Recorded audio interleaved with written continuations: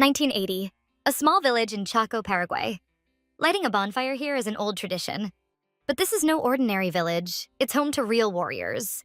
Today, they've gathered around the fire, watching a little girl shoot arrows. She's been trained to use a bow since childhood. Her task today is to hit a moving target, swinging like a pendulum. Before the trial begins, the village elder hands the girl Hella a special headband, something to give her confidence after all her training. It's a tradition for the elders to entrust the younger generation.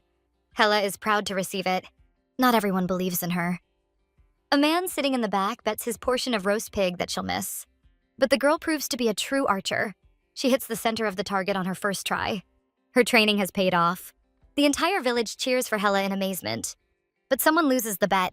Uncle Marcos, who just lost his meal to a little girl. He's not mad, though. He sends his son Rodri to redeem the family's honor. But Rodri has never shot an arrow, and he's scared of them. Rodri's mom steps in to support him. She's not the type to push her son through trials. She just wants him to be okay. This whole event was part of Hella's birthday celebration. Half the village came, and afterward, her parents pray for her. To Hella, it's not just a birthday, it's something truly special. She wants to be like her grandmother. She dreams of growing up to become a village chief. Her grandmother believes that when Hella becomes strong enough to protect the village, she'll make a great leader. Hella goes outside to celebrate with friends. They gift her a beautiful flower crown. 10 years pass. The village is now abandoned and Hella has grown up. No one lives there anymore, but Hella sometimes returns to remember her past. She heads out to hunt with her bow, which she's mastered completely. Just as she's about to shoot, she's interrupted by a bird named Pora, her friend and companion. She meets Rodri again, the boy who once attended her birthday a decade ago. He's returned from the city where he went to buy supplies. Hella thought he'd fallen in love with city life and would never return, but she was wrong. He came back shortly after Hella's parents had left, so he didn't get to see them. Rodri tells her about the city, full of phone booths and schools with more books than you could read in a year. His uncle didn't want to let him go and insisted he stay in the city to study. Hella is surprised. Does no one want to return to the village anymore? Is the city now their home? She stayed behind for a reason. She wants to keep the reservation alive. It's her grandmother's last gift. She offers Rodri an idea, to rebuild the village, restore the houses, and bring their friends back. Rodri comforts her, seeing how much she's burdened by this responsibility she chose to carry. He brought some money with him. Now Hella can call her friends if she wants. Of course she agrees, it's the only way to contact them. They head toward the main road. But Rodri's father, Uncle Marcos, stops them and asks where they're going. He doesn't like their plan. According to legend, after sunset, the Jasi Jatere will kidnap children on the main road. The Jasi Jatere is an old monster that steals children from the forest. But Hella doesn't believe in such stories. Marcos escorts them home and refuses to let them out until the next day at noon. The old friends are unafraid of any monster. On the way home, they agree to sneak out and go anyway. When Uncle Marcos falls asleep, they head out. Rodri leads Hella to a cave. They can take a shortcut through it. Hella used to think Rodri was afraid of caves, but he wants to show her something important. They enter the cave with a flashlight, holding hands to stay calm. Rodri is sweating, but says he's not scared. This place just makes him feel strangely melancholic. He says it often feels like time has stopped. Every day the same. People just living for pleasure, not thinking about tomorrow. He finds those empty days suffocating. He wants more, something exciting and meaningful.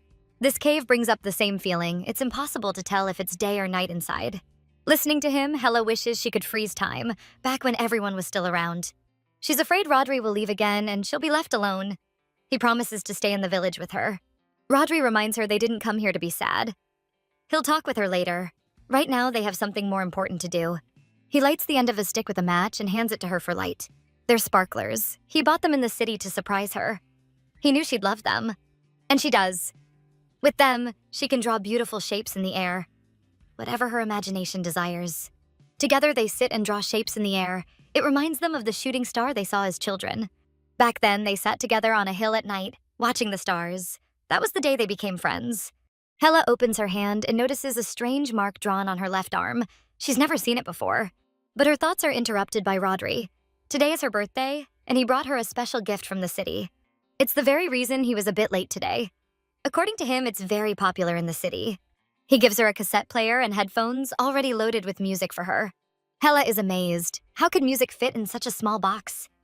It feels like the radio is playing right in her ears. She thanks Rodri for the gift. She really likes it. Now she has something to enjoy during her free time. Rodri is happy she liked the gift, but that's not the only reason he brought her here. They're practically adults now, and Rodri has been thinking about studying agriculture and law in the city. Education is important, and the reservation needs development. He shares his thoughts with Hella, and she listens carefully. Hella takes it as if Rodri is tired of the village and doesn't see what he needs here.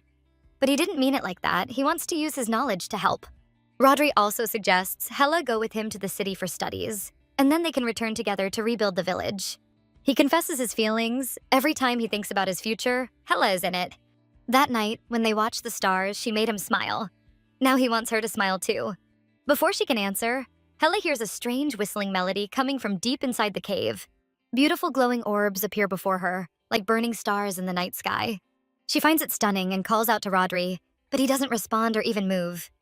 Seconds later, time slows down, and Hella falls into darkness. She wakes up instantly, as if from a strange dream inside Uncle Marcos's house. Uncle Marcos enters and asks where Rodri is. He can't find him anywhere. Hella is shocked. Just a moment ago, they were together in the cave. Now Rodri is gone. Suddenly, a vision flashes in her mind. Those same golden glowing stars from the cave. And a strange male figure, like an elf, appears in her vision. He begs for her help, saying it's the only way to share their time. Hella freezes. Uncle Marcos grabs her shoulders, shaking her, asking what's wrong and where his son is. Golden hair, mysterious blue eyes, the image of a strange little boy. This magical boy, carrying a staff, roams the forest after sunset, searching for children who refuse their afternoon nap. He hypnotizes them with a beautiful whistled melody. Good children fall asleep in their beds quickly. Their legs begin to move involuntarily, following the rhythm of the enchanting music. They follow him without knowing it. Without hope of seeing their families again, they are doomed. It's an old tale the tribe's shaman used to tell as a bedtime scare. He warned them they must always nap after lunch, or the Hasi-Jatere, the moonborn boy, would charm them. Hella heard these stories as a child, but she hated naps and believed he would never come for her. After this tale, Marcos enters the tent and asks to pick Rodri up a little earlier today. Rodri was sitting right beside her. Without a word, he suddenly jumps up and runs off. He runs up the hill.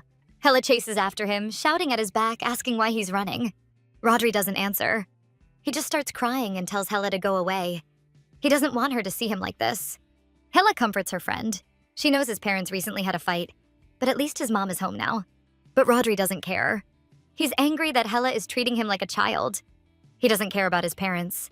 He tells her to leave and heads into the deepest part of the forest. Hella doesn't want to let him go, after all those scary stories, so she grabs his cloak and rips it off. But what she sees is not what she expected. Rodri's eyes have changed. They're filled with blood and have turned yellow. Rodri didn't want her to see him like this. He feared she would think he's a monster. But Hella isn't scared. She only wants to help. She grabs him by the waist and wants to take him to her grandmother. Rodri pushes her away. He's sure there's no cure for his condition. Exhausted from struggling, they both collapse to the ground. Rodri calms down. He tells her his parents hide him at home when this happens. They believe he's cursed, and that's why his mother always leaves. But Hella doesn't believe it's a curse. She draws marks under her eyes using Rodri's bloody tears. She encourages him. Her mother used to paint similar marks on her during rituals. She tells him he's not cursed, he's blessed. That's why he was born this way. Rodri begins to feel better. They both start laughing, and Hella's words about being blessed change his outlook. Hella doesn't see him as a monster, and even if she did, she would still remain his friend. She has plenty of non-human friends. Her best friend is the bird Pora, so she doesn't see anything strange about it. She promises to tell no one. She and the bird will keep the secret, and it will stay between them. As they talk, the sky fills with stars falling beautifully. It's breathtaking. Hella takes it as a sign that even the sky is celebrating with them. Hearing her words, Rodri wishes with all his heart that these dreams could be real. The girl laughs, saying they only sound like dreams because they haven't started acting on them yet. No matter who Rodri really is, she promises to help him. Rodri believes her. Even though she's small and young, there's something about her words that gives him strength. In real time, Marco and Hella are still searching for Rodri. Since the day he disappeared, there hasn't been a single trace. Even the police were helpless. They only promised to expand the search area. After all these days, Marco is worn out. He hasn't rested at all. Hella worries about him and begs him to take a break. She doesn't want to lose him too. Uncle Marco couldn't leave the village, hoping Rodri might return. Now he blames himself. If they had moved away earlier, maybe none of this would have happened. Hella blames only herself and asks Marco not to carry the guilt. He's already doing everything he can. Besides, she was with Rodri when it happened. She couldn't protect him. Marco doesn't blame her. This girl is very dear to him. She's always been kind and sincere. Even though he used to scare kids with tales of Jasi Jatere and other monsters, he never really believed in them. Not even when Koe, his wife, was still with him.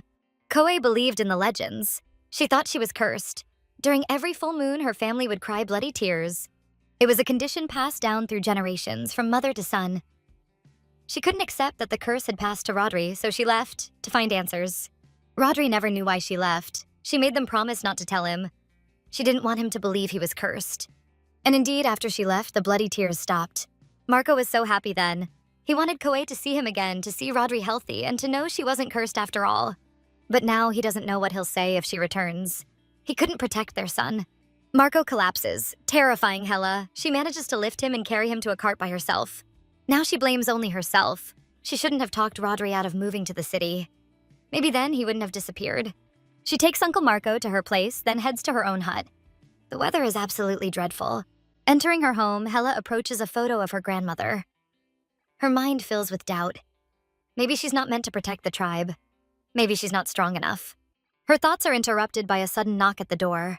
There's no one left in the village, and it couldn't be Uncle Marco. A voice behind the door claims to be Rodri, urging her to open it. She reaches for the handle. But she notices a mark on her arm, just like the one that appeared back in the cave before Rodri vanished. And then, she hears whistling from behind the door. But she knows. Rodri never knew how to whistle. Hela realizes it's not Rodri. It's that mysterious monster who took him. From behind the door, he tells her to come alone if she wants to see Rodri again. She's terrified. Now he's coming for her too. But where can she run? She sees the photo of her grandmother, and now it's clear. She's not running. She's going straight to the monster's lair. Hela grabs her bow, a small knife, and puts on her gear. But she doesn't know how to defend against the one thing. What will she do if the monster starts whistling again and enchants her? Then she remembers the birthday gift she never got to try. Now it finally has a purpose. If he whistles, she'll just play music through the headphones and won't hear him. Hela is ready. She sets out. In total darkness, she steps out of the hut. A glowing golden light guides her, perhaps straight to his lair. Just as planned, she overcomes her fear and walks along the path marked by the glow. She already suspects where it leads, most likely to the ancient tree at the forest center. She reaches it. Countless tiny lights surround the area. It means he must be somewhere nearby. Hela draws her bow and aims. She intends to end this in one shot and free Rodri. She finds her target and fires, but without even turning around, the figure dodges. It's not a monster. It's a human. Or maybe a monster in human form. He turns to face her, charging an unknown power into his left hand. He blasts that power at Hela, smashing through a stone ledge and sending her plummeting into a free fall. She falls from a steep cliff, but a man with white hair catches her midair, holding her in his arms. Mysterious blue eyes, golden hair, and a magical staff, he is clearly the monster from the legends, Jasi Jatere. This is the perfect chance to attack. Hela grabs her knife and tries to stab him with both hands. He only laughs. Normal humans can't hurt him. He tells Hela not to waste his time. Hela tries to flee, but Jasi Jatere commands the wind. He uses his powers to bind her. He creates a barrier, sealing them inside. Hela is trapped. She doesn't know what to do. She's completely powerless. The girl is trembling all over. The man notices and assures her he doesn't intend to harm her. He only wants to ask a few questions. If Hela wants to get her friend Rodrigo back, he proposes a deal. He needs Hela's help. She must help him, and in exchange, as promised, he will return Rodrigo safe and sound. Hela asks where Rodrigo is. The man says he'll take her to him if she agrees to his terms. She hesitates. How can she know he's telling the truth? After all, he kidnapped Rodrigo and even tried to hypnotize her. The man doesn't see much difference between them. Just like Hela mimics the sound of prey when hunting, he simply lured them the same way. The monster had been watching them all along and clearly planned this, but Hela is sure there must be a way to kill him. Any beast can be defeated. Hela states her own condition. She wants to see Rodrigo first and wants him released. Then she'll go with him. Jasi Jatere knows humans well and refuses to give Hela the chance to stab him in the back. He introduces himself as a demigod, and unlike humans, his promises carry weight. He would never stoop so low as to break his word.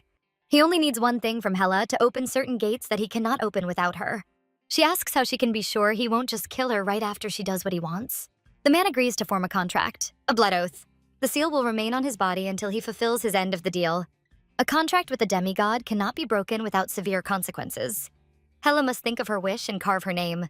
When Hela asks why he chose her, whether she's special, he replies that he has no other choice. just like her. Though still uncertain, Hella is willing to make the sacrifice for Rodrigo, even if there's only the slightest chance of seeing him again. Using her knife, she makes a small cut on his arm and he recites the terms of the contract. Seeing that he bleeds, Hella foolishly thinks she can kill him and makes a move, but the man easily catches her knife. He's not surprised at all. To him, all humans are the same, and he has no reason to trust them. Hella still has one thought in mind. If he can bleed, then he can die. She just needs to wait for the right moment. The contract is sealed. Jossi Jetere uses his power, a dark energy so terrifying it makes her shiver. The girl must accompany him to the lands of Tao, but only if she speaks aloud and clearly declares her intent. He cannot force her. According to him, even Rodrigo came willingly. If he could hypnotize people, he would have done it long ago. Instead, he's standing here, talking. There's no turning back. Hella agrees to his terms. This is her only chance to see Rodrigo again. She must find Ao Ao. She remembers that name from her grandmother's stories, a monster that feeds on human flesh. But there's nothing to fear. Ao Ao won't notice her as long as her connection to the Tao realm remains incomplete. The connection is based on sight. If she keeps her eyes closed, he won't be able to see her. He won't see or smell her. As long as she wears the blindfold, she'll be safe. All that's left is to summon him. The man won't go with her, but promises to find her when the time is right. Her job is to reach him. As she calls his name, Hella becomes surrounded by dark energy. A glowing circle appears behind her. Likely a summoning portal. She feels freezing cold. She's entered another world. The ceiling is low and everything feels strange to the touch. She begins to hear wind. It would make sense if that were an exit, but then she touches something. Something furry. The furry creature lets out a deep growl at the sound of her voice. Hella remembers she must remain quiet. Suddenly, a strong gust of wind knocks her off balance. It feels like something massive just rushed past her. It starts howling like a wolf that's caught the scent of prey. Did Jossi Jetere lie to her? Can they actually see her? No, they're hunting someone else. Her first thought is Rodrigo. She decides to draw their attention to herself. Feeling around, she grabs dry branches and scatters them on the ground to make noise. Hela howls with all her might, perfectly imitating wolves. She knows their cries by heart. Only one creature approaches. The rest seem to still be chasing another target. She remembers something her grandmother once said, never mess with pack animals. They're incredibly intelligent. If animals follow a hierarchy, each one has its own role, just like humans do. The leader commands the pack and chooses its direction. The warriors fight, and the signaler alerts the group. If the signaler sees her as easy prey, he'll summon the entire pack. There's no doubt now. The first creature that came is the signaler. Hella removes her blindfold, hoping to lure the rest in. Before her stands a grotesque wolf-dog hybrid with protruding horns, chewing on a real human hand. Hella lights an arrow and prepares to draw the attention of the entire monstrous pack. Almost instantly, much larger beasts arrive. Dozens of them are now rushing toward her. She lights another arrow, takes aim, and prepares to kill them all with fire arrows. Her expert marksmanship doesn't fail. Flaming arrows are perfect for burning them down. But no matter how many she kills, their numbers don't shrink. In fact, more and more keep coming. Hella decides to climb higher. She ties a rope to an arrow to shoot it up and use it to ascend. She manages to do it and starts climbing, while the furious monsters are almost upon her. One of the monsters grabs her coat and Hella loses her grip, falling down to the ground. In a state of shock, she doesn't know what to do, until Jossi Jetere suddenly appears and saves her. Through his monstrous wolves, Ao Ao channels his soul into a form so he can speak to his acquaintance. He appears as a pink phantom and demands that Jossi hand over the girl. His monster children are very hungry. But Jossi refuses to give up his new companion. Ao Ao gets angry at him for neglecting his duty, which is to deliver humans. During their conversation, Ao Ao calls him brother, and even mentions that their father will be furious, but Jossi doesn't seem too concerned. Unable to find compromise, Ao Ao commands his wolf monsters to attack his brother and seize the girl. Hela is terrified. Some of the monsters leap onto the platform, but they can't get through yet. Suddenly, a massive boar-like monster emerges from the darkness, leaping toward them from above. Jossi's barrier is shattered, but he quickly forms a protective shield that keeps the monsters at bay. The boar monster slams into the barrier with its giant tusks. Fueled by rage, it might actually be able to break through. The shield is already starting to crack. Jossi's strength is not enough to hold it. There's no clear way out. They're thrown to the side. Jossi clutches Hela and retreats. He prepares to toss her to safety while he fights the monster. Using his powers, he casts a wind barrier that should freeze the monster's movements and hold him back. He orders Hela to climb up. He can't protect her for long. Time is working against them. The barrier doesn't hold. The monster is too determined to devour Hela, and that gives it strength. JC barely manages to launch her higher, placing her on a ledge just out of the monster's reach. Gila climbs onto a nearby tree and looks around, locking eyes with the monster. For some reason, Jassi hasn't built a new protective barrier. Has he used up all his strength? The monsters surround him in a circle. It's clear they don't see him as one of their own. Meanwhile, Hella keeps climbing up the tree. The monster is catching up. Obviously, a regular girl can't outrun such a beast. She reaches the final branch, climbs onto it, and jumps down into a ravine that looks like a good hiding spot. She crawls into a small cave that might serve as a shelter from the large monster.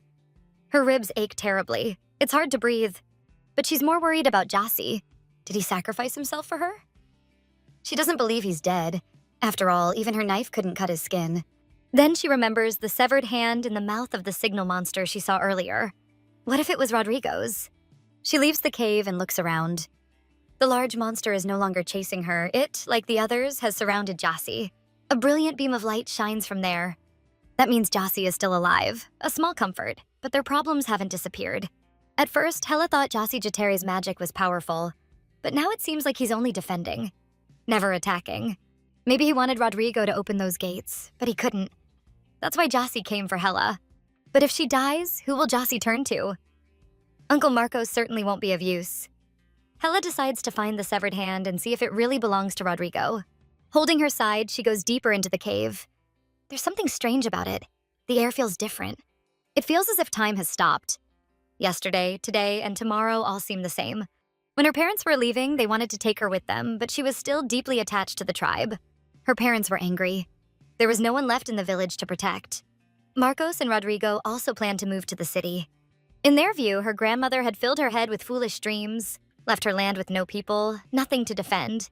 The world was changing fast. Her parents no longer wanted to preserve the tribe. They saw only one way forward: move to the city. They let Hella choose where to stay since she was old enough, but they had younger children to think about. Even if the conversation was harsh, her mother reminded her she could come to them anytime. They even kept a room ready just for her. And so it happened. The whole tribe left, leaving Hella practically alone. No one thought of her, or the tribe's past. Everyone abandoned her, but she didn't want to fade into the past. She wanted everyone to wake up and return home together. In this moment of hardship, she remembered that. She remembered all the weight she had carried over the years. Thinking of her grandmother, she gathers her courage and returns to the cliff, determined to help Jassi however she can. JC's barrier is still there, and the monsters are still surrounding him, not having moved. Gila returns to the same cave where she saw the signal monster. The burnt corpses still lie scattered. Using the tree branches, she decides to climb down and retrieve her arrows. Her bow is useless without them, and a knife won't work against monsters. The signaler ran in a different direction when the pack chased her. Either he never fights, or he's a coward. If all of Ao Ao's children attacked Jassi, then that area must be clear. Hella decides to use this chance to hunt the signaler with her arrows. The branches end. Hella ties herself with a rope and begins to lower herself down, hoping the upper branches won't snap. Even though she's terribly afraid and it hurt, even when they just hit her accidentally, she's willing to transcend her fear for Rodri's sake. For the one person who never abandoned her in hard times and never planned to, she is willing to endure any trial. She descends using the rope, pulling the arrow from a corpse, when she notices another monster lurking nearby. It attacks Hella, but she pushes off the wall using the rope and dodges just in time. But it's not the signaler, it's someone else, slightly smaller than the other monsters. As she climbs the mountain, she hears a sound, likely from Jassi. His barrier has vanished and no longer glows. For some reason, this affects the monsters. Several immediately rush toward her. They couldn't reach her at first, but the clever ones start climbing atop each other, building a tower. She only has one arrow left. It won't help much. At best, it might take down the one on top, but that won't last. She tries to shout to Jassi, begging for help, reminding him of the contract they made. Jassi is alive and hears her. As per their agreement, he must save Rodrigo and protect Hella. Suddenly, Hella's hands begin to glow, right after her cries, as if Jassi triggered something. Her whole body starts shining. She opens her eyes in surprise. She has been transported to a different place. The monsters are gone and she's kneeling in water. Her hands are submerged, and once again she sees the same mark, just like in the cave with Rodrigo, and during her first meeting with Jassi Jater. A gentle, mysterious voice urges her not to die. Hella feels her body being filled with water. Her real body is still in Ao Ao's lair, and Hella releases an arrow infused with magic. Power she now realizes she possesses. Jassi watches her magic. It's identical to his. Apparently, their nature and powers are deeply connected. Her eyes turn blue inside, and her face becomes serious, as if she had spent every day slaying monsters. Hilla regains consciousness. Although she managed to defeat the entire group of monsters, it drained all her strength. The mark disappears again. The strangest thing is, she hadn't been in control. Her body fought on its own. One small monster survived. It had been hiding in the shadows and now lunges at Hella. She has only her knife left and prepares to fight. She drives the blade through its jaw. The knife comes out the other side. But the monster doesn't even flinch. It just clamps harder onto her weapon, and its jaws begin crushing Hella's hand. They fall off the cliff together, and the monster tries to bite down even harder. Hella can do nothing but scream from the pain. Jazzy cuts off the monster's legs using his power, trying to save her. But he's already exhausted. The swarm of monsters drained him, and the dash to save Hella only worsened his condition. Still, he considers it the right choice. She was completely helpless in that fall. The monster bit Hella's hand badly. It was bleeding heavily. Jazzy prepares to pry open its jaws to free her hand. The Ow Ow pup, despite its own pain, whines but refuses to release Hella's hand. Jazzy uses a bit more force and pulls her hand out. Luckily, nothing was bitten off, just clamped with terrible strength. Hella clings to Jazzy, asking why he took so long to attack and help her. He explains that he lost his power. Now he can't even hold a barrier for a single second. Using a small burst of energy, he lifts them onto a rocky ledge. Jazzy has reached his limit. He's sure he doesn't have enough energy left to release even a fraction of his power. Hella starts to lose consciousness. Jazzy pleads with her not to faint and asks for a bit of her strength. He manages to take some energy, dips his hand in water, and recovers slightly. Suddenly, the monster with the pierced skull rises again. It's clearly being controlled by its master. Jazzy is on the verge of collapse. Fighting will now be extremely difficult, though it's the only option. Using his magic, he stuns the charging monster, but stunning it won't be enough to kill it. Hella helps him. With her own hands, she drives her knife into the monster's face. Together, they defeat the beast. Jazzy spots a cave where they can hide. Using his power, they fly toward it. Due to Jazzy's speed, the cave begins to collapse behind them the deeper they go. They manage to reach the very end. Both completely out of strength, they collapse and lose consciousness. Jazzy begins to show blue veins from exhaustion. They start to surface all over his body. But his only concern is Hella. Her arm hurts more and more, and she can no longer hold back her tears. Using his clothes, Jazzy fashions a bandage and wraps it around Hella's wound to ease her pain. Hella's arrow saved him. He never expected such bravery from a human, especially one who had once tried to kill him. Though it was the right decision to save a friend, he regrets using his power for her. But now he realizes the bond between them. Jazzy bears the same mark as Hella. Their connection is deeper than he imagined. He had never met a human willing to risk their life for others, especially for someone they barely knew. Despite the bandage, Hella's arm isn't getting any better. The burning pain still lingers intensely. Jazzy doesn't know how to heal. He could transfer some of his power into her, but he isn't sure if it would help or harm her, so he asks if she's willing to take the risk. Now that Jazzy knows their powers share the same nature, he kisses Hella, hoping to pass some of his energy to her through the kiss. Hella accepts the energy easily. It starts to work. Her body feels filled with water again, and the burning nearly disappears. Now she needs rest. Jazzy gently closes her eyes and begins humming a melody meant to lull her into hypnosis. She falls asleep to his song, feeling as if water has wrapped her in a warm embrace far from this place. Jazzy places another fragment of his energy into Hella. His own strength is nearly gone, and his body takes on a painful, weakened form. He knows he won't last much longer. Hella is his only hope now. He needs to open the gates. It's the only thing that can save him. And only Hella has the power to do that.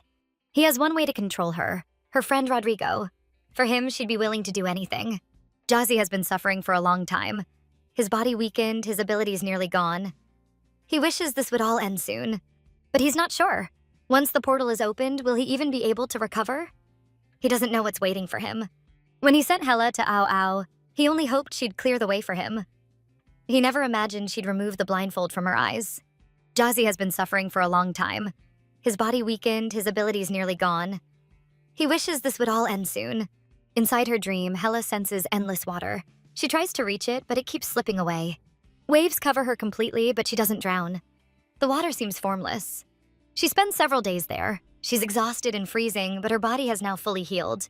During this time, she reconsiders many things, recalling memories buried deep from her childhood. She remembers her parents and their conversations about the tribe, how much they didn't want to leave, but had no choice. They bore the burden of being the tribal leaders. But with the tribe destroyed, there was no reason to lead anymore. When her grandmother was alive, she told Hela stories every day and believed Hela would become a great chief. They spent all their free time together. For her grandmother, the tribe was everything, but Hela meant even more. Her grandmother had planned to pass the chieftain's legacy to Hela. Hela loved and trusted her more than anyone, even her parents. Then, suddenly, her grandmother was gone. They never got to say goodbye. Hela had thought she'd always be there. When she wakes up, she realizes she's been hugging Jassy all this time. That's why she felt warmth. She apologizes, they barely know each other, and she feels deeply embarrassed. Her burn is completely gone. Shocked, she asks Jassy how it happened. Was it his doing? He explains that he gave her part of his energy. It should have accelerated her healing, but even he can't fully erase a wound. Hela asks about that strange power, why her arrow glowed blue, and how she was able to wield such strength. She wants to know if it's connected to the rune that appears on her hand. It first appeared the day he took Rodrigo. The mark is indeed connected to that power, but it wasn't the first time Hela had it, though she has no memory of it. Jassy doesn't want to tell her. She needs to remember it on her own, for reasons he won't yet explain. But Hela insists she deserves answers. What is this power inside her? And what is the meaning of the mysterious mark on her hand? Jassy shows her his own mark. It's identical. Her body carries a trace of his power. It only awakens when they are connected. She really can use that power, but only when they are bonded. Through thoughts, feelings, or even a simple touch, when they are one, Hela can access part of Jassy's strength. Yet Hela still sees him as a monster. Now she doubts whether she should have ever gotten involved with such a creature. She once thought she had to save him, that he shouldn't die. But now she realizes he may have also been trying to save her. Romantic thoughts start to creep in. She thought he didn't care, but now he's acting differently. She pushes those thoughts away, convincing herself he only saved her so she'd open the gate. She won't trust him just because he helped her once. She regains focus and remembers her true goal. Rodrigo. She asks Jassy about the severed hand. He pretends he never saw any severed hand, clearly trying to confuse her. Hela reacts emotionally, begging him to stop playing dumb. If that wasn't Rodrigo's hand, then where is he? Jassy insists again. It wasn't Rodrigo's hand. Rodrigo is here, but she's only just reached the entrance. Hela can't understand why he would leave Rodrigo in this hellhole crawling with Ao Ao's children. Does he really value human life so little? Jassy calls that human hypocrisy. He asks, how many times has she thought about that while hunting animals? She killed Ao Ao's children without hesitation. But the moment she saw Hasi under a tree, her hand trembled. Does someone have to look human to deserve life? Hela still calls him a monster, even if he speaks like a human, even if they've grown closer. Close enough for her to awaken his power. She still believes it's her duty to kill him, so that no one else will have to step foot on this cursed land again. Jassy understands her intentions perfectly. He only says monsters, animals, humans, even gods. If they must die, they'll die. He has no right to decide which life matters more. Even so, the promise carved into his skin is still there.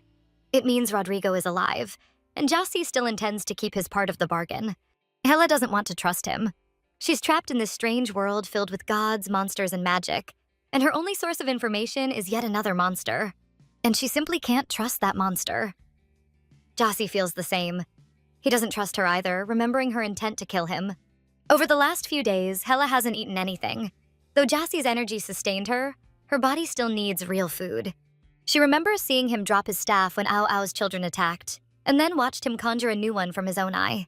He then placed that staff on the ground, and from it grew a tree, one that resembled the ancient trees of her world. It blossomed fully, and from its branches grew a fruit, something between an apple and a pear. Jassy insists he's not trying to kill her, but there's nothing else edible around here. Still distrustful, Hela hesitates, so Jassy takes a bite of the fruit himself, proving it's not poisoned. That act finally convinces her. She takes a bite, and to her surprise, the fruit is incredibly delicious. It feels surreal. Babiao Xiao? It's the juiciest, most flavorful fruit she's ever tasted. But Jassy's condition is clearly worsening. He looks exhausted, drained of strength, and she's not far behind. Ever observant, Hela asks why he didn't use his powers to kill the Ao Ao children when they surrounded him. He tells her the story of his curse. Everyone in his family is cursed from birth because of his father, Tao, a cursed god. Jassy is his cursed son. His curse means he can't harm his kin, not even in self-defense. Now Hela knows his weakness. If he attacks his brothers or father, the damage will reflect back on him. She begins to feel guilty. Jassy spent most of his strength saving her from those monsters. It doesn't matter what happens to him now. He won't help her anymore. She'll have to fight the monsters alone, and she'll drag him to the gates. Gila realizes why he needed a human's help. To defend himself. Here, he truly is powerless.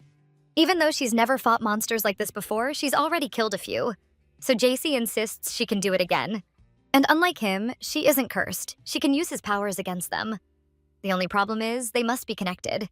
And that doesn't just mean thinking the same thoughts or sharing a touch. It has to be deeper. Their minds and hearts must become one. Doing that consciously is almost impossible. It has to happen instinctively. They won't be able to force it. One way would be to be spiritually bonded, to know each other to the core, down to the very bone. That bond could awaken the power. But for Hela, that's impossible. She can't bring herself to care for this repulsive monster who kidnapped Rodrigo. Jassy sees the look on her face and realizes the feeling is mutual. How could he connect with someone whose eyes lit up when she learned his weakness? That method is off the table now. She'll have to face every challenge, every monster on her own. After eating a few more fruits from the tree, her strength returns. The pain in her arm has almost completely faded. She asks Jassy about this cave. Are they trapped in here? But he's so exhausted, he falls asleep right where he sits. Hela notices strange marks carved into his shoulder. She walks over, planning to take a closer look. Sensing her approach, JC moves her hand away and tells her to back off, not to undress him. She changes the subject, asking if it's time they headed out, to reach the gates as quickly as possible. JC's powers are still blocked. He can't use them, but Hela can start looking for a way out on her own. While Jassy sleeps, Hela is left to find a way alone. She remembers the severed hand and the distant howls. Someone might be above. She decides to investigate. At the top is a large boulder. She hopes she can push it down to create an opening. Jassy watches her with mild amusement. This fragile girl trying to move such a rock. She'll just get herself killed. With no moon in the sky tonight, his recovery is even slower. His strength is tied to its phases. And even if it were a full moon, he's too far gone. He'll never recover the way he once could. Now, after giving her the last drop of his power, he's weak and defenseless. He begins to regret that decision. While he broods, Hela builds a solid structure of sticks and branches, wedging the stones in place. Her determination surprises him. She's relentless. She wants to reach that crevice. Once the rock moves, they can climb through. She doesn't even know what's waiting above, but she's ready to break through and find out. Her plan actually works. Jassy tells her to go first. He's too large to fit through the narrow path. Hela warns him that when she pushes the boulder, the rest of the rocks will fall. He'll need to step back. JC helps her up. He suddenly feels a deep urge to test her, to challenge the only human who ever tried to save him. She climbs up using her makeshift structure. She's nearly at the boulder. She believes she can do it. As she climbs, she wonders, can she trust him or not? He fought Ao Ao's children to protect her, despite the curse that left him weak. But she still can't forget Rodrigo. How could she trust someone who took her best friend? No matter what she thinks, Jassy's actions feel unforgivable. But could she survive without his strength? She's out of arrows now, but she refuses to be a coward. She won't let her fear control her. Gathering her courage, Hela continued to climb the slope. She was already so close to the large stone. As Jassy's power faded, old memories started returning to him. Memories of his former glory and the people he had killed. In his weakened state, he couldn't control his thoughts. They clouded his mind, making it hard to concentrate. One memory that surfaced was of little Hela. Long ago, she had helped him. He compared that girl to the one she'd become. He wasn't surprised. Humans change so quickly. Thinking of Hela again, he realized a lot of time had passed. He feared she had left him and escaped. JC regretted not putting her to sleep until his powers returned, but she couldn't have gone far. He decided to catch up to her. Suddenly, the cave began to collapse. The rocks Hela had climbed started to fall, and her scream echoed as she plummeted.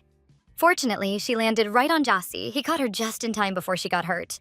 Hela thanked him, but quickly changed the subject, demanding that he take her to Rodrigo, if he wasn't down below. Though unsure of her true motives, JC couldn't read her thoughts, so he agreed to help. As Hela climbed again, she scraped her forehead. Jassy noticed, but couldn't help. He explained that his powers still hadn't returned. Hela would have to tend to her own wounds. They had no arrows or magic left, so they'd have to wait until JC recovered. He couldn't fight, but at least he could catch her if she fell, or help her escape if monsters attacked. But recovering his strength would take at least 5 days. Hela was shocked. She wanted to find Rodrigo as soon as possible. JC insisted Rodrigo was fine. This time, Hela would have to take his word for it. She wasn't strong enough to face monsters alone. Still acting impulsively, Hella thought someone might still be down below and prepared to go check herself. Her thoughts grew selfish. Maybe she should have just left Jossie behind and gone on alone. Jossie stepped in front of her, warning her not to force him to hypnotize her. He didn't want to waste more magic. Hela suggested scouting the area to know what they were up against. Jacey didn't object. The girl started climbing again. It was easier now that the rocks had fallen. Jay-Z offered his hand for her to step on, helping her gain steady footing as she climbed. With effort, Hella pulled herself up. Jossie, using what power he had left, leapt onto the ledge with ease. They looked around. The upper part of the cave was pitch black with no source of light. Jay-Z noticed a strange artifact hanging around Hella's neck. It had once belonged to Rodrigo. It might provide them with light. It didn't even need magic to activate. Hella just had to press it close to her heart. That gave them at least some way to navigate. Hella was surprised. She never knew the pendant had that property. She asked how he knew what the pendant could do. Rodrigo had given it to her long ago, but Jossie seemed certain. It truly belonged to her. Rodrigo had only passed it on, as it was meant to be. After a few minutes, Jossie recognized a tunnel far below. It was the path they needed to take. The massive monster leader was dead. All that remained were Ao-Ao's warriors, who had begun devouring their dead to satisfy their hunger. They were no better than wild beasts, mindless and savage. The only one with any intelligence was Yassi's brother Ao-Ao, and even he wasn't very bright. Ao-Ao was their father Tao's loyal dog. Aside from obeying commands, his only instinct was to reproduce. He didn't care how the children found food. Hela was shocked by the truth about this monstrous brother. She asked why their personalities were so different. Jossie was pleased to hear it. He was different from his brothers, each cursed in their own way, with different thoughts and emotions. In fact, he didn't even see them as brothers. If they stood in his way, he wouldn't care if they died. Hela was curious. What exactly was he trying to achieve? But Jossie reminded her, a monster's goal wasn't her concern. Hela had an excellent sense of hearing. She heard rustling ahead. Maybe the tunnel was connected to the lower levels. That could be true. Jossie decided to go check it out himself. He told Hela to keep watch in the meantime. Still, Hela trusted only herself, not his words. She tied the rope over her shoulder and got ready to descend alone. As a child, she and Rodri often went hunting. He always worried about her. The arrows she used were dangerously sharp. Wanting to see for himself, Rodri once touched an arrow. Hela believed it was safe, but he cut his finger. He was very emotional back then. Even such a small cut made him cry like a child. They ran to Hela's grandmother, who wrapped his finger and warned them that weapons were no joke. But Rodri only wanted to grow closer to Hela. The more time he spent with her, the more he thought she was a little crazy. That made her grandmother happy. Her granddaughter meant the world to her, and she was glad Hela had such a kind, if confused, friend. Unlike Rodri, Hela had never feared anything. Rodri always wished he could borrow some of her bravery. Her grandmother encouraged him, not to blame himself, but to follow his own path without comparing himself to others. There would always be things in life to fear, especially when trying to protect someone. But courage meant moving forward despite that fear. When that moment came, she said, "Don't look back or dwell on what could have been. Just keep moving forward." Hela, standing off to the side, listened in awe to the whole conversation. Hela remembered that story. If she let fear stop her now, it would be twice as hard to start fighting again. Lately, she couldn't even recall the last time she wasn't afraid, but she just kept moving forward. She climbed down, scanned the area, and saw monsters devouring their fallen brothers. But it didn't scare her. She headed straight toward the cave. Last time the signaler ran in here. Hela rushed into the cave and hid behind one of the monsters to mask her scent. She heard loud noises from above. Remembering the layout of the cave, she hurried through the familiar path. The only one left inside was the signaler, still next to the severed arm. Now feasting on something else. He's obviously been chewing on human remains. Whoever the arm belonged to, they were definitely dead. The sight terrified Hela. That meant the person had died long ago. All she could hope was that it wasn't Rodrigo. But right now, she had other things to worry about. The signaler caught her scent, and in the small cave, he quickly found her. Since he was alone, Hela was ready to fight. She drew her knife and stabbed the monster straight in the throat. While he staggered, she ran to examine the body, hoping to recognize if it was someone she knew. The monster recovered fast. The stab wound was nothing more than a scratch to him. He tackled Hela to the ground. Too weak to kill her himself, he let out a howl to call his much stronger brothers. Hela thought fast. She had a rope left. She tied it to a rock and prepared to leap into the abyss, taking the monster with her. They both fell, but the clever monster didn't want to let go. He dug his claws into her skin to hold on. Despite the pain, Hela kicked him with all her strength. With nothing else to grip, he tumbled into the void below. The monster had left her with deep wounds across her back, but Hela stood up, determined. She needed to identify the human remains. The body was gone, but maybe she could still recognize the hand. She couldn't just sit and wonder. She had to confirm it for herself that it wasn't Rodrigo. She had no idea where Hasi was taking her, to Rodrigo or to death. That's why she didn't trust his words. She thought maybe that was how it was meant to be. There would never be trust between them. Suddenly, the loud noises that had frightened her stopped, but things only got worse. The monsters had heard their dead kin's howl and arrived, just in time to spot Hela perched on the rock. These beasts were even more dangerous now. They were willing to hurt themselves just to reach her.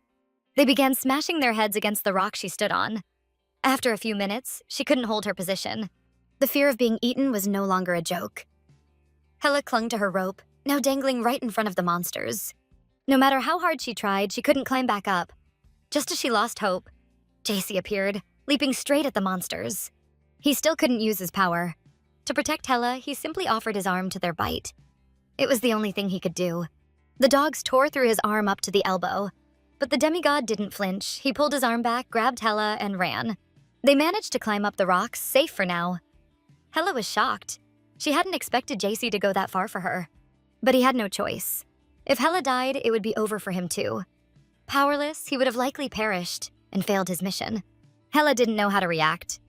Jassy showed no emotion, but his body trembled.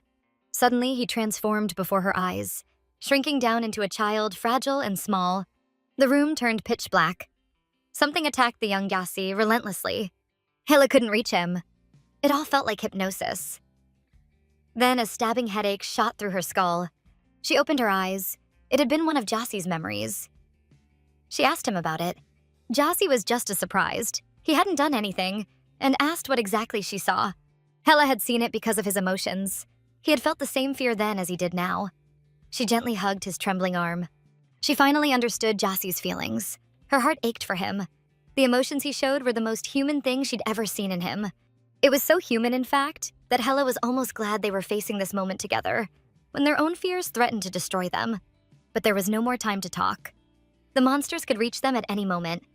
They agreed to continue later. There was no other way out. The monsters had them completely surrounded. Their only option was to fight their way back to the entrance. Even if they found a detour, they weren't strong enough to run from such a huge group. Hela got an idea. She asked Jassy to summon an energy limb. He could do it, but only for a short while. She suggested they jump into the abyss. With his limb, they might survive the fall and land safely. She wasn't sure it would work, but they had no choice. It was their only chance. Jassy trusted her. He was willing to do it. For the plan to work, they had to jump together. Remembering her grandmother's words, Hela encouraged Jassy to just keep moving forward. If they stopped, they'd have to start all over again. They held hands and coordinated their move. First, they had to lure the monsters closer. Blinded by hunger, the monsters walked right into their trap. As they drew near, Jassy and Hela leapt into the ravine together, without incident. But since the monsters were ready to follow them without hesitation, that's exactly why they needed Jassy's energy limb, to shield them on the way down. The plan worked perfectly. The starving monsters were tricked and fell into the abyss, while Jassy and Hela, with his power, climbed back up. They had really done it. They scaled the cliff, leaving the monsters behind. They both felt how much stronger their bond had become. Hela had been running on adrenaline all this time, but now her body gave in to pain and exhaustion. Blood began to drip from her nose. It seemed a few monsters had survived the fall, and now they had to run again. Hela had almost no strength left. She couldn't even walk. Jassy picked her up in his arms and headed toward the cave exit. Though unconscious, Hela could feel Jay-Z's energy flooding into her, as if it was trying to heal her. As they neared the exit and a possible escape, they encountered more Ao warriors, but these weren't the weak hounds from before. Compared to Jassy, they were nothing. But in his weakened state, even the weakest warrior could be a threat. Using his limb to shove the monster aside didn't help much. They needed a stronger weapon to finish it off. A monster charged at them. Jassy placed Hela aside and prepared to fight using only brute force. But defeating it wouldn't be enough. Warriors approached from one side, and smaller survivors from the fall came from the other. They were surrounded. The small monsters took advantage of Jassy's vulnerable state and sank their teeth into every part of his body. Hela desperately wanted to help. After a few minutes, a glowing mark finally appeared on her palm, radiating energy. With this new power, she aimed to help JC, at least by taking out the strongest warrior. She drew her bow and infused the arrow with her energy. The empowered arrow pierced the monster clean through, instantly killing it. Even JC was shocked by the power. The single shot drained the girl. She started coughing up blood, but there was no time to stop. She had to keep going. Jassi saw her condition. Right now, her human body couldn't handle using his power. If she kept fighting at this pace, she wouldn't survive the next encounter. Their destination wasn't far. Jassi wasn't going to let her die. He picked her up and ran on his own. But he ran in the opposite direction. Hella was confused. Was he even going the right way? He was running straight toward the monsters, but he seemed confident. This time, Hella had no choice but to trust him. She didn't understand his plan. His arm was badly injured. He couldn't even fly them across using his limb. But that wasn't his plan. Just as Hella had once told him not to be afraid, he was following her advice. He would no longer run. He would let go of his fear completely, and hoped Hella would do the same. Even Jassi was surprised. Instead of being a burden, Hella's presence had unexpectedly calmed him. He even found joy in it, fighting side by side with someone. For the first time in his life, he felt this strange connection. Finally, he spotted a safe path. If they could slip through, the Io hounds wouldn't be able to follow. Not even his father could reach them there. Jassi was strangely confident in the sanctuary he had planned.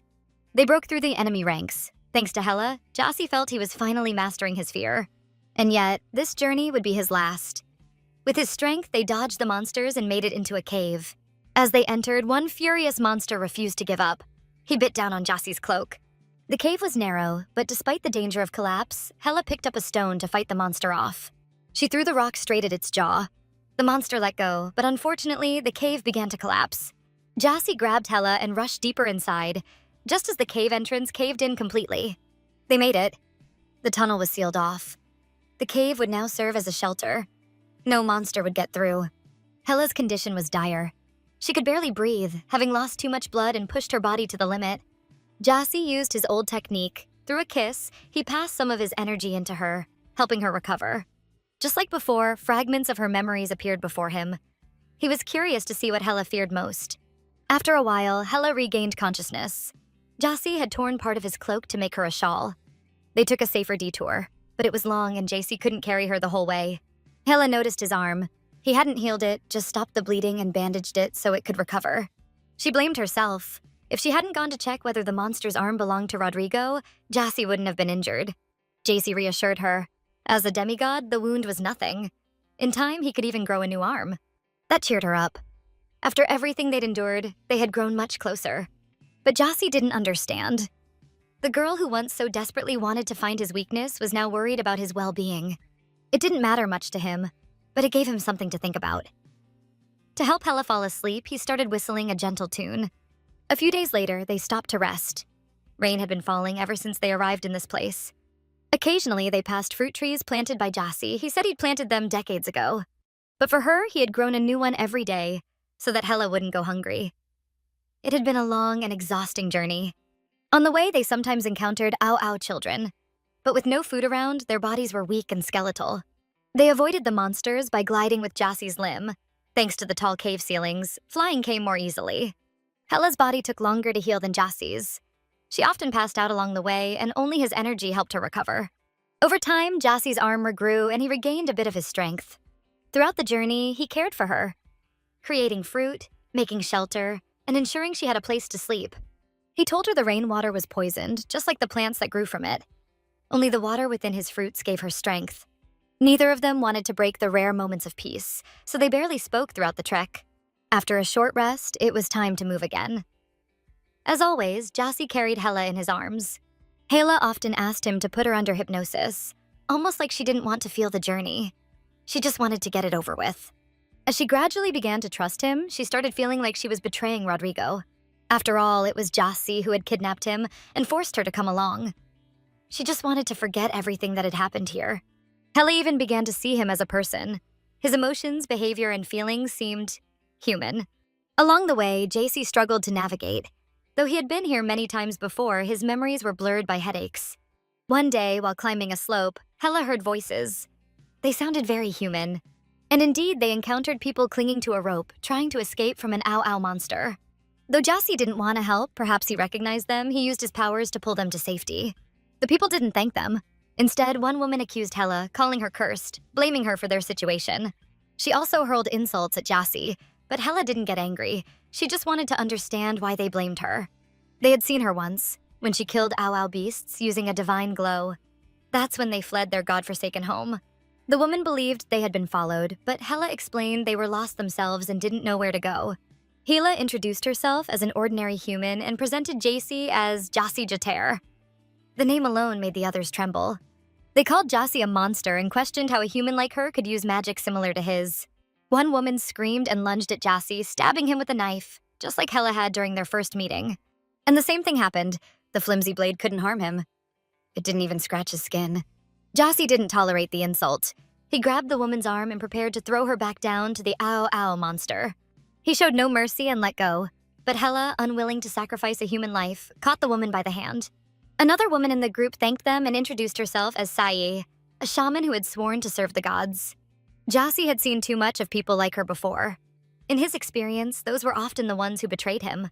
The shaman knew the land well and offered to guide them in return for their mercy.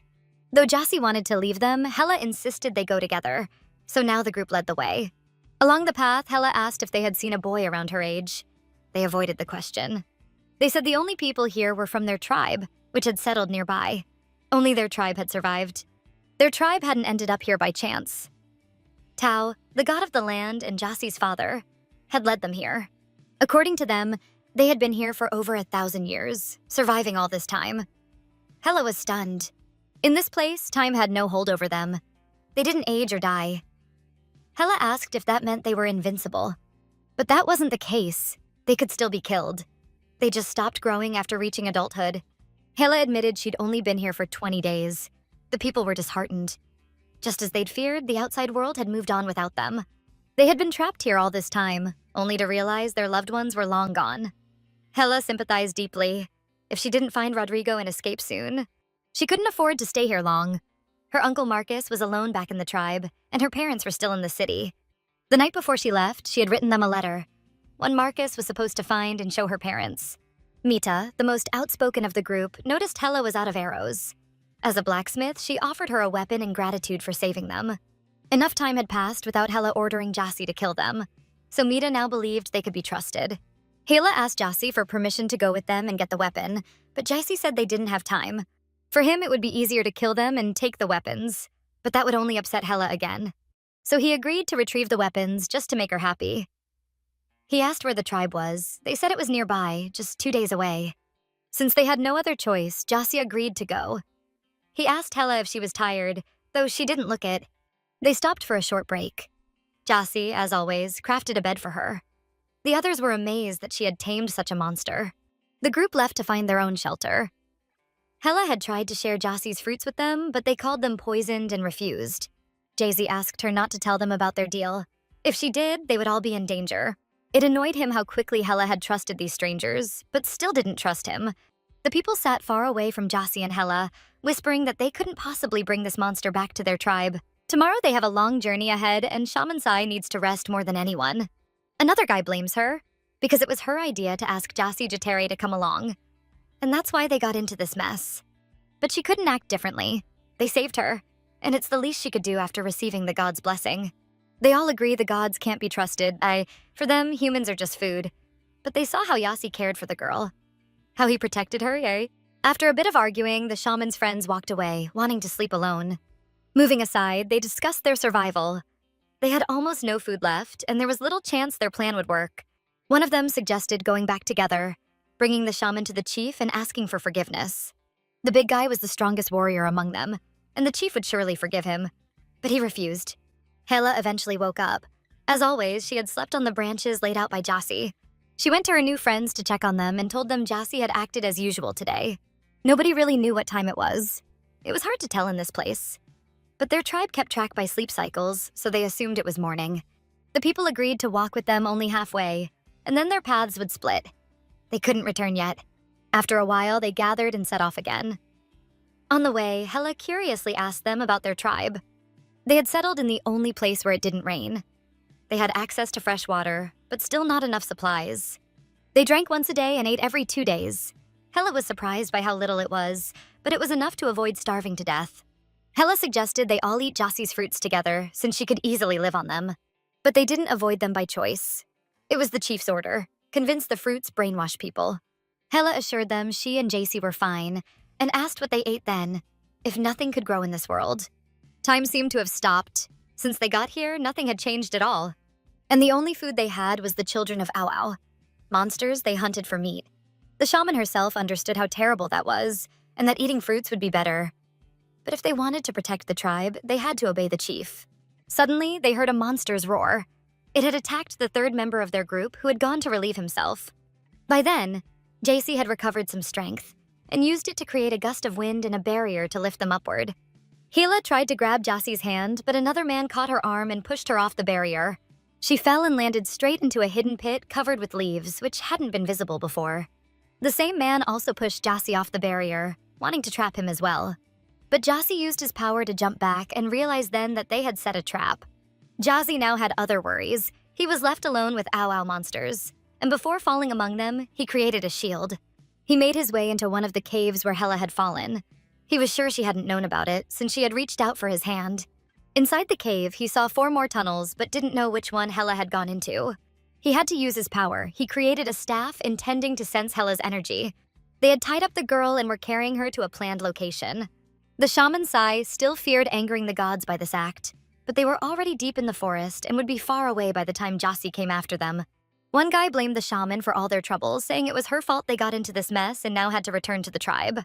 Hela stayed conscious the whole way, and the further they walked, the more she tried to remember the route to find her way back. Hela missed her loved ones and the old times. She now realized trusting complete strangers had been a mistake. Throughout the journey, Hela never woke up, and her captors even began to worry about her. They decided to stop for the night and left another man from the group to keep watch. While the others went to scout the area, Sai cut the ropes on Hela's hands, giving her a chance to escape. Even though they needed her to save themselves, the chief probably wouldn't forgive them, even if they brought Hela to him. Believing that mighty Yasi Jatere would come for her anyway, the shaman didn't want to be punished. Hela got up, ready to leave. But Hela was sincere. She wanted to take Sai with her, telling her to get up quickly. Hela couldn't imagine what someone had to do to deserve exile. But if they wanted to kill her, Hela was willing to take her along. She assured the shaman that Jassie wouldn't hurt her. After all, he'd had plenty of chances to kill them on the way, and they only survived thanks to Hela. A young guy noticed them. At first, he was confused about why they were standing together and talking. Hela quickly thought of a plan. She grabbed the shaman's dagger and held it to her throat, taking her hostage. The guy tried to justify himself, saying they had cared for her because she'd hit her head badly. Scared, the guy backed away a few steps, and Hela seized the moment to run back in the direction they had come from. To their surprise, the guy didn't chase them immediately. Instead, he circled around and attacked them from behind. But in his clumsiness, he didn't even hit them. He stumbled and fell off a cliff himself. He got scared when he jumped higher than he meant to and stumbled out of fear. But he doesn't want to admit it, so he just stays silent. But now a much tougher opponent finds them. Another man, a warrior, who also happens to be the strongest in their tribe. Hela can't think of a better plan than to do the same thing again. Take the shaman hostage and threaten to kill her. At first, the warrior shows no reaction, but then he kneels and begs her not to kill the shaman, telling her to kill him instead. Hela's fear disappears, but now she's even more confused. She never expected such humble surrender from this warrior. The warrior explains that it was his idea, together with Mita, to use her to save themselves. Sei wasn't involved. Hela lets the girl go, and now she wants even more to question the warrior about their original plan. Since Hela can use divine powers despite being a mere mortal, if they convince the chief that she was a shaman, he might believe that Sai could develop these powers too and become useful. They hoped that would be enough to pardon her. Hela asks what the girl had done to deserve all this, but the offense seems laughable. She only ate a forbidden fruit. But for them, the punishment makes sense. Anyone who succumbs to temptation must be punished. That's the law of their tribe. For Hela, it seems too little to cost someone's life. There's almost no food here. Yet eating Ao children is allowed, while the fruit is forbidden. But since the fruit was grown by Jassie, they consider it cursed, because nothing else can grow in this place. Yet the shaman herself doesn't believe these rumors. She thinks Jassie tried to save them, and that's why she wanted to help them in return. Hela now feels even more certain that Jassie didn't always hate humans, and those fruits couldn't have been poisoned. Hela asks the warrior what will happen if the chief decides to kill her together with Jassie. But he promises to help them escape as soon as Sai is pardoned.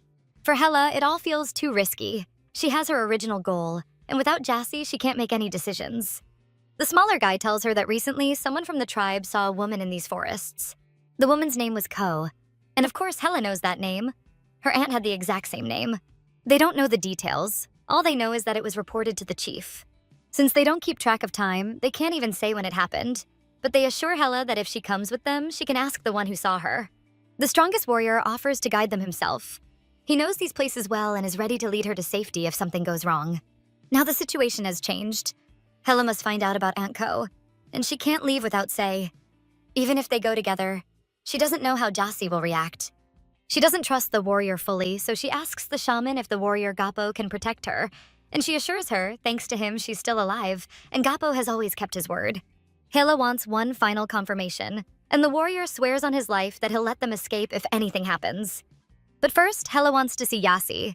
He must take her to the best friend she came here for. Since Hela was unconscious for 2 days, the warrior insists that going back would take too long. And they really don't have time. They have no food, no water, and the road to the tribe will only take 1 day. Gappo keeps his word, and as soon as the chief pardons Sae, he promises to take her to Jasi. Hela agrees, but asks the warrior to wipe away his tears. On such a huge man, they look scary. The other guy can't believe that all they had to do was ask, but now, because of his foolishness, he broke his leg. The warrior lifts him in his arms, and they set off again, planning a brief rest stop. Soon, they'll be there. During the rest, Hela talks to Sae. She's very worried about Jasi, who must be worried about her too. Hela explains that his worries are different. They made a deal, and she's needed to fulfill it. Hela wants to know something else. The shaman knew the fruit was forbidden, so why did she eat it? The girl was very hungry. The chief no longer wanted to keep shamans, so her rations were cut, and the biggest portions always went to the chief and warriors. They weren't even allowed to hunt. She was a shaman, and the food became so scarce she had no choice but to eat the fruit.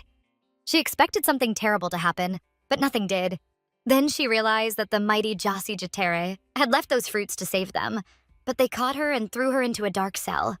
Only thanks to Gappo, who saved her, they escaped together and spent all this time trying to come up with a plan to return to the tribe. Gappo had always been selfless and trusted shamans more than anyone. That's why they became close. Their conversation is interrupted by the smaller guy who says it's time to go to sleep. Hela hadn't slept on stones for a long time. Her back hurt badly. Jaycee had always cared about her shelter and food, and now she had lost him. She wondered if she would have forgiven him if he had been human. All her mistrust was based on the fact that he was a demigod. After resting, they set off again. Hela was amazed they hadn't gotten lost in the thickets, but they often came here to hunt Au far from the tribe. Hela was surprised they still hadn't run into Au, but since the tribe had made narrow paths here, the Au children avoided wandering in. Hela asks how long they've been here, but the warrior Gappo doesn't know. They stopped counting the days, and memories started to fade. Gappo wasn't always part of this tribe.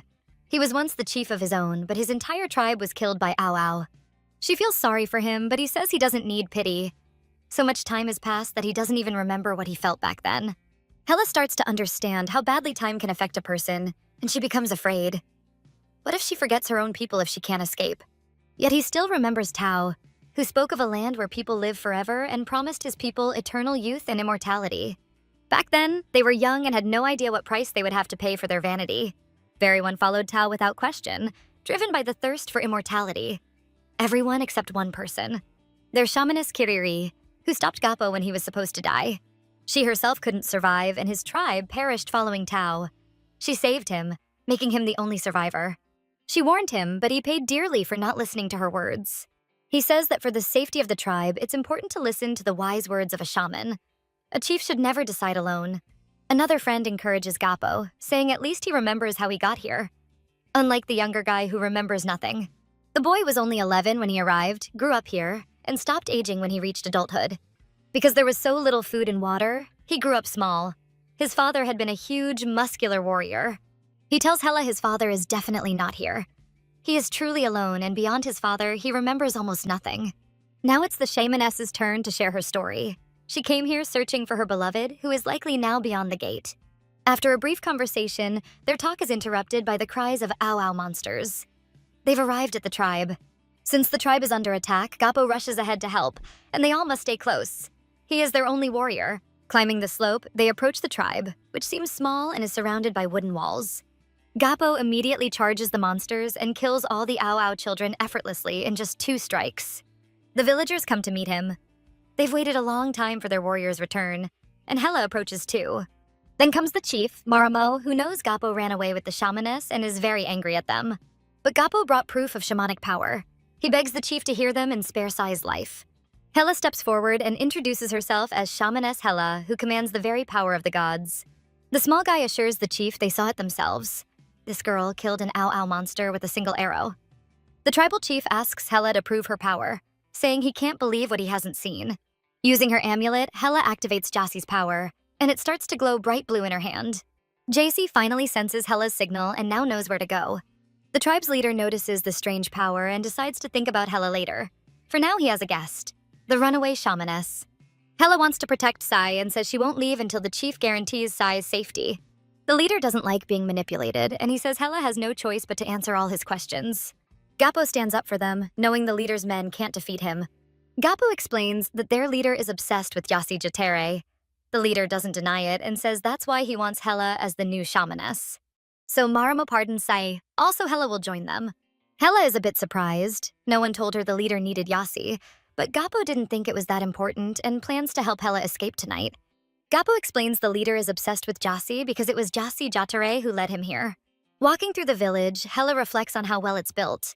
They found a good safe spot. Ow-ow can't climb up from below. They use wooden houses, and Hela finds it odd. They use Jassie's trees, yet forbid his fruit. The leader is full of contradictions. They offer Hela food, meat from an ow-ow monster, but since today's hunt was poor, they have little food or water. Hela feels she'd rather throw up than eat that, so she politely declines, claiming she has no appetite. The villagers, hearing Hela arrived recently, ask her how things are outside. Hela tells the truth. The tribes have nearly disappeared. Her grandmother was the last protector, and people were happy under her care. Hela asks about the gate, but the villagers say even going near it is dangerous, though Hela heard someone once managed to cross it. The villagers confirm it. There really was a woman named Ko, but she wasn't alone. They think it happened recently, but days blur together here, so for Hela it could mean months or even years. When Hela asks what's inside the portal, the leader Maramo says it's said to be paradise. Lots of sun, fresh air, plenty of food and water, and not a single ow-ow. But for the leader, these are just rumors, and he isn't ready to risk his people's lives.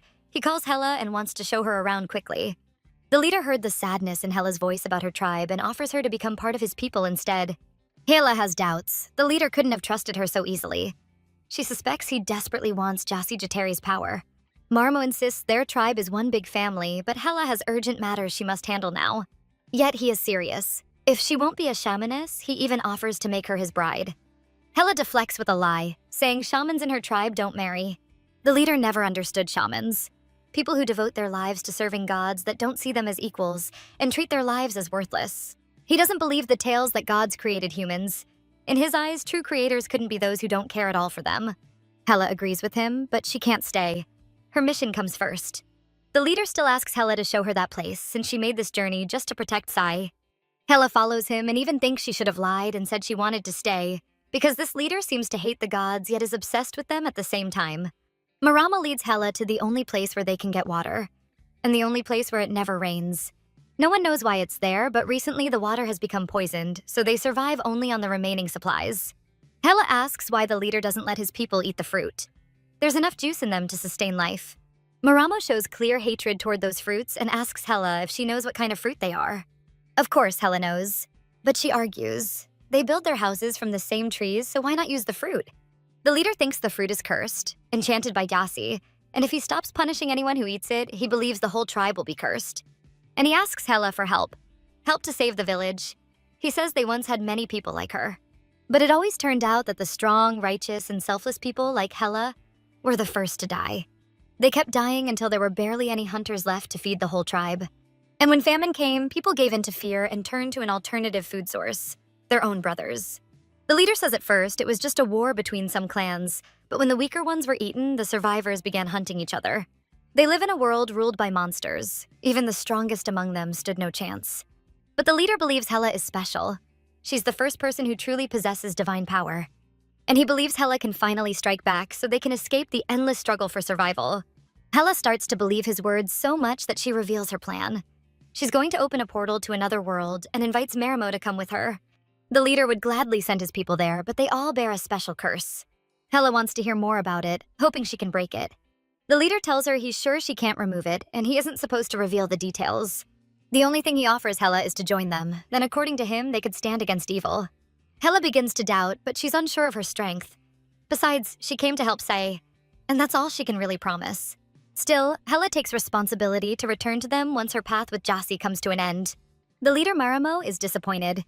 He understands Hella doesn't want to stay, but he's surprised she willingly wants to remain with Jassi Jatere. Their conversation is interrupted by a guard reporting an attack. A huge horde of monsters is upon them. During the talk, the leader asks if the bait is still alive, and Hella becomes curious what this bait means. The bait turns out to be a person trapped in a very fragile cage. Hella begs the leader to release the girl, but he refuses. That girl, like Sai, ate the forbidden fruit. And in their tribe, she's considered a sinner who must be punished. Maramo understands how Hella sees this, but his job is to ensure the survival of the many, even if it means sacrificing a few black sheep. He offers Hella a chance to help the girl by using her divine power, proving she can resist the curse. The leader says he doesn't care about past promises, and even the promise Gappo made was a lie. But to him, it was just a game. Next in the cage will be Sai, because he never breaks the rule about punishing sinners. He releases Hella and gives her a chance to save the girl in the cage. Hella immediately rushes to help. They lower the cage just enough so the monsters feel they can reach the girl, and when they charge, archers shoot at them. Hella still doesn't use her power, and the leader asks if her necklace was true power or just a trinket. But she knows she can't use her power alone. She grabs her bow and lights arrows. After all, she's still an excellent archer. The leader believes Hella lied to him and grabs her arm. He throws her to his guards and orders them to lock Hella in the dungeon with Sai. Suddenly, from the small spring that had been dry, a whole fountain of water bursts out. The water starts flooding the entire canyon, blocking monsters from climbing up, but also drowning the cage with the girl inside. Only Hella notices the cage. She climbs down a rope to rescue the lonely girl. Hella jumps onto the cage roof, wanting to save the girl, and reaches out her hand. The girl is very thin. At first, she hesitates to escape, but then finally gives in and takes Hella's hand. Gappo finds them both, picks them up in his arms, and tells them to hold on tight. Above, everyone is safe, and the leader is told Gappo disobeyed him and went down. The water quickly fills the quarry. On their own, they fight off the monsters trying to reach them. The water rises at a crazy speed. They hope to hold out until it lifts them to the top. Gappo turns out to be a really kind guy. He apologizes to Hella, knowing she risked running into trouble. But he led Hella into danger. He had promised himself to stay away, to stop helping people. Yet Hella changed him. If Sai hadn't been a shaman, he would have just walked past and left her to die, like he once left another girl. But he sees Hella as different. That's why he wants to help her climb up together and plans to distract the monsters himself. But Hella isn't the kind of person who can choose who lives and who dies. She grips Gappo's neck tighter and refuses to let him go. At the other end of the rope, they still have friends. Shaman Sai throws them arrows to defend themselves. Fighting off the monsters with arrows, they climb up, and Gappo carries the weakened girl in his arms. They wanted to head to the highest point, but as if by some cruel coincidence, every bridge collapses. Water gushes in from all sides. Only one tall point remains, a tower standing at the very edge of the island. They get inside the building and notice something is wrong with the girl. She stops moving. She's completely still. They check, and to their shock, she isn't breathing. She's already dead. Hella can't accept this. She remembers how Jassi healed her, pouring his strength into her. But no matter how hard Hella tries, without Jassi, she can't use his power.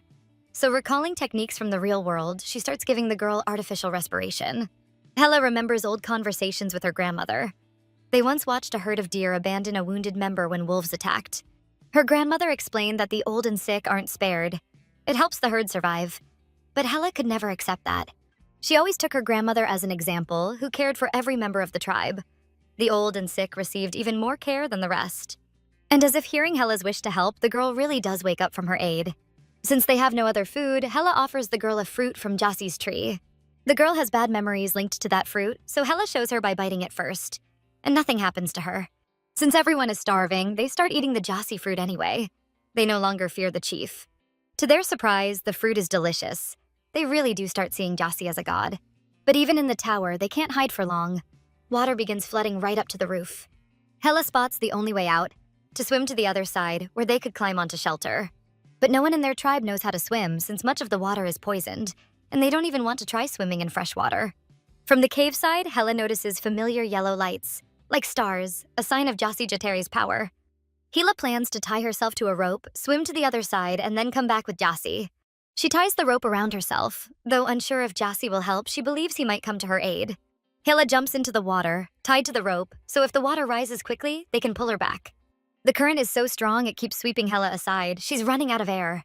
Then, suddenly, fire orbs from Jassy Jateri appear around her and start pulling her in the right direction. Seconds later, Jassy uses his power to free her.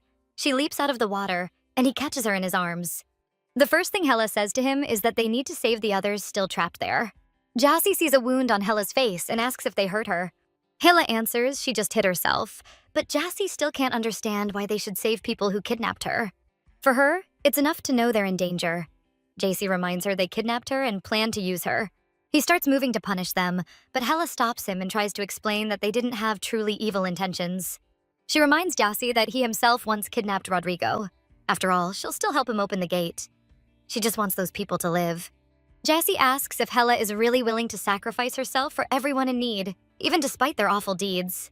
Hela never planned to sacrifice herself, but if Jassy hadn't pulled her from the water, she'd already be dead. He reminds her that human life can end in an instant, and he finds it amusing how she's so obsessed with prolonging that short moment. He asks why she doesn't apply that logic to herself. Why isn't she worried her short life might end even sooner? Hela reveals her secret. Her grandmother died because of her, and she asks Jassy to stop talking. As a child, Hela didn't want her father to sell her grandmother's land. She did everything to stop him. Her grandmother spent all her time and strength caring for people, keeping them together. But her father didn't want to dedicate his life to the tribe like she had. With tears in her eyes, Hela begged for just one chance to make it right. She was sure she could protect the village herself. She promised she'd work hard and sacrifice everything to preserve their tribe because it meant so much to her grandmother. At that moment, she felt a sharp pain in her chest, just like now, and that's why she remembered it. Jassy sensed her weakness and hugged her tightly. Hela starts crying, thinking Jassy forced her to remember this, but it wasn't him. It was her own memory. He just asked a question that made her think, why does she so fiercely throw herself into danger to save everyone? Hela's tears upset him deeply, and he tries to cheer her up, saying people always die and she can't change that. Jassy still can't understand what difference it makes, dying at 60 or at 80. To him, the end is the same, and he sees no difference. Hela explains it's not about how you die, it's about how you live. Their life is so short, that's why people want it to mean something. And Jassy asks why then Hela treats her own life so carelessly. Why does her own life mean nothing to her? Hela doesn't agree. To her, every life matters. She doesn't compare them or weigh them against each other. Jassy should be grateful to her for that. If it weren't for Rodri, she wouldn't have come with him to this place at all. Jassy doesn't want to let Hela go to those people alone, so he's ready to help her save them. He asks only one favor, that Hela risks her life only for him. Because from now on, she belongs to him. He wants Hela to protect him, and for her recklessness to awaken only when he's in danger. Hela has already gotten so used to Jassy that she sees him as human and feels his human emotions. So she agrees. Now Jassy is ready to help those people. Since Hela is soaked, he asks if she wants his cloak. Hela just wonders if he's wearing pants underneath. Jassy doesn't know what pants are, but he takes off his cloak and under it is a small wrap. He gives it to Hela and creates a barrier around himself. He approaches them and warns, if they touch Hela again, he'll feed them all to the Ow monsters. Thanks to his power, he easily carries them all over the water. Hela is very grateful to him. Hela comes to thank Jassy, but it isn't over yet. He calls her to go with him to save even more people. Jassy wants to help them only because Hela wants it. To him, dozens of human lives mean nothing. Hela knows it will be hard to convince the leader, but she still feels she must offer a helping hand to the others. So all they can do is hope the tribe matters more to the chief than his pride. They step onto Jassy's barrier. Using the barrier, they easily get through the water. On the way, Hela asks if Jassy knows the tribe's leader Marimo, since he claimed Jassy brought him here. Unexpectedly, Jassy says he doesn't remember anything, but he says it politely and even apologizes to Hela. Hela herself doesn't understand when Jassy started treating her like this, but it makes her happy. She feels even sure she trusted the right god. She asks about the fruit. According to the leader, his fruit is cursed and shouldn't be eaten. She wonders if it's related to what happened. But Jassy doesn't remember the whole story, though he feels no curse on himself, and as he said before, the fruit is harmless. Jassy senses this place is strange, as if it wants to harm Hela, so he'll have to act quickly. They throw a rope to the survivors and shout to tie it to something sturdy. But unfortunately, the tribe is hostile. They didn't expect to be saved, instead they draw their bows and aim at them. Jassy dodges the arrows easily, but Hela falls, and some leaves wrap around her legs and drag her down. Hela ends up in a cave where she meets the tribe's leader Maramo, who tells Hela to keep quiet. He knows this place and about the god of this realm, and tells Hela if she doesn't want to be torn apart, she must show no emotion at all. The leader tells Hela about Monet, the third son of Tao and Karana, one of the 7 cursed brothers. He's the most horrible monster among them, so hideous that just looking at him could stop your heart. That's why you must never look the monster in the eyes, and if you ever meet him, the only thing you can do is run. Monai's main goal is to plant doubt in people's hearts. He feeds on their mistrust and betrayals. Suddenly, leaves wrap around the leader, and he starts talking to someone trying to justify himself, claiming he didn't help Jossi Jatere. Hela draws all the monster's attention to herself, and the branches loosen. Ever since her grandmother died, she's learned to hide her emotions. The monster Monet starts talking to her. He can read her thoughts and asks if she's sure she can truly hide her feelings. Without waiting for an answer, he even shows Hela his form, trying to really frighten her. Hela skillfully hides her emotions. What disgusts her far more are all the corpses around. She asks if he killed them all. Monet comes closer to Hela, trying to test her feelings and provoke fear. During the talk, he calls Hela special, like another girl who came to him recently, though he doesn't reveal her name. The monster tells her not to get distracted. He asks about Hela's scent, because she smells just like Jossi. Hela replies she came with him. He asks what their relationship is. Does Hela feel tender feelings toward him? This question really makes her pause. After all, Hasi kidnapped her best friend, and technically they're enemies. So even Hela doesn't know what to feel. The monster, who can read thoughts, immediately sees this memory. Hela can't hide her thoughts from him. He stirs the moment by saying Hela's world collapsed when Jossi kidnapped her friend and asks if Hela wants him dead. But no, Hela doesn't want that at all, even if she once had such thoughts. The monster thinks Jossi confuses everyone with his pretty face. Beauty seduces both humans and gods.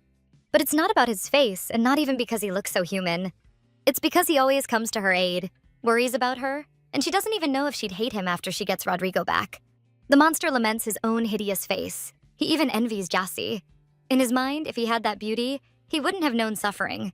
In remembering him, Hela really shows emotion for a second. She doesn't want to part from Jossi. The monster notices this. Surprisingly, the monster does nothing. Hela thinks he'll tear her apart and leave her body here. But the emotion was about JC, not about the monster, so his power doesn't work. Suddenly, Hela discovers a new ability. Just like the monster, she can read his thoughts too. The monster notices it right away, and to protect himself, he leaves Hela's mind. But she still manages to see a lot. The monster notices it right away, and to protect himself, he leaves Hela's mind. But she still manages to see a lot. Hela asks what he's hiding, because she saw in his thoughts a girl he thought about. Hela asks why he won't leave the tribe alone. He stays silent in response, but Hela, more than anyone, could feel his feelings. So she offers him her help. And she also knows his biggest fear. He just wants people to stop judging him, which is why he hates their reactions so much. Hela hits the mark, but Monet doesn't want to reveal his feelings. Yet he still believes Hela is just playing with them. But she's sincere in her intentions. To prove it, Hela offers him to look into her mind, read her thoughts, and see if she's lying. This makes Monet truly happy. For the first time, someone really wants to help him. The monster shares his story. He wasn't forgiven by humans or gods, not even by his own family. And because of him, no one can leave Tao's lands. No one except Jossi Jatere. He wants to enter the human world, but in his view, Jossi won't open the portal for him, since everyone who passes through it needs personal permission. And the monster knows only one way to get forgiveness. If Hela gives him her face, then even his father would forgive him. Hela asks why the monster restricted the tribe's water supply, since it made things so hard for them. His motives are simple. Since he suffers all his life, he wants others to share that suffering. But his revenge isn't aimed at everyone, just at one girl. His other half, a girl named Porosy. She was the first and last, the only person he didn't hate. As soon as Manai was born from his mother's womb, he was immediately cast out of the clan. His own father banished him into the human world. Around that same time, Porosy was born into an ordinary tribe, as the daughter of the chief himself. The child Monai watched this scene. It was so different from his own birth. He thought his parents had done the right thing. But here, everyone smiled. The child had just been born, and to his surprise, no one screamed. It seemed strange to him, so he came closer to check. Of course, the villagers saw him as a monster and immediately fired a volley of arrows at him. The baby's fragile skin couldn't protect him, but he only wanted answers to his questions. He didn't know why they were shooting. Searching for answers, he went into a cave, where he heard a voice very similar to the one he heard at birth. It turned out to be the voice of a woman who had just given birth to a baby. She called him Jossi Jatere. and she was so glad it wasn't a monster this time. Monai hears this, and now he understands. Everywhere, they call him by that word the woman used, a monster. He wants to ask this woman something, but then his father appears, whose presence makes him tremble as if he's about to be devoured. He has to leave, but before going, he wants to take a piece of cloth that he really liked. Monai decides to wear the cloth, believing that if he wears it, he'll stop being so ugly. He sneaks into the village and watches the little girl who had caught his interest from the very start. Monai approaches her, and to his surprise, the girl doesn't scream at all. She just curiously looks at his face. But the girl was still too young to speak, while Monai was searching for someone who could answer all his questions. They were both newborns, but in their races, that meant very different things. Monai even thought the girl was foolish because she couldn't talk. Tribe members notice Monai and rush toward him to protect the girl. Confused, Monai runs away. He didn't understand why these people were so hostile when he'd done nothing to them. He decides the problem must be the cloth. So Monai sneaks closer to the tribe to steal more pieces of clothing. When the people go hunting, he sneaks into their hut and steals more clothes, hoping that would be enough. He starts hiding in the human tribe and overhearing their conversations. People notice that clothing has begun to disappear. They're sure it's the work of Tao's children, and they suspect it's Monai, the most terrible of them all. After all, Tao kept fathering more like him, and the shaman had foreseen it. They want to kill Monai before he grows up. Monai reflects on their words by the river. He doesn't know if he really is so horrible, since he has no one to compare himself to. By the water, Monai meets a man, and wanting answers, he approaches and asks if he really is that terrifying. People are terrified of such monsters. Because of the shaman's tales, they don't even listen, and the man immediately attacks Monai's arm. Monai didn't want this, but aggression and rage take over, and he attacks the man, killing him. Possessing the incredible strength of a monster, he easily kills the man, without even feeling resistance. After that, Monai often tried to talk to people, but every time they attacked him immediately, and so they died from their own weakness. Monai had to move to different places constantly, and the villagers no longer knew how to deal with this monster. It wasn't just Monai alone. All 7 devilish offspring of Tao had awakened and were growing stronger. Monai had to hide deeper in caves. He was tired of everything. He only wanted to hear that gentle voice from the past again. He slept an entire day, and when morning came, he heard from the forest a woman scream, desperately calling for help. Monai didn't leave the cave. He only asked from his hiding place what had happened to the girl. In front of him, he sees a very beautiful girl whose legs are injured, so she can't walk on her own. Since the girl can't walk, Monai wants to help her and asks the girl not to scream. She is the very same girl, the only newborn who didn't scream when she first saw him. The girl isn't afraid of him at all. She even recognizes him, remembering she saw him in her childhood. The boy is surprised. He has never spoken to a human with normal words, never shared his feelings with anyone. The girl accepts him as he is, and she's ready to offer him a reward for bringing her back to the village. Monai doesn't care for such a trinket. Instead, he only asks her to clarify a few things now that she can speak. The first question he asks is, which part of his body is the ugliest? He asks this so he could try to hide it. The monster becomes embarrassed before finishing the question, and the girl suggests another solution. Maybe he just needs to marry one of them. After all, when they marry someone from another tribe, it's as if they become part of that new people. The girl even offers to help him. She's ready to marry him, which truly surprises Monai. She sincerely supports him and is completely convinced that Monai is human too. Her words make Monai feel something pleasant in his chest, a feeling he has never experienced before. Love. Her words make Monai feel something pleasant in his chest, a feeling he has never experienced before. Love. But she can't walk on her own, so Monai takes her by the hand and leads her back to the tribe. It looks strange since Monai is several times larger than her. On the way, Monai asks about marriage. What human traditions are there, since in his kind they have their own ritual? Their ritual requires lots of human blood and a series of sacrifices. Only then can they get married, which greatly shocks the girl. The girl now has to go. She will tell her father that Monai saved her, and she believes her father will be glad to accept him as a son. Monai doesn't understand her words. All his life, he killed people without a second thought. But the girl makes him want to live by different principles. If Monai wants to marry her, she wants him to stop killing people, because humans don't act like that. At last, they reach the tribe. The girl tells Monai to wait on the hill, and she'll bring her family to meet him. Monai still has doubts, but the girl assures him that her father won't attack someone who saved his daughter. Monai goes to the father and asks him to gather all the brothers for the wedding. And it seemed strange to him that his request was actually fulfilled. The father had always told him to stay away from his lands, but now he ordered that the ceremony be held right there. Everything was going too perfectly, and Monai wanted to believe his life had truly changed. They even spent joyful time together.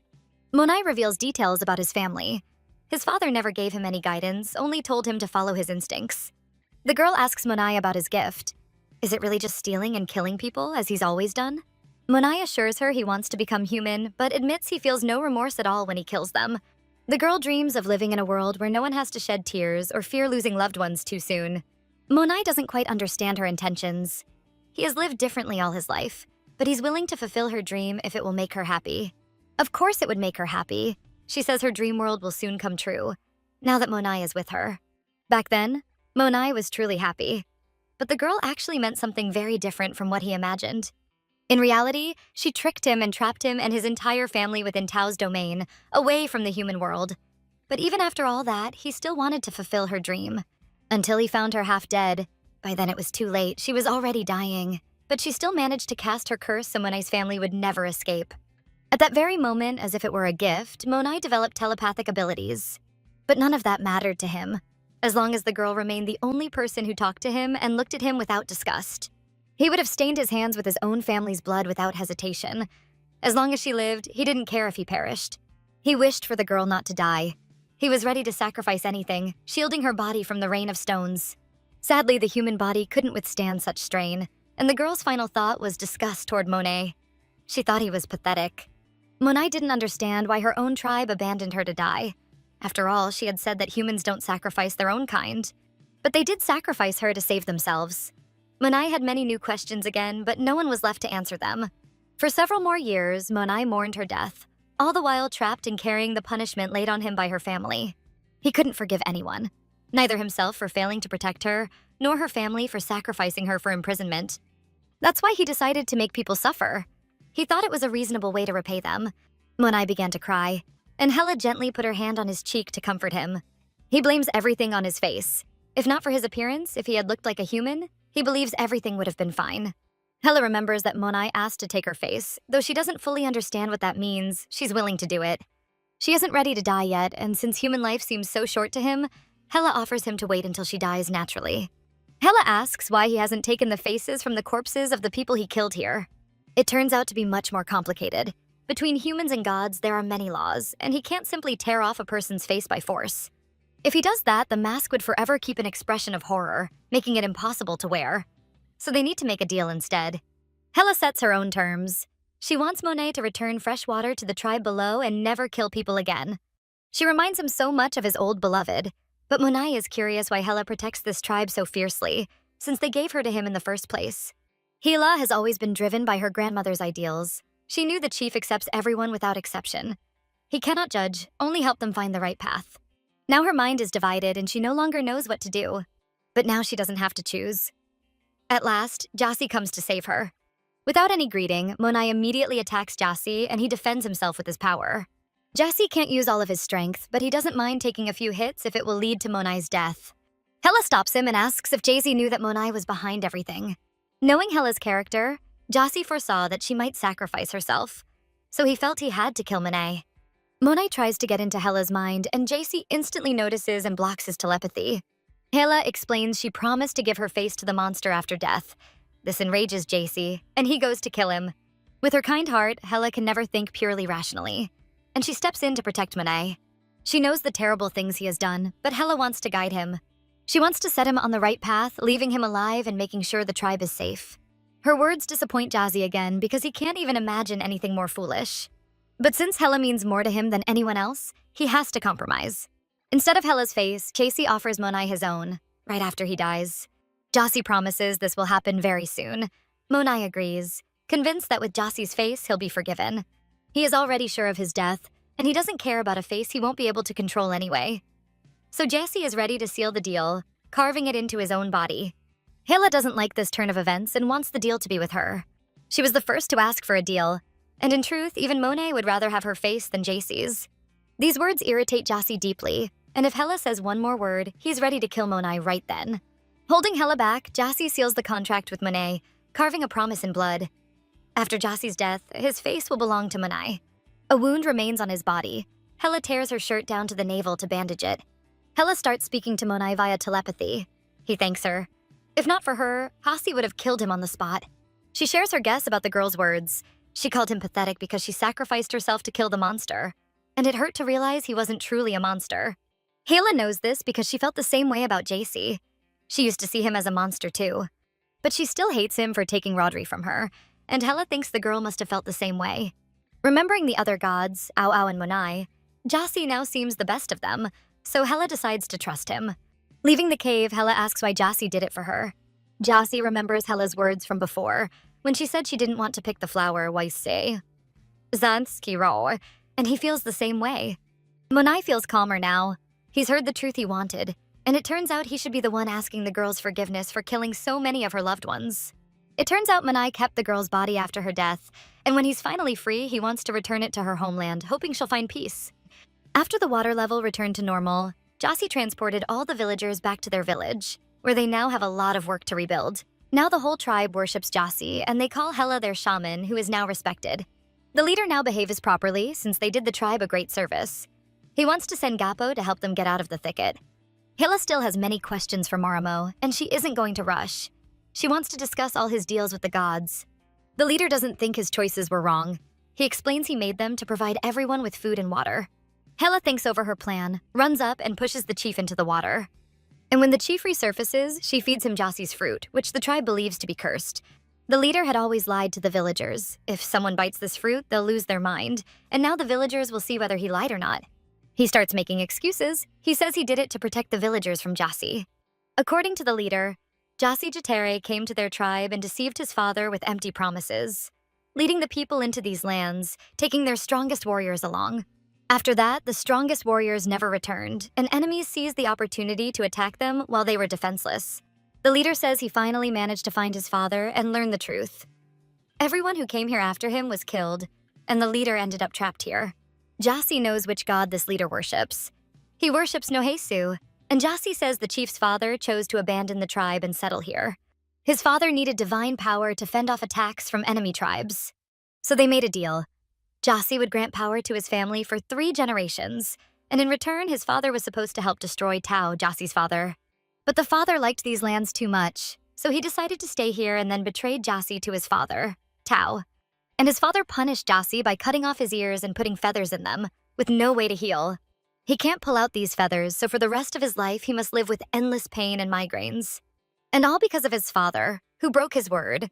And that's when Jassi realized people never keep promises. Maramo either doesn't want to lose the villagers' respect or is simply too stubborn. He keeps defending his father, saying this place was bad to live in. Jassi steps closer and tells him this place wasn't always like this. It changed after the gates were built. Hela asks why they make deals with gods at all if they don't trust them. The leader claims it's to protect the tribe from monsters. Even though they don't trust their leader, they have no choice left. They're all so tired, and in hard times, all they ever wanted was food, water, and shelter. They tried not to think about anything, because if they thought too deeply about their situation, they'd go mad from the bitter truth. Kind people like Hela gave their lives for them long ago, and they just want to live their lives without suffering. It would be enough if the leader simply let them eat the fruit, and besides, there's no one else to lead the tribe. Hela scolds them for this. In her view, you should always hope for something better, and never accept this terrible reality. They know what they're doing is wrong, but they really have no choice. They're simply exhausted by life. No matter how much Hela wants to help them, she isn't ready to stay here for their sake. She can't take responsibility for all their lives. Jassi sees her pain and comforts her. She's already done more than anyone could have asked. Gappo comes up to them and decides to take responsibility by becoming the new leader. He also thinks Hela is right. It can't go on like this. You can't stop hoping just because you fear pain. Gappo starts to inspire his tribe. It's time to wake up from this nightmare. They must hope for something better. And Gappo is ready to do whatever it takes. The tribe members trust Gappo but ask how he can guarantee they won't slip back into chaos. His friend speaks up for him, saying he's sure Gappo will think of something. After all, he's the strongest among them. Gappo always shared food with them, protected the shaman Sai when she was in danger, and even saved her life. People stopped believing the old leader long ago, so now that they have someone more reliable, Gappo could be a good leader. The most surprised by this decision is the old leader himself, who never thought his people would abandon him so easily. Gappo walks up to him and says that Chief Maramo betrayed their trust and put the tribe in danger. Gappo gives the order to take the old leader away and question him about his deals with other gods. And from now on, not only hunters will eat, Gappo believes everyone deserves food. Everyone is very happy about the new leader, especially Gappo's little friend, who is proud that his friend is now the leader. The new leader Gappo asks them not to thank him. He only found the courage thanks to Hela. The whole tribe is grateful to her. They thank Hela and call her the best shaman among all people. JC and Hela were about to leave, but the shaman Sai tells them both to rest today. They'll be brought food and water. Hela announces that she made a deal with Monai for fresh water, and she asks the villagers to thank Monai when they see him. At last, the villagers can fill their bellies. The fruits they once feared now become their favorite treat. Gappo has now truly become the tribe's new leader, and he's very anxious about it. Hela tries to cheer him up. He's afraid because he used to be a poor leader. When he first came here, he ended up in a trap. But Hela is sure he's wiser now. Hela plans to open this gate. She heard it's much safer on the other side, and she invites Gappo to come with them. Gappo himself wouldn't mind, but the tribe has always feared change, and he doesn't want to force it on them. Once Gappo brings order, he'll ask the people what they want. He wants to let them choose for themselves where to go. JC kept away from this gathering, and while standing aside, a servant offers to mend his cloak while he recovers. Since he thinks Hela isn't in danger right now, he accepts the help and goes with the servant. After some time, Hela starts looking for him. Jassi usually doesn't just disappear. A shaman woman comes up and tells her not to worry. She assures her that JC is in the pavilion and even suggests that Hela bring his robe herself, since they're now quite close. Hela doesn't mind and brings the robe to the hut, but she walks in at the worst possible moment. Jassi is taking a bath, completely naked. Jassi isn't shy about his body at all and even jokingly invites Hela to join him. Hela doesn't understand such jokes, and blushing tosses him a towel. She's about to leave, but JC asks her not to. He feels scared alone here, especially after spending all his strength feeding the tribe. Hela sits by the wall and starts talking with Jassi. She asks him not to use his power like that anymore, because she'll worry about him. She really likes this gentle moment. It feels as if she's part of the tribe again, and she's ready to put off all her questions just to stay here a little longer. JC has already gotten dressed. Human clothes don't quite fit him. They only cover his shoulders, but he doesn't really care what he wears. He says he'd actually feel more comfortable naked. Hela really liked this tribe. She's done so much for them, but she knows very well she'll probably never get the same in return. But she never wanted anything back anyway. Hela ties Jassi's robe, and he asks her if she came to see him for something. Suddenly, the mood changes, and Jassi gives Hela one last chance. They should have left long ago. Jassi knows Hela wants to go home, but she can't leave the tribe she's come to love, because she truly cares about them. Their talk had become so open that they almost kissed, but at the worst possible moment, the shaman Sai calls Hela over. Hela goes out to the shaman. She's already brought her clean clothes and wants to guide Hela to the bath. After that, they go together to the hut to check on Keet, the girl who almost died. Now they have a constant food source, and Hela asks, if the former leader was so obsessed with gods, why didn't he use the gift of foresight? The shaman had long since stopped recognizing her leader. He began to avoid her, and once she saw him talking to himself. There was no one nearby, only the pelt of the slain Ao Ao on his head, which gave off a pink smoke. Maybe he was talking to it. Hela immediately realizes the chief made a deal with Ao Ao, and Ao Ao wouldn't just let him go, so she rushes straight to him. Unfortunately, she's too late. When she arrives at his cell, it's open, and Maramo himself is already gone. Gappo comes up and asks what happened. Hela explains Maramo escaped and most likely was in contact with Ao Ao. Not just the old leader, but also the guards disappeared. But since there were no signs of a struggle, Gappo concludes the guards were in on it. Gappo doesn't understand why Ao Ao would join in. After all, it was on the leader's order that they fed his cubs to the tribe. Jassi approaches. He could never call Ao Ao a loving father. Ao Ao doesn't care about his children and even hates them for the pain of endless breeding. For Hela, that still isn't an argument. She wonders why he lets them be eaten. Jassi doesn't know, but it seems that along with Maramo, half the tribe escaped, including many of the strongest warriors. The new leader, Gappo, takes on the role of leader. He orders them to strengthen the borders and stay alert because they could come back at any moment. Gappo thinks the warriors who left didn't see him as a worthy leader. He's sure that if they attacked now, they'd have no chance to fight back. But land and resources are still on their side. Plus, they didn't take much weaponry. And Hela suggests Gappo befriend Monai. Even though he's grateful for the fresh water Monai gave the tribe, Hela herself saw what the deal between Monai and the former leader led to. Hela insists Monai is kinder than he seems. Like anyone else, he longs for friendly connection. Chief Maramo fueled Monai's hatred of the world, but Gappo could reach out in friendship. It would benefit them both. To Hela, Monai is just a child, rejected by his own family, an outcast because of how he looks, and chained up for loving a human. She doesn't care whether he's a god or not. If he wants to talk, Hela won't judge him. These words really surprised Jassi. Gappo listens to her words, for Hela is about to leave, and she says that Gappo will not be a true chief with her around. As a parting word, Hela reminds the new leader of his promise to discuss with the tribe their possible move through the newly opened gate. Sometime later, they're ready to leave. All the villagers smile and say farewell to Hela. Hela mended Jassie's cloak, so now it looks whole again. But she's still annoyed that he still doesn't have pants. Even Monai says goodbye to Hela through telepathy. He promises to look after the tribe. Happily, Hela believes him. She feels they've become friends and truly understand each other. As a farewell, she waves to him. Gappo and his friends escort Hela to the edge of the forest. They give them arrows and knives, and from there, they'll go on alone. The tribe members are now friendly even toward Jassie, asking him to look after Hela. They set off on their journey. Hela remembers a time when people left the tribe in the same way.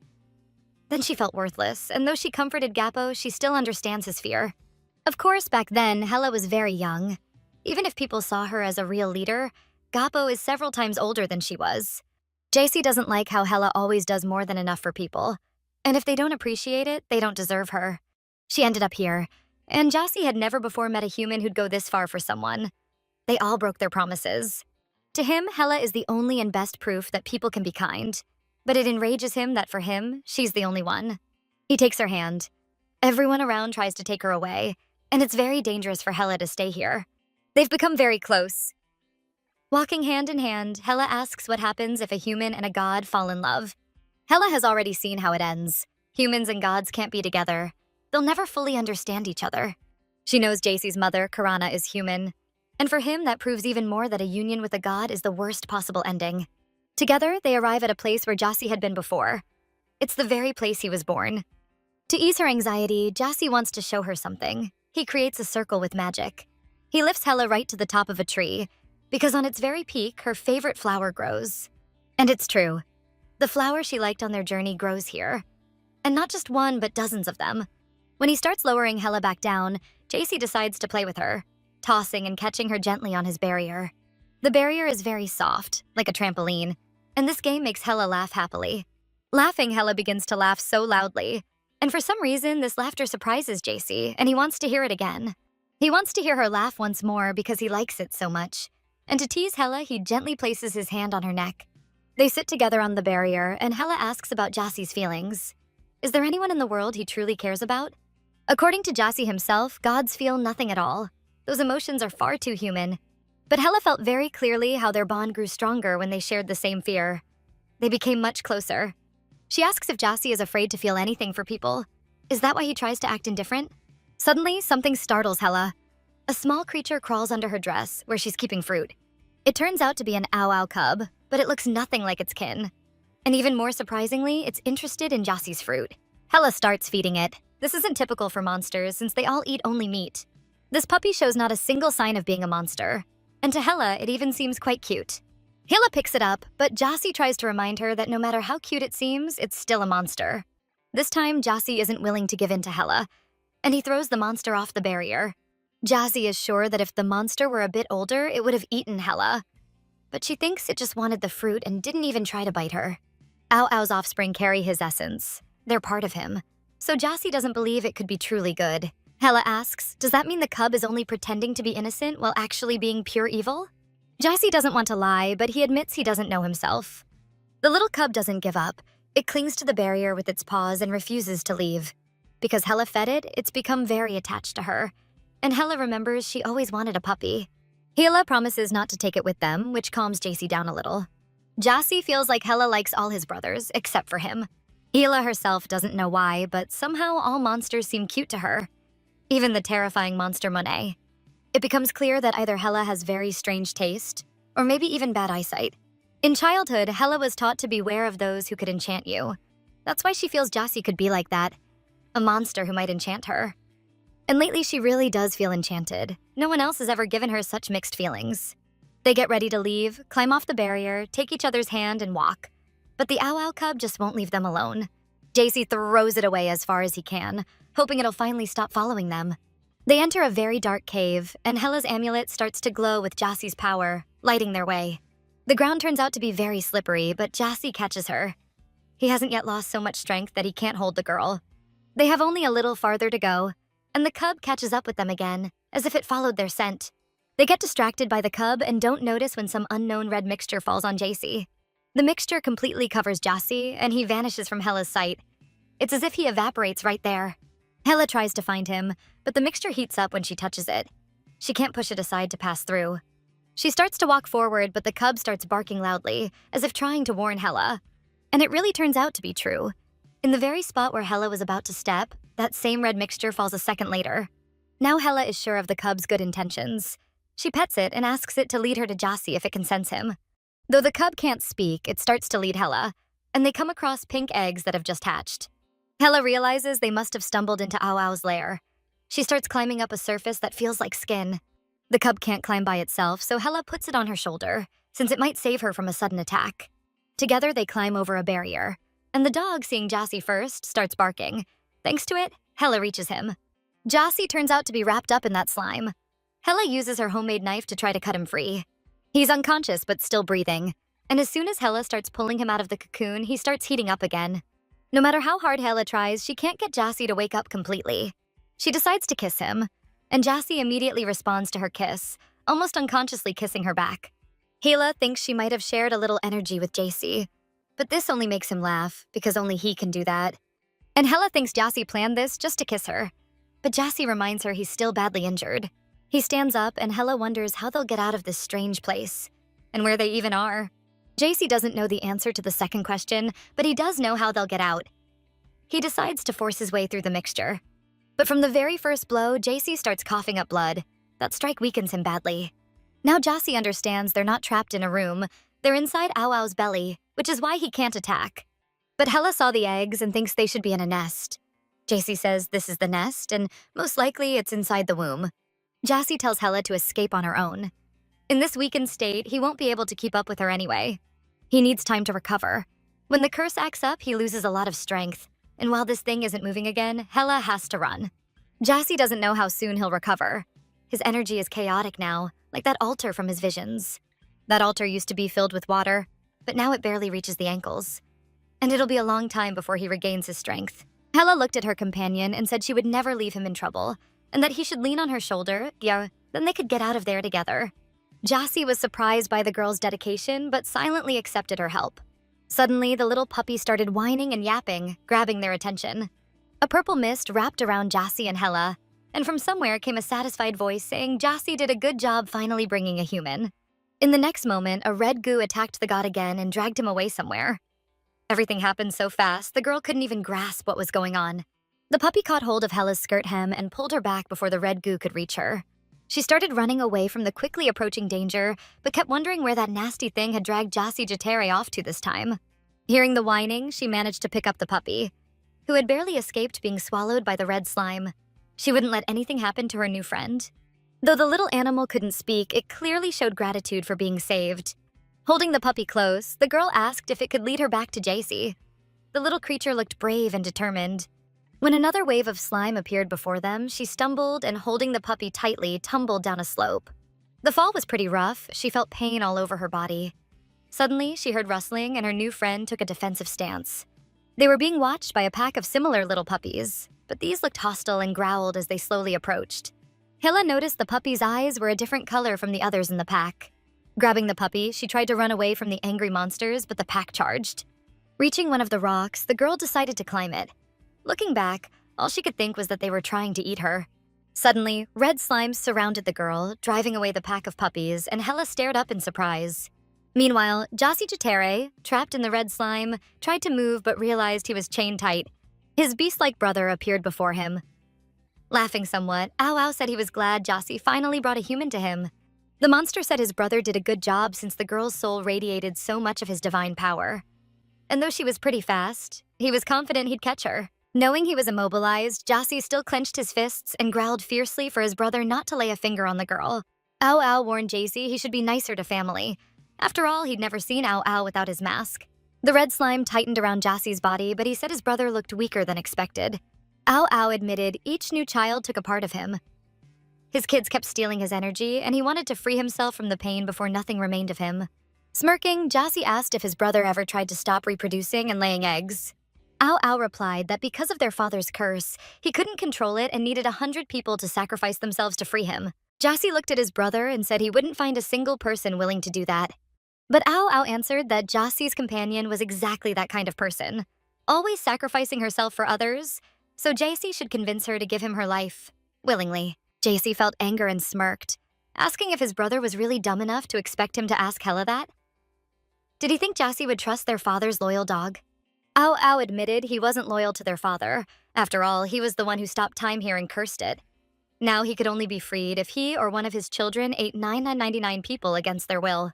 That's why he wanted to help Jassy open the gates, get out of here, and find 100 volunteers ready to sacrifice their lives for him. Jassy didn't trust his brother and said even if he got out of here, he wouldn't find anyone willing to do that. Ao Ao licked his lips slyly and said he wasn't going to look for 100 people. One girl, Hella, would be enough. She held a massive amount of Jassy's energy, and her soul was worth way more than 100 human souls. In exchange, he'd help open the gates and lead Jassy to Karana's lineage. Jassy said he didn't need anyone but Hella anymore. She was the last person he asked for help and was ready to end it all. So why wouldn't Ao Ao open the gates and find people if he could? Holding his brother captive in red slime, Ao Ao said he couldn't move freely, especially with his whole pack of children around. Besides, their father might be nearby. The monster said they needed to hurry and combine their powers. He wouldn't betray his brother. If Jassy didn't want to share the girl, he should let him and his children hunt beyond the gates. Jassy smiled tiredly and asked if his brother still thought he could easily hide from their father. Ao Ao suggested a deal, but Jassy knew because of their father's curse, Ao Ao couldn't make deals without his approval. Besides, how would he even know what Jassy wanted? Ao Ao suddenly lifted his head, listening, then said his pups were eager to eat Jassy's companion. Was this human girl really more important to him than his brother? The monster was surprised, realizing Jassy found someone who cared about him, and that Jassy himself wasn't indifferent to the human girl. Hearing this, an image of Hella surfaced in Jassy's mind. He suddenly realized she was precious to him. She was his human. He looked at his brother angrily and told him to shut up, warning that not a single hair on the girl's head should fall. But Ao Ao just kept laughing gutturally and said this girl would end up just like their mother, that if she knew the fate awaiting anyone who bonds with a god, she'd run away without looking back. In Jassy's memories, little Hella appeared, her face worried, asking if he was okay. Jassy had known this for a long time, but dreamed for years of being part of her life. But he knew the fate she'd face if she stayed with him, so he ignored that desire because he wanted her to live a long, happy life and die without painful suffering. Her life was already too short, and Jassy would treasure the memory of her till his last day. Clenching his fist and tightening the red slime again, Jassy told his brother Hella would never become like Karana. Suddenly, something flashed by and landed right between the two godbrothers. Smiling, Hella turned to Jassy and said he asked her to protect him if he ever got in danger. So here she was, ready to keep her promise. Seeing the girl, Jassy sadly thought it was probably too late to dream of a peaceful life for her, since he was already enchanted by her. Not giving him time to think, Ao Ao said it was all too touching, but time to end it, sending a stream of red slime straight at the girl. But Hella manages to jump back, and her little new friend throws himself at the red slime, protecting her and pushing the streams away. Ao Ao watches one of his many offspring with interest and says now he understands why it was so hard to catch the girl. Hela boldly meets the god's gaze and asks if he's really Ao Ao, the one who fathered this huge pack. The monster replies that he can be called their father, but apparently one of his children forgot who created him, and points to the puppy at her feet. Seeing his father, the puppy trembles but refuses to leave the girl. Ao Ao says she stole his child, brainwashing it with her blood.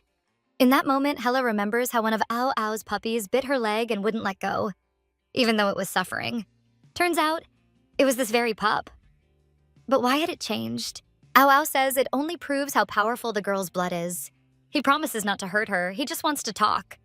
Then he asks, does she want to save Jassy? The girl says yes, and asks what she has to do to stop his pain. Ao Ao smirks approvingly and says, in that case, she just has to sacrifice her life for Jassy, and he'll set him free. In that moment, Hella remembers how one of Ao Ao's puppies bit her leg and wouldn't let go, even though it was suffering. Turns out, it was this very pup. But why had it changed?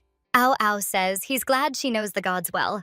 She understands they can't just take human lives without consequence. A soul without consent is worthless. Not fully understanding his intentions, the girl asks, why does he even need her soul? Then Ao Ao tells her about the curse his father put on him. He says Jassy holds so much divine energy, her sacrifice alone would be enough to break it. Seeing her hesitate, Ao Ao asks, was he wrong? Doesn't she feel anything for Jassy, or is it because she judges him for being a god? Embarrassed, Hella replies, she does care about him. Otherwise, she wouldn't have come to save him. Pleased, Ao Ao keeps pushing. His brother sacrificed himself over and over to protect her, passing his divine power to her. Now she holds more of it than Jassy himself. He's almost an empty shell. At that moment, Hella realizes that watery feeling she always got when injured, it was Jassy's power healing her. Could that be why her wounds healed so fast? Did Jassy give up parts of his immortal life for her? Every time? But thinking of Rodri, the girl tells the monster she can't give up her life. Not until she saves her friend. Ao Ao is surprised. Does she really value her friend more than Jassy? The girl tries to explain their situations are different, but Ao Ao isn't listening anymore. He summons his staff. Smiling darkly, the monster says Jassy doesn't know this, but Ao Ao personally tortured him for 100 years. It dulled the pain, and he's ready to bring back the good old days. Hearing this, Hella can't take it anymore and shouts she agrees to anything. Just don't let Jassy suffer anymore. Surprised and intrigued, Ao Ao leans in close, asking if she really cares about Jassy. Is he really that important to her? Blushing and not looking away, the girl admits he's right, and repeats she's ready to sacrifice herself. Jassy hears everything, but he can't break free or stop her. In despair, he clenches his fists. Meanwhile, the girl says Jassy promised to save Rodri, and she trusts him. But she has a request for Ao Ao. She wants his children to stop eating people. But the monster says he'd like to order them, but without his father's permission, he doesn't have the power. In their world, hierarchy is everything. Hella asks if Ao Ao ever made a deal with the tribe's former chief, and what it was about. Ao Ao replies, yes, he did. The chief had to feed his tribesmen to Ao Ao's children to try and lift the curse. But it didn't work. But Hella isn't satisfied. She asks, what happens to people who eat Ao Ao's children? The monster says he doesn't know. The energy from lost children doesn't return to him, but at least he doesn't have to keep giving birth to them. Tired of her questions, Ao Ao says it's time she said it out loud, that she's ready to sacrifice herself willingly. Suddenly, Jassy's voice breaks through, weak but fierce. He growls, reminding Hella that her life belongs to him, and she can't do this. Ao Ao tightens the red slime around Jassy and tells him to sit still while the girl gives her life for him. Hella begs Ao Ao not to hurt him. Hela asks Ao Ao one last question. Can he feel other people inside his body? Ao Ao looks at her, confused, and says he can't. He's only able to track her because she's full of divine energy. Suddenly, Hela lifts her head and smiles brightly. She looks him in the eyes and says, that's great news. As Ao Ao stands confused, warriors from the tribe rush in from every side. They pierce him with spears and the monster collapses, Saz bleeding. Ao Ao lets out a painful roar and tries to crawl away from the sharp weapons. But in the next moment, the warriors freeze. It's like chains wrap around their necks, and they collapse. The rest of the tribe descends. Mita heads toward Jassy to free him, while the others chase after Ao Ao. Reaching Jassy, Mita cuts through the red slime and says, a god's help would be really useful right now. Finally free, Jassy forms a barrier of air and flies upward, shouting that he has to protect Hela first. Ao Ao is wounded, but still has enough strength to move. He rushes toward the cave, howling, summoning his children. Meanwhile, Hela doesn't understand what's happening to Hoppo and the others. They're choking, unable to move. Suddenly, Jassy appears at her side, takes her by the arm, and says, Ao Ao's children are charging this way as a pack. They have to go. The girl looks at the god and begs him to save the people. She can't leave them to die. Jassy, who's never trusted people, let alone sacrificed for them, knows he has no choice. Looking into Hela's eyes, he realizes he can't say no. Suddenly, howls echo from the tunnels. Hundreds of Ao Ao's children. The monsters are coming and the people are out of time. Hela asks Sai and Mita to mimic the monsters' howls, to try to distract them and split them up. Then she turned to Jassy and said Ao Ao must have done something to them. It looked like everyone who ate the monster's meat had fallen under his control, and now they needed to catch him. Suddenly, a huge pig-like monster burst into the cave and let out a thunderous roar. Jassy managed to steady Hela and, leaning in, told her he'd take care of the beast. She had to go after Ao Ao. His brother was wounded and weak, so she could definitely take him. Hela gave her companion a gentle smile and promised she'd come back to him, and asked him to stay safe. Shielding the girl with his barrier, Jassy helped her slip past the pig monster and into the cave where Ao Ao had fled. As soon as she was out of sight, the god's face hardened. Calling the creature a hog, he warned it he wasn't letting it through. The furious monster growled and broke through Jassy's barrier. The curse made it so the god couldn't harm him. He could only defend himself briefly. The beast lunged at full force, but Jassy managed to raise another barrier just in time. He didn't know how long he could hold it, but he had to buy Hella time. Meanwhile, Ao Ao crawled deeper into the cave, whining that he couldn't die like this. Hella ran after him, gripping her dagger tightly, silently begging Jassy to hang on just a little longer. She finally caught up to Ao Ao, leapt forward, and drove her weapon into the monster's back. The god howled in pain and began pleading with her not to take his life. Towering over him, slicing her hand with the dagger, the girl said she wasn't going to. From now on, he was hers. Hella's blood dripped into the monster's mouth, and suddenly, a binding chain formed between them. In the next moment, Hella and Ao Ao found themselves in a parallel space. She could feel chains linking her hand to the Ao Ao pup and the god himself, but didn't understand where she was.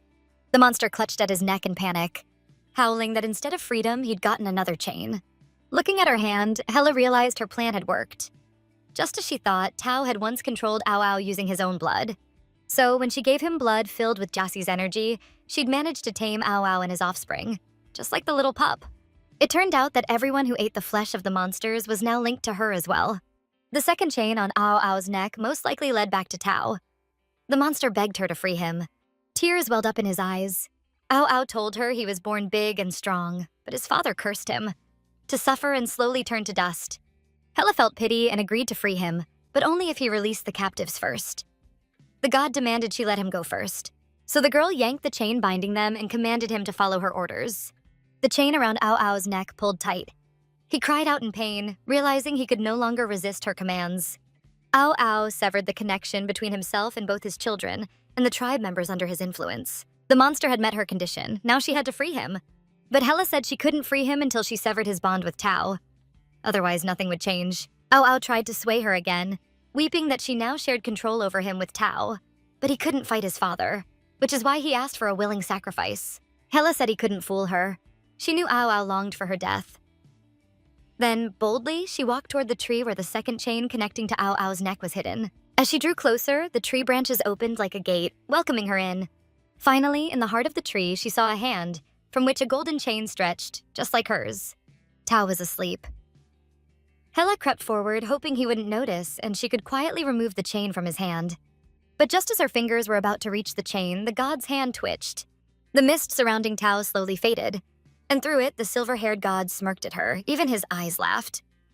He greeted Hella, saying they were definitely going to become friends. Then, the god broke Ao Ao's chain and said that for her sake, he was ready to free them all. Tao's chain evaporated from Ao Ao's neck, and with it, the monster and his offspring were finally severed from the god. The mist once again enveloped Tao, and the last thing he told Hella was, "See you soon." Then vines and leaves wrapped around the girl and whisked her away in a strange whirlwind. In the next moment, she found herself back in the cave where she'd attacked Ao Ao. The monster sat before her and joyfully said his father had freed him. Ao Ao told her that now only her chain remained on his neck, and she couldn't control the pack anymore unless his children were reborn. Hella didn't understand. Who controlled the pack now? She hadn't expected Tao to sever all the bonds. Ao Ao grinned smugly and said now his children obeyed no one, unless they were reborn. But if Hella died, he'd be free. Happy with this turn of events, the monster stretched out his clawed hand, hoping to end the life of the girl who had bound him. But Hella snapped out of her shock and quickly ordered him to stop. Ao Ao froze instantly, unable to move. He struggled against the command, but couldn't resist. Gaining confidence, Hella realized her bond was stronger than his will. She ordered him to sit and raise one paw. Ao Ao followed all her orders obediently, which made the girl smile. She said, he really did obey her. Meanwhile, Hapo and the other tribespeople who'd been enslaved finally came to and could breathe again. But Mita and Sai ran up and warned them. The pack had gone wild. The monsters were attacking each other and would soon be here. Hella stood up and said it was time to get out of the cave, but Ao Ao told her the only way out was the gate. Wrapping her wounded arm, the girl listened as the monster told her the gate was at the far end of the cave. She orders Ao Ao to hold back the pack. Despite being wounded, he can still use his red slime. Hella tells him to find Jassy and lead everyone out, while she, full of determination, sets off to open the gate. The girl is certain that once she reaches the final point, her dear friend Rodrigo will be waiting for her there. Suddenly, an image of Jassy flashes through her mind, his warm, anxious gaze, and the feelings that have grown in her heart for him. She realizes she might never see him again. Meanwhile, Jassy is fighting a pig-like monster. He's nearly out of strength. Ao Ao appears beside him and throws the monster off. Jassi asks in surprise why his brother is helping him. Ao Ao replies that Hela gave him the order. She went to open the gate. Hearing this, Jassi is horrified. He screams internally, "No, not that!" Then runs toward the gate, leaving Ao Ao to fight the monster alone. Hela is running fast until her tiny, fluffy friend gets her attention by barking loudly. She stops at the edge of a cliff. Looking down, she sees Ao Ao's pack, wolves fighting one another. She breathes a sigh of relief, realizing she almost fell into that swirling mess of fangs and claws. She hugs her little savior tightly, praises him for being so smart, and tells him she's giving him a name, Aoi. The puppy seems to understand every word and is overjoyed. He's never had a name before. Finally, Hela reaches the path made of floating stone slabs in the air. The gate stands before her. She tells Aoi to wait for her, and if anything goes wrong, to bark loudly. It's as if some invisible force is guiding her, pulling her in. These floating stones, the purple lights. She doesn't even realize how she ends up standing in front of the gate. Suddenly, she hears someone humming a song from behind the gate and freezes. Is she going crazy, or is someone actually singing? The girl reaches out, almost hypnotized, but then a man's hand grabs her wrist. Jassi pulls her in and holds Hela close to his chest. He's breathing heavily, but clearly relieved he made it in time. Feeling the warmth of his chest and his arms wrapped around her, the girl blushes. But then, why is he looking at her with that wild, cold stare? Jassi lowers his head and hugs her even tighter, like he's gathering strength, trying to make a choice. His hands are shaking. Suddenly, he lets her go and steps back. He says no god should ever fall under a human spell. Humans live only to serve the gods, and that truth should never be forgotten. Jassi falls silent. He thinks that Hela needs to disappear, and take with her all the human emotions she stirred up in him. His gaze turns cold and hollow. He tells her that to open the gate, the gods require a willing human sacrifice. If Hela wants to save her friend Rodrigo and the rest of her people, she has to give up her life. Jassi is sure she must vanish with the rest. Hela freezes in place, staring in horror at the one her innocent heart had grown so attached to. She drops to her knees in despair and helplessness. Jassi wants to comfort her, take back his words, but he clenches his fist and stays silent. Without lifting her head, the girl tries to make sense of it. Was everything he did, all his care, just to keep her alive long enough for her to sacrifice herself? Jassi replies quietly but firmly, she's right. So he claimed her life for himself to open the gate?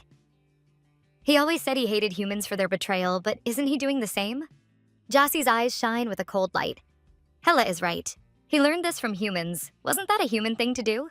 Confused and emotional, the girl screams that no person would willingly give up their life for a god.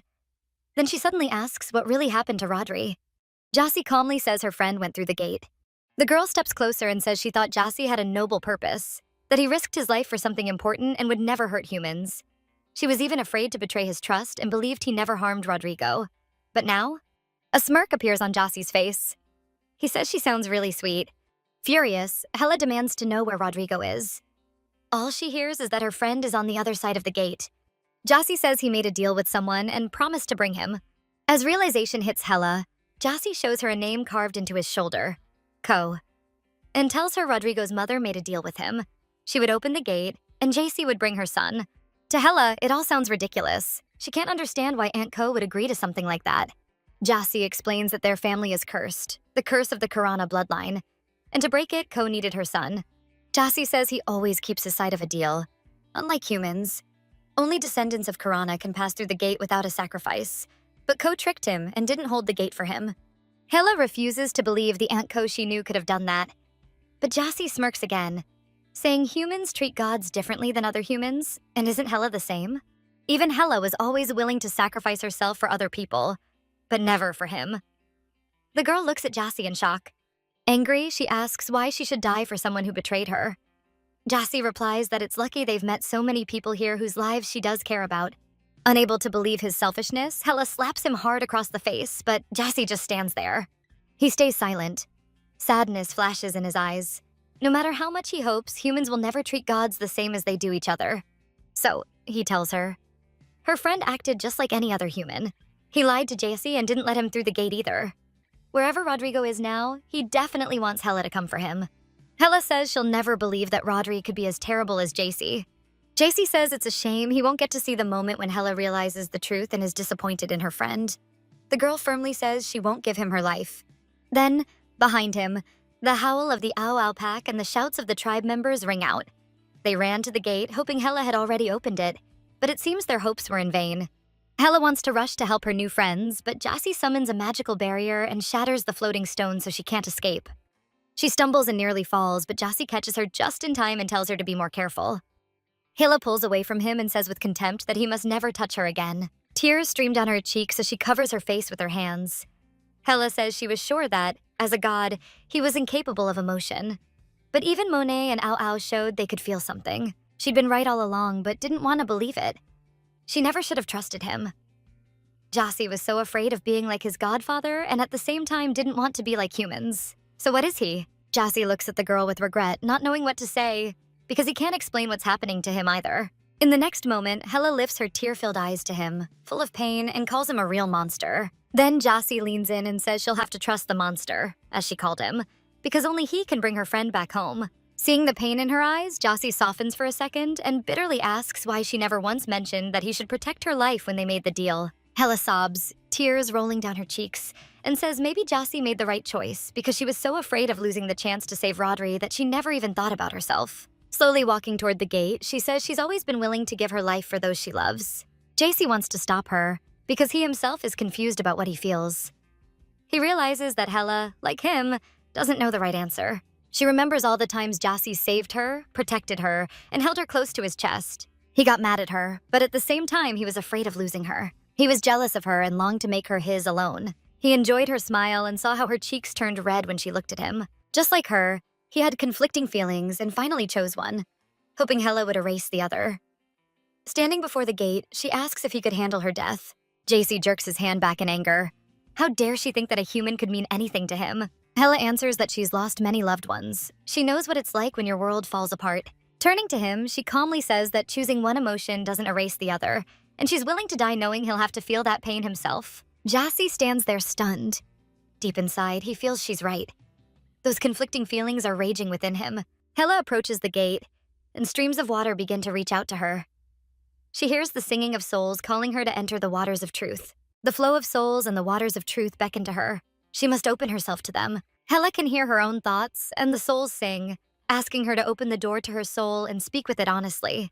The souls don't recognize her as a descendant of Karana, so they ask if she's ready to become a spirit like them and open the gates. They hear her thoughts, that she doesn't want to die, and they won't accept her soul without her consent. Hela must listen to herself and discover her true desires. Looking deep within, Hela realizes she can't believe Jassy truly betrayed her, and she feels deep sorrow knowing she might lose yet another person she loves. She realizes she's mourning the loss of Jassy.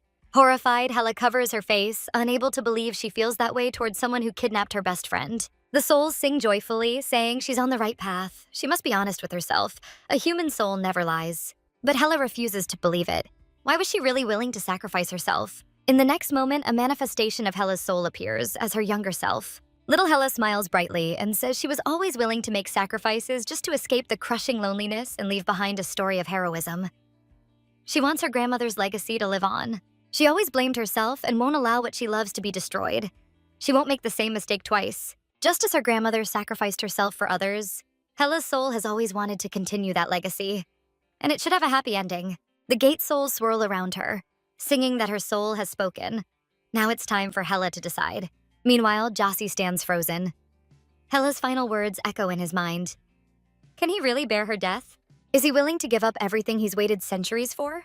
Is it worth it if her life will end sooner or later, and he'll never hear her laughter again? Is it worth it if he'll never hold her in his arms again? Summoning an air barrier, Jassy wonders, what is he willing to sacrifice for his human? Sending a gust of wind and breaking down the wall that separated them, he wraps his arms around her waist. To him, she's not just a human. Holding her tightly to his chest, Jassy cries out desperately that she was right. He can't bear to lose her. Even if she values herself less than others, he won't let her go. Her life means more to him than anything.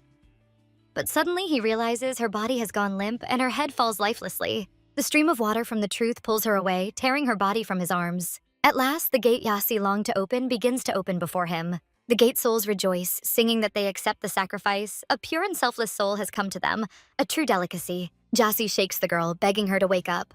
A strange pain is born in his chest. It's hard to breathe and his throat burns. He never imagined such pain existed. Never before had he felt tears on his eyes and cheeks. His world has collapsed.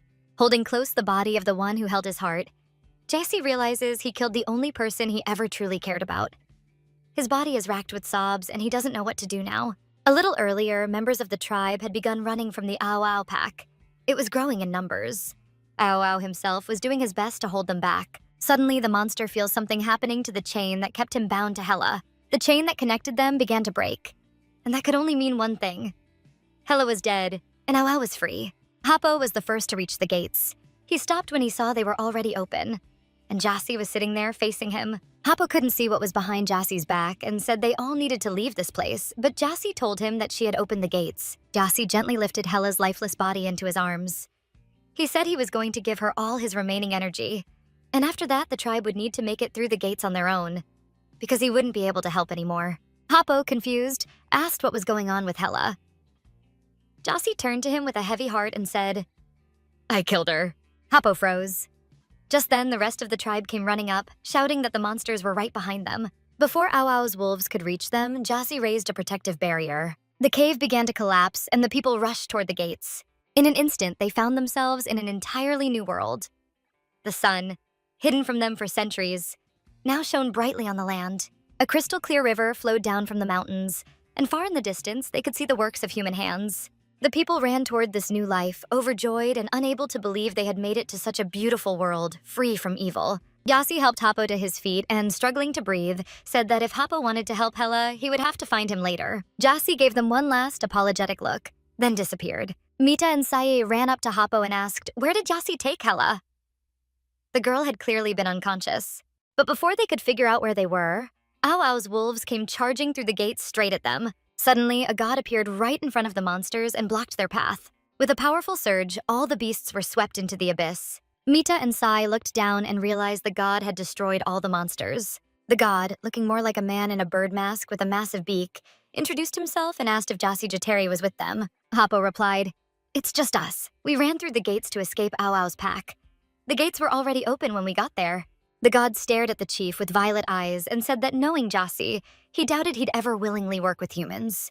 But he could still sense Jassie's energy and was sure they were hiding something. Happo didn't trust the gods. He said their tribe was made up of only humans, and they were just trying to escape from monster-filled caves. "And who are you anyway?" The god in the bird mask introduced himself as Mboi Tui, second son of Tao and Karana, and brother of Jassy Jateri. As he stepped too close to Happo, the god accidentally brushed against him and started apologizing, patting him gently. Human energy was so weak that to Mboi Tui, it felt like they were always several meters away. Since Jassy wasn't with them, the god said they could enjoy their time here, and he would go search for his brother. Sai suddenly asked, "Why are you looking for Jassy Jater?" Mboi Tui simply replied that his brother had escaped from a prison he was never meant to leave, and that humans shouldn't trust him. If they ever saw him again, they should report it to the nearest tribe's chief. With those words, the god transformed into a bird and flew away. As chief, Happo said they'd made the right call not mentioning Jassy. They still didn't know why he had been imprisoned. Right now, they needed to take roll call, check the wounded, and catch their breath. A little later, Happo called Sai and Mita over and told them Hela was dead, and that Jassy had said they could help him bring her back. Mita was alarmed. He didn't believe the dead could return, especially not by the hand of the one who killed them. Happo admitted he didn't fully understand either, but Jassy claimed he wanted to give Hela all his energy. Still, they needed to focus on helping the rest of the tribe out of the caves first. Sai said everyone in the tribe owed their lives to Hela. They couldn't just turn their backs on her now. In the end, they agreed to rest a bit, then decide what to do next. Later that night, after setting up camp, Happo walked past Sai and wished her goodnight, but she asked him to wait. In the quiet, she gently tended to his wounds and wrapped a bandage around his arm. Finally, she got the courage to speak. She told him he never started conversations with her, never asked questions. "Was it because you were afraid?" she asked. "Afraid that if you got to know me, I'd remind you of someone you lost a long time ago?" Happo was surprised. "What do you mean?" he asked. She said she just wanted to be useful to him, and that if he told her more about that girl, maybe she could help. But Happo stood up and said he appreciated her, and that he would always protect her as a shaman. She didn't need to worry about anything else. After a moment's thought, he turned back and said, "I need you not just as a shaman, but as the girl named Sai." Sai looked at her chief, eyes glistening with gratitude, and something more. Alone later, Happo wondered if maybe she really did remind him of his former shaman, Kiriri, the one who had sacrificed herself just like Hela. But did he have the right to simply accept that sacrifice? Or should he listen to Sai and try to save Hela? The marks on Jassi and Hela's arms were identical. Through them, Jassi could channel his power into her. Linking their hands together, Jassi leaned in to kiss the one he cherished and sent a flow of energy into her. His final thought was a prayer, that her heart would be protected. The next day, Hapo told the tribe that they needed to find Jassi Jatere and save Helos, then return to rescue the others still trapped. But the people disagreed. Why should they trust a god who took her life? Why should they choose one girl over their own people? Sai stepped in and reminded them that Hela gave her life for them. Helping her was the least they could do. Some tribe members began to whisper. The shaman was right. Hela not only saved the tribe, but opened the gates for them too. Hapo asked the tribe to give them 10 days to search for Hela. Sai added that if they didn't return or send word, the tribe could begin evacuating the caves on their own. Having agreed on their plan, Hapo, Sai, and Mita set out on their journey. After walking a bit deeper into the forest, snow suddenly started falling from the sky.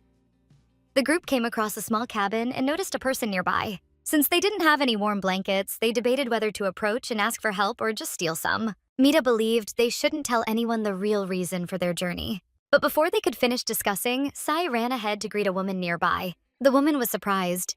She hadn't seen any newcomers in a long time.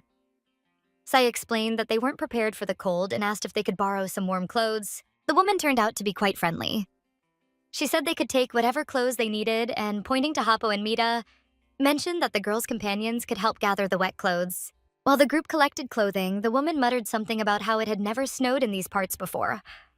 So why had it suddenly gotten so cold? Hapo found the woman's behavior suspicious, but Sai was sure she was just hospitable. Even Mboitui had been kind to them. Sai believed this was the very land the shamans had been searching for so long. Still, Hapo thought they shouldn't let their guard down. After some time, they found themselves inside the woman's home.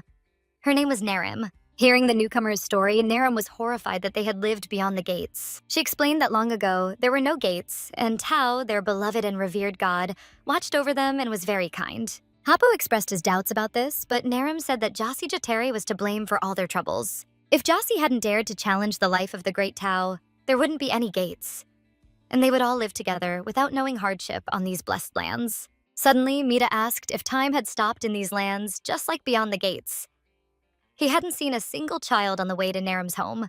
Narim was very surprised and asked why anyone would have children at all if they could live forever in these beautiful lands, living like gods. Hapo thought maybe this was what madness looked like. They all accepted their lives as they were and agreed to meaningless existence without hope for anything better. Narim suddenly said that there hadn't been any newcomers in their lands for a long time and that the elders had probably already sent messengers with treats and water. Hapo stood up and said their own people would probably meet them soon, but for now it was time to leave. He thanked the woman for her generosity and kindness. Continuing on their way, Mita and Hapo talked about how strange Narim seemed and how uncomfortable they felt around her. Sai didn't know what to say. Maybe they had lived too long in isolation, and these people, living without threats or poverty, just seemed different to them. Hapo suggested they keep moving, but suddenly he heard a voice. Suddenly, Jassi Jatere appeared before them, holding Hela in his arms. He was trembling from energy exhaustion, but glad that Hapo had come to save the girl. The traveler saw Hela showing no signs of life. Jassi gently held her close to his chest. Sai offered clothing to the god and asked him to disguise himself, as a deity named Mboitui was looking for him. Suddenly, Hapo asked if it was true that Jassi could bring Hela back to life and asked him to share his plans. Jassi said there was no need, and that if danger threatened them, they should just leave him behind and carry Hela to Luisan. He explained that Luisan was another brother of his, a bodiless spirit who knew where the girl's soul wandered. Hapo wasn't sure if he could trust Jassi and asked if he really could bring her back. Jassi replied that it was the only option, and he had poured all his energy into Hela's heart, but they needed to hurry. Exhausted and a bit unsteady, Jassi started moving and asked the others to follow him. Mita was hostile. Seeing Hela's lifeless body, he didn't believe they could save her and suggested returning to the tribe. He couldn't believe Jassi would treat someone so dear to him that way. Sai tried to convince him to trust the god and that they could help save Hela, but Mita started yelling, tears streaming down his face. He couldn't believe they were so blind. Hela had sacrificed herself for Jassi so many times, and what was the result? Overwhelmed, he shouted at the god holding the girl, "How could you treat someone who cared for you so deeply like that? Did you just plan to use her to open the gates and then hope to bring her back to life? Was she just a thing to you? Something you could break and then fix?" Mita demanded answers. Jassi understood how they saw him, so he turned and bitterly said he was just a fool, and that she was unlucky to have crossed his path. But Mita wasn't calm and asked if Jassi had planned everything from the start. If he had even used tribe members to push Hela into sacrificing her life. Hearing a quiet yes from Jassi, Happo raised his fist at the god, shouting that he had believed Jassi would protect Hela, but instead he had used them all to make her sacrifice herself. Happo felt hatred for the god, but Sai stopped him. Now was not the time to argue. First and foremost, they had to save Hela. While Happo and Mita mourned the girl, Sai begged them not to lose hope or waste time. Jassi gently stroked Hela's cold cheek and silently asked her to wake up, at least for the sake of those who grieved for her. Mita said they couldn't continue the journey with Jassi because they couldn't trust him. Jassi approached him and said he was right, but Hela trusted them and risked her life for them many times, so he would try to trust them as well. All he wanted was for them to take care of themselves and Hela. He asked for nothing more. Suddenly, a loud rumble shook the ground, and Jassi could only say, "He has awakened." He handed Hela to Happo and said he had to take her and hide her. The chief didn't understand who they were hiding from or what was happening. The tribe's people fled with Hela's body, while Jassi bravely faced the awakening Teju Jagua. The people ran as fast as they could and hid behind the nearest mountain. Teju Jagua swung his massive tail at Jassi and growled that he had brought chaos to these peaceful lands, and that it was time to return to the cage he had escaped from. Jassi is quick and dodges every one of Teju Jagua's strikes, but suddenly he hears the tribe members yelling that the rock is about to collapse. Jassi decides to sacrifice himself and throws himself right into the monster's claws, giving the people a chance to escape. Captured by Teju Jagua, he shouts for them not to think about him and to get Hela away as fast as possible. But the huge deity spots the people and has no intention of letting them go. Massive wooden tentacles swing down at the fleeing tribe members, trying their hardest to hide. Jassi fights Teju Jagua and yells at him not to touch them since he's already surrendered to him. Teju Jagua shifts into the form of an earth dog and looks at Jassi with interest. This is very intriguing. Could it be that Jassi Jateri himself is trying to protect the people? Jassi coughs up blood and says that if he wants to talk, he first needs to loosen his grip. Meanwhile, Mita suggests they run while the monster is distracted, but Happo replies that they can't just leave Jassi like that. Mita warns the chief that if they stick with Jassi and he betrays them again, they won't have anything to defend themselves with. Sai agrees they should stay and save Jassi since he just saved them. Mita gives in but warns his friends not to lose their guard and to think carefully about how to kill the god. Teju Jagua studies Jassi closely. He asks if his eyes deceive him. Did Jassi just sacrifice himself for the people? Did he make a contract with them? Jassi looks like he's finally awake. Teju Jagua recalls the last time he saw him. Ao Ao tormented Jassi through countless sleepless nights, and Teju Jagua didn't understand why his brother was doing this. He warns Ao Ao that their father will soon seal the gates, and the monster decides it's time to leave. Teju Jagua has always cared about his brothers, so he asks Jassi why he isn't afraid of death, and keeps challenging their father, the Almighty Tao. The people betrayed Jassi, so why does he keep acting this way? Jassi answers that he finds people disgusting and utterly useless. He won't rest until he separates their parents, and he already has a plan. Teju Jagua decides to help his brother and tells him to channel his remaining energy into sprouting a tree while he confronts their parents because it pains him to watch his brothers suffer. Jassi presses his hands to the ground, directing his energy to give the tree the strength to grow. His brother advises him to forget about coming back to these lands after everything, but the wounded Jassi says he can't do that. After Jassi disappears, only a small sapling remains in his place. Now, after so many years, Jassi still feels the pain. Teju Jagua asks if it's true that many years ago Jassi really awakened, or if it was all just a ruse. Instead of answering, Jassi asks where Luisan is now, since only his brother could have hidden him. He begs Teju Jagua to tell him because he wants to find the soul of his person. Teju Jagua laughs sincerely and says he'll never believe it. After countless betrayals, Jassi decided to sacrifice himself for a single soul, but Jassi replies that he has no other reason to wander these lands. Teju Jagua doesn't fully trust his brother, since he's always been their mother's loyal dog. He grabs the people and asks if Jassi Jateri led them into these lands. The frightened people don't take their eyes off the other god. Finally, Sai says they have to save Hela. Happo explains that she's the very person Jassi spoke of, and they're helping him, but this only seems to anger Teju Jagua more. He understands that it was Hela who opened the gates, and he roars that his brother wouldn't risk his life for a person just like that. He always did everything to please their mother, with whom he made a contract. Mita, confused, asks what the god means. Teju Jagua immediately explains that Jassi Jateri is an empty vessel driven only by the power of the contract. And once he fulfills their mother's condition, he won't care about anyone, including Hela. He agrees to open the path to Luisan for the people to save their friend, but Jassi will stay here and meet his death. Jassi looks bitterly at lifeless Hela and thinks how much he wished to see her clear, lively eyes again. But if he has to sacrifice his life for that, then so be it. He asks Teju Jagua to lead the people to Louis-san, and turning to Happo, asks him to find Hella's soul. Happo looks confused, but says they're not about to leave Jassi to certain death. He doesn't want Hella to carry the guilt of Jassi's death, and he knows he can't avoid her forever. Happo's afraid of facing Kiriri too, but he's ready to take responsibility for his mistakes. Is Jassi really just going to give up like that? Doesn't he want to see Hella wake up and open her eyes again? Teju Jagua looks surprised and unsure whether the humans are doing the right thing by trusting Jassi. But if that's truly their will, he agrees to grant their request. Looking at Jassi, he says it seems his brother really has awakened, but he's changed. Why is that? Teju Jagua asks who he even is, and why he's so different from the rest of the gods. Jassi grabs his head and says that for the longest time, he was like a child, and all his memories were a blur, like a disconnected dream. But ever since their mother implanted her commands into his mind, he started to see reality more clearly. Teju Jagua sighs with regret and says Jassi really is an empty vessel. He and the other brothers always wondered why Jassi was the only one of them born without a soul. Corinna shared her mind, her thoughts, and her feelings with every one of her children. But when Jassi was born, there was just emptiness inside. So now that he's awakened, does that mean Jassi can go against the contract's will? Jassi admits he can break the terms, but every time he does, his mind gets clouded and the headaches return. Teju Jagua confesses that all the brothers used to envy Jassi's special status, but now it turns out he's the one who carried the heaviest burden. Jassi asks his brother if after all these years, he's ready to finally take control of his own fate. But Teju Jagua says he's a pacifist, and gently reminds him that even a god's body has limits. It's time to pull his energy out of the girl's body before it's too late. Jassi lifts Hella's body into his arms and holds her close. He says he can manage without his powers. Teju Jagua doesn't understand why his brother would risk his life for this girl and the rest of the humans, but Jassi replies that Hella would have done the same in his place, and he doesn't want to disrupt the balance of things. Then Teju Jagua tells him that they're not above nature's laws.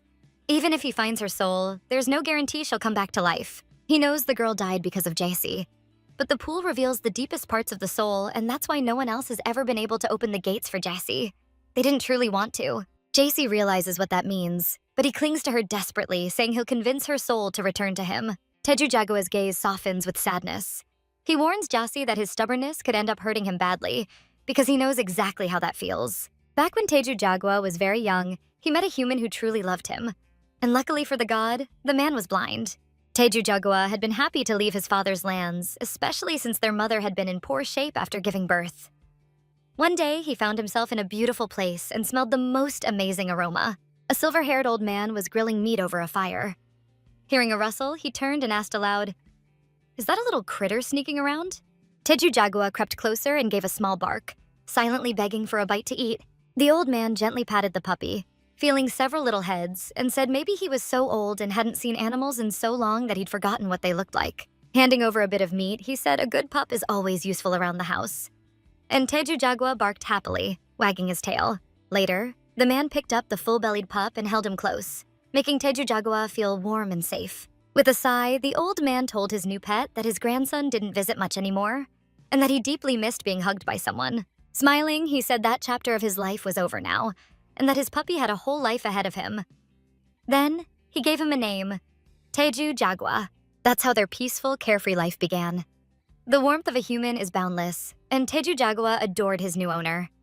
They looked after each other. He woke up and fell asleep wrapped in the man's arms, and thanks to him, Teju Jagua had a happy childhood. The old man often told the pup about his past, about how he used to be a strong and brave warrior.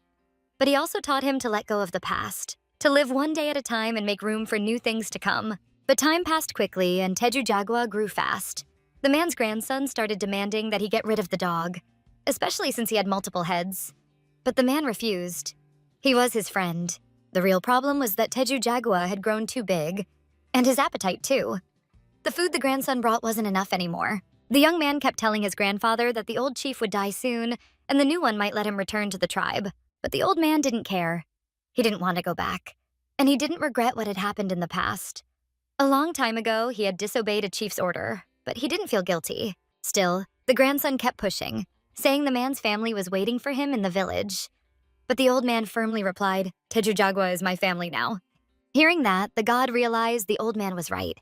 They were family, and no one should separate them. He decided he wouldn't be a burden. So, Teju Jagua went into the forest to hunt. He promised himself he wouldn't take bread or shelter from his master. He wouldn't be a weight on him. Because human love knows no bounds. Soon, Tejujagwa began bringing food back to his master, who praised him in return. The god tried hard not to cause him any trouble, but one day something happened to the old man, and Tejujagwa howled loudly. The grandson rushed over. Entering the house, the boy saw his grandfather unconscious, and Tejujagwa whining anxiously beside him. Since the old man was still breathing, the boy decided to take him to the village for help. But he told Tejujagwa to stay put. If people saw him, they'd panic. Saw him? With the last of his strength, the old man stroked his beloved pup and promised he'd be back soon. "Be a good boy and wait for me," he said. Tejujagwa whimpered sadly. He couldn't ask him not to go, not to leave him behind. Time passed and Tejujagwa kept growing. He obeyed his master's order and stayed out of sight, only stretching out his long necks to peek at the nearby village. The grandson constantly scolded him to stop peeking. If the villagers saw him, they might come with pitchforks. By then, and to his own surprise, Tejujagwa had learned to speak. He asked the boy, "What happened to my master?" The boy was stunned. "Who even are you?" he asked. The god replied, "I'm his puppy. When can I see him again?" The boy sadly told him that his grandfather had passed away the night before. Until now, he'd been the only one protecting Tejujagwa. The villagers might attack him. Tejujagwa was heartbroken and asked to see the body. Maybe he could bring him back to life. Eventually, the boy returned with the old man's body and handed it to the god. Holding him gently, Tejujagwa said, "I'll come back soon, with my master." Using the scent, the god found his way back home and located his brother, Luisan. Luisan had never met Tejujagwa before. Even if he was his brother, he said he wouldn't be able to pass through the barrier. Smelling a human, Luisan asked, "You brought food?" But Tejujagwa replied, "This is my master. I want to ask our father, the great god Tao, to bring him back." Luisan was shocked. Their father didn't have that kind of power. He did, though. He could find the man's soul, but his brother would owe him. As they set off together, Tejujagwa imagined holding his master again. But when he finally found his soul, nothing went as expected. The soul of the old man was young again, cheerful and full of life. But no matter how much Tejujagwa called out to him, he wouldn't respond. Tejujagwa began to cry. "Why won't he answer me?" Luisan told him. He made his choice, he's staying. Then, as if he'd heard him, the old man took Tejujagwa into his arms and said, "I found my happiness. Now it's time for you to find yours." Luisan told his brother that after 9 days, a regular soul can no longer return to the living, and his master's time had just run out. Now, Tejujagwa tells Jasi that in all his master's memories, he was only truly happy when he was young. There wasn't a single memory of their time together. Listening to the story, Happo, Mita, and Sai can't hold back their tears. Meanwhile, Tejujagwa continues. He couldn't bring himself to ask a soul who had found peace to return to a world where he'd be a blind, frail old man. There, he had finally found joy again. Holding Hella close, Jasi says he won't let her become just a ghost of the past. Tejujagwa tells him he's too stubborn, but he can do what he thinks is right. He won't stand in his way, as long as Yasi doesn't harm any humans. Jasi promises he won't touch anyone, because that's Hella's will. That's enough for Tejujagwa.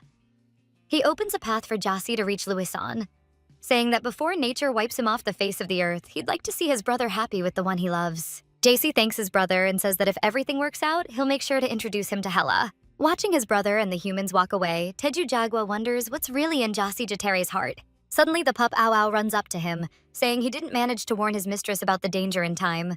And now he feels guilty. Since Ow Ow no longer holds power over the pup, Tejujagwa decides to feed the little one. The pup barks happily and eats the treat with delight. Tejujagwa understands what it's like to love your master and miss them deeply. So he lets the pup stay with him until Hella returns. If their humans only knew they were willing to wait for them for all eternity, maybe they never would have left them. Meanwhile, Jasi and his companions head toward Luisan's dwelling. At last, he suggests they take a break. Looking at Hella in his arms, he remembers how quickly humans get tired. Memories flash through his mind of carrying her across Ow Ow's lands, how she sleepily nuzzled into his chest like a kitten. Suddenly, Happo asks the deity what he plans to do once he saves Hella. Will he really return to his mother, Karana? Jasi replies that he doesn't know where resisting his mother might lead, so it's best for humans to stay out of their quarrels. Happo says he'd gladly help Jasi kill Tao, since it was Tao who brought him and his tribe to these lands and condemned them to suffering. Still, he can't understand, why does Tao feed some to Ow Ow, while bringing others to his lands and protecting them? Jasi admits he doesn't know his father's motives. He only knows that before the portal was sealed, Tao managed to bring many people into these lands. Happo recalls Monai's words, that his beloved Porosy was the one who severed the bond between Tao's world and the outside. Perhaps her tribe made too many deals with the gods. Sitting down beside Jassi, Happo asks him to tell the truth about how Hela really died. Why did Jassi kill her, if now he's willing to go so far just to bring her back? Jassi gazes sadly at the carefully wrapped girl and admits he had planned to use her from the start, knowing a volunteer was needed to open the gates. But back then, he couldn't have imagined how much she would come to mean to him. He just kept following his original plan. Mita can't hold back and calls Jassi truly horrible. Unable to listen any longer, he steps away. Jassi answers that he knows. He realized what he had done far too late. If he could turn back time, he would have gladly prevented their meeting altogether. Sitting before his friends, Mita says he can't understand or forgive it. Jassi killed Hela instead of just stopping to think first. Happo says he believes in Jassi's regret since he knows those feelings all too well. Mita argues, reminding him that Happo still blames himself for Kiriri's death, though she only tried to protect him and the tribe. But Happo still carries guilt for ignoring her warnings and failing his people. Sai also tries to defend Jassi, saying that gods can change just like humans. Besides, Jassi saved them many times. But Mita insists that it was only because Hela was with them. He blames the gods for trapping them here instead of letting them live happy lives and die ignorant of this cursed place. He also blames the shamaness for trusting the gods too blindly. Happo decides to end the argument, taking Sai away and leaving Mita time alone with his thoughts. After a while, Happo sits with Jassi.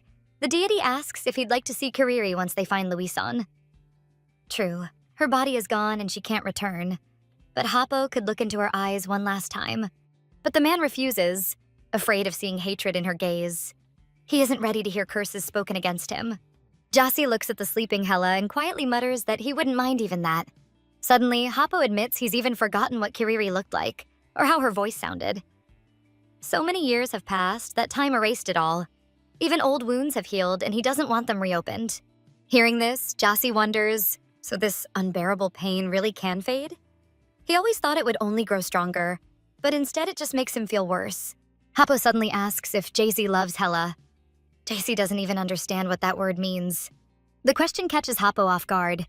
Blushing, he tries to explain that love is something that stirs powerful emotions, but Jassi smiles and asks for an example, thinking humans themselves can't even understand what they feel. Sai steps in, saying that love can bring overwhelming joy when you're with someone you love, or sorrow if that person suffers. And if the love is unreturned, it can cause deep pain. In short, every feeling becomes sharper when you're near the one you love. Jassi then asks if Happo loved his shamaness, but the man just blushes and says he never thought about it, and that it's time to rest. Jassi smirks, saying it's comforting to know he's not the only fool in matters like this. Suddenly, Mita butts in, mocking them and calling them childish. Sai asks if he's such an expert in love. Has he ever loved anyone himself? Straining, the guy replies that he thinks Hela is pretty cute. But catching Jassi's warning glare, he quickly corrects himself, insisting he's never had thoughts like that about her. Jassi, irritated, thinks about how many men seem to circle around Hela. Then he glares at Mita again, warning him never to even think about carrying her in his arms, and orders him to step back. Finally, Jassi lies down beside the girl, gently covering her and wishing her sweet dreams. Soon, their journey continues, and they find themselves in a cave. Echoing around them is a terrifying laughter. Frightened, Mita suggests they slow down and look around, but Jassi carefully entrusts Hela to Sai, and says he won't waste any more time. It's already been 4 days. Leaving the humans at the entrance, he ventures deeper into the cave, practically feeling Luisan's presence. But suddenly, something rushes past him, and Jassi doesn't have time to shout a warning to his companions. Luisan looms over Happo, mockingly teasing him with a chilling peekaboo.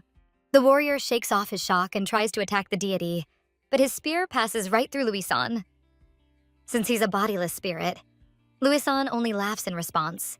Turning to his brother, he says Jassi has such amusing friends and asks if he brought them as offerings. But Jassi says they are his companions, and Luisan must not touch them. The god laughs, saying Jassi amuses him and wastes his time. Jassi begs his brother to let him enter the spirit world. He must retrieve the girl's soul before it's too late. Luisan just laughs again, saying Jassi is just like Teju Jagua, both showing no respect for the dead. But Jassi protests, saying he filled Hela's heart with his own energy, which is why she's still alive. Luisan replies that no dead soul can exist in his realm. Every soul is food and energy for a god. That's how their world works. But Jassy insists he no longer wishes to follow that order. He only wants to bring back the one who became precious to him. Of all the humans he's ever met, Hela is the most remarkable being, and he won't let her become either food or raw energy. Louison circles around his brother, saying they're all insane and that he won't lead him to the gates. But suddenly Jassy says he can help Louison regain his physical body.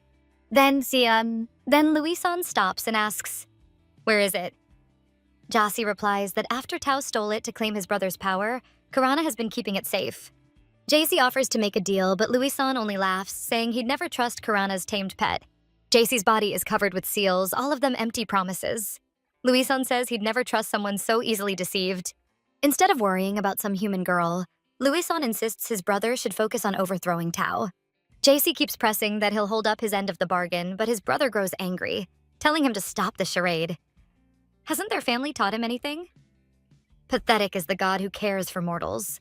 He's wasting his energy. On the 9th day, the girl's soul will lose all connection to this world.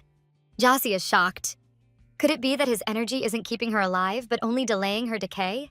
Exactly, Louison replies. Jassy should bury the girl and move on. Jassy looks utterly crushed. Clenching his fists, he admits his brother is right. They're running out of time. But suddenly, he smirks and asks Louison if he's ever wondered why their father, Tao, stopped torturing him personally after just one time. Louison frowns, not understanding what his brother is talking about, while Jassy smiles faintly. In the next moment, Jassy's hand glows with a blue light as he grabs Louison by the head, making the god scream in agony. Louison can't resist. He only feels his power draining away as he shouts, "What the hell is this power? Who the hell are you?" With one hand pulsing with energy, Jassy answers that some call him a monster, a demigod, even an empty vessel. When he raises his head, a divine aura surrounds him. His right hand and left eye glow as he smirks, saying they can call him whatever they want, because the moon itself gifted him with the power to steal from the gods. Weakening, Louison asks if Jassy actually absorbed their father's power. In the blink of an eye, Louison finds himself inside Jassy's inner world, a place he's never seen before. Did Jassy really give almost all his energy to that girl, coming here only with his father's lackeys and the power of the sun? That's it? But then realization hits. Jassy didn't just absorb Tao's power. That power is poisoning him. Which means Louison's own power is now poisoning him too. And strangely, that delights him. Even such mighty power has side effects. Now he understands why their father fears Jassy so much. Jassy tells Hapo to bring Hela, while Louison calls him a fool and warns he'll end up just like Teju Jagwa. But when Jassy says he doesn't care, that for the first time he's living his own life, Louison steps back. He urges his brother to find his beloved soul and then come back to continue living on. Before entering the spirit world, Jassy asks his brother not to harm the humans. Then he tells his companions to gather close. A divine power envelops him. After a while, Jassy regains consciousness, blinded by a brilliant light as voices echo all around him. Through the trees, Jassy calls out Hela's name, hoping she'll hear him. At last, he suddenly sees her. Touching her, he feels the warmth of her body and sees her shining eyes. Unable to believe he's found her, he hugs her tightly and says how much he missed her. Suddenly, the girl leans forward and kisses him, startling the deity so much that he tries to pull away. But Hela wraps her arms around his neck, pulling him closer, whispering how lonely she felt without him. Jassy grabs her shoulders and tells her they need to hurry. Her soul must return to her body before time runs out, or she'll die. But Hela doesn't seem to care. She asks Jassy to stay here with her instead. Outside, there's nothing but trouble, and her human life is so short, they'd be forced to part anyway. That's when Jassy bitterly realizes this isn't his Hela. She'd never say something like that. She values others' lives too much. In that very instant, the girl fades away like mist. Jassy keeps searching for the real Hela's soul, wondering if that was just his imagination or some spirit playing tricks. Suddenly, he hears a familiar voice. Hela calls out to him. She looks at him with tear-filled eyes and says she knew it all along, that he's just a monster, and she never should have trusted him. A memory resurfaces of her walking to the gates, asking if he could bear her death. To find out, she was ready to sacrifice herself. This vision also dissolves into smoke. Even if they're only memories, reliving them tears him apart. Suddenly, countless projections of the girl surround Jassy, each one tempting him to stay. Isn't this enough? How is this reality any different from the outside world? The souls drift around him, and Jassy struggles to breathe. He doesn't know how long he's been wandering when he finally falls to his knees, feeling water beneath his palms. Another dreadful memory, this time pulling her lifeless body from the spring near the gates.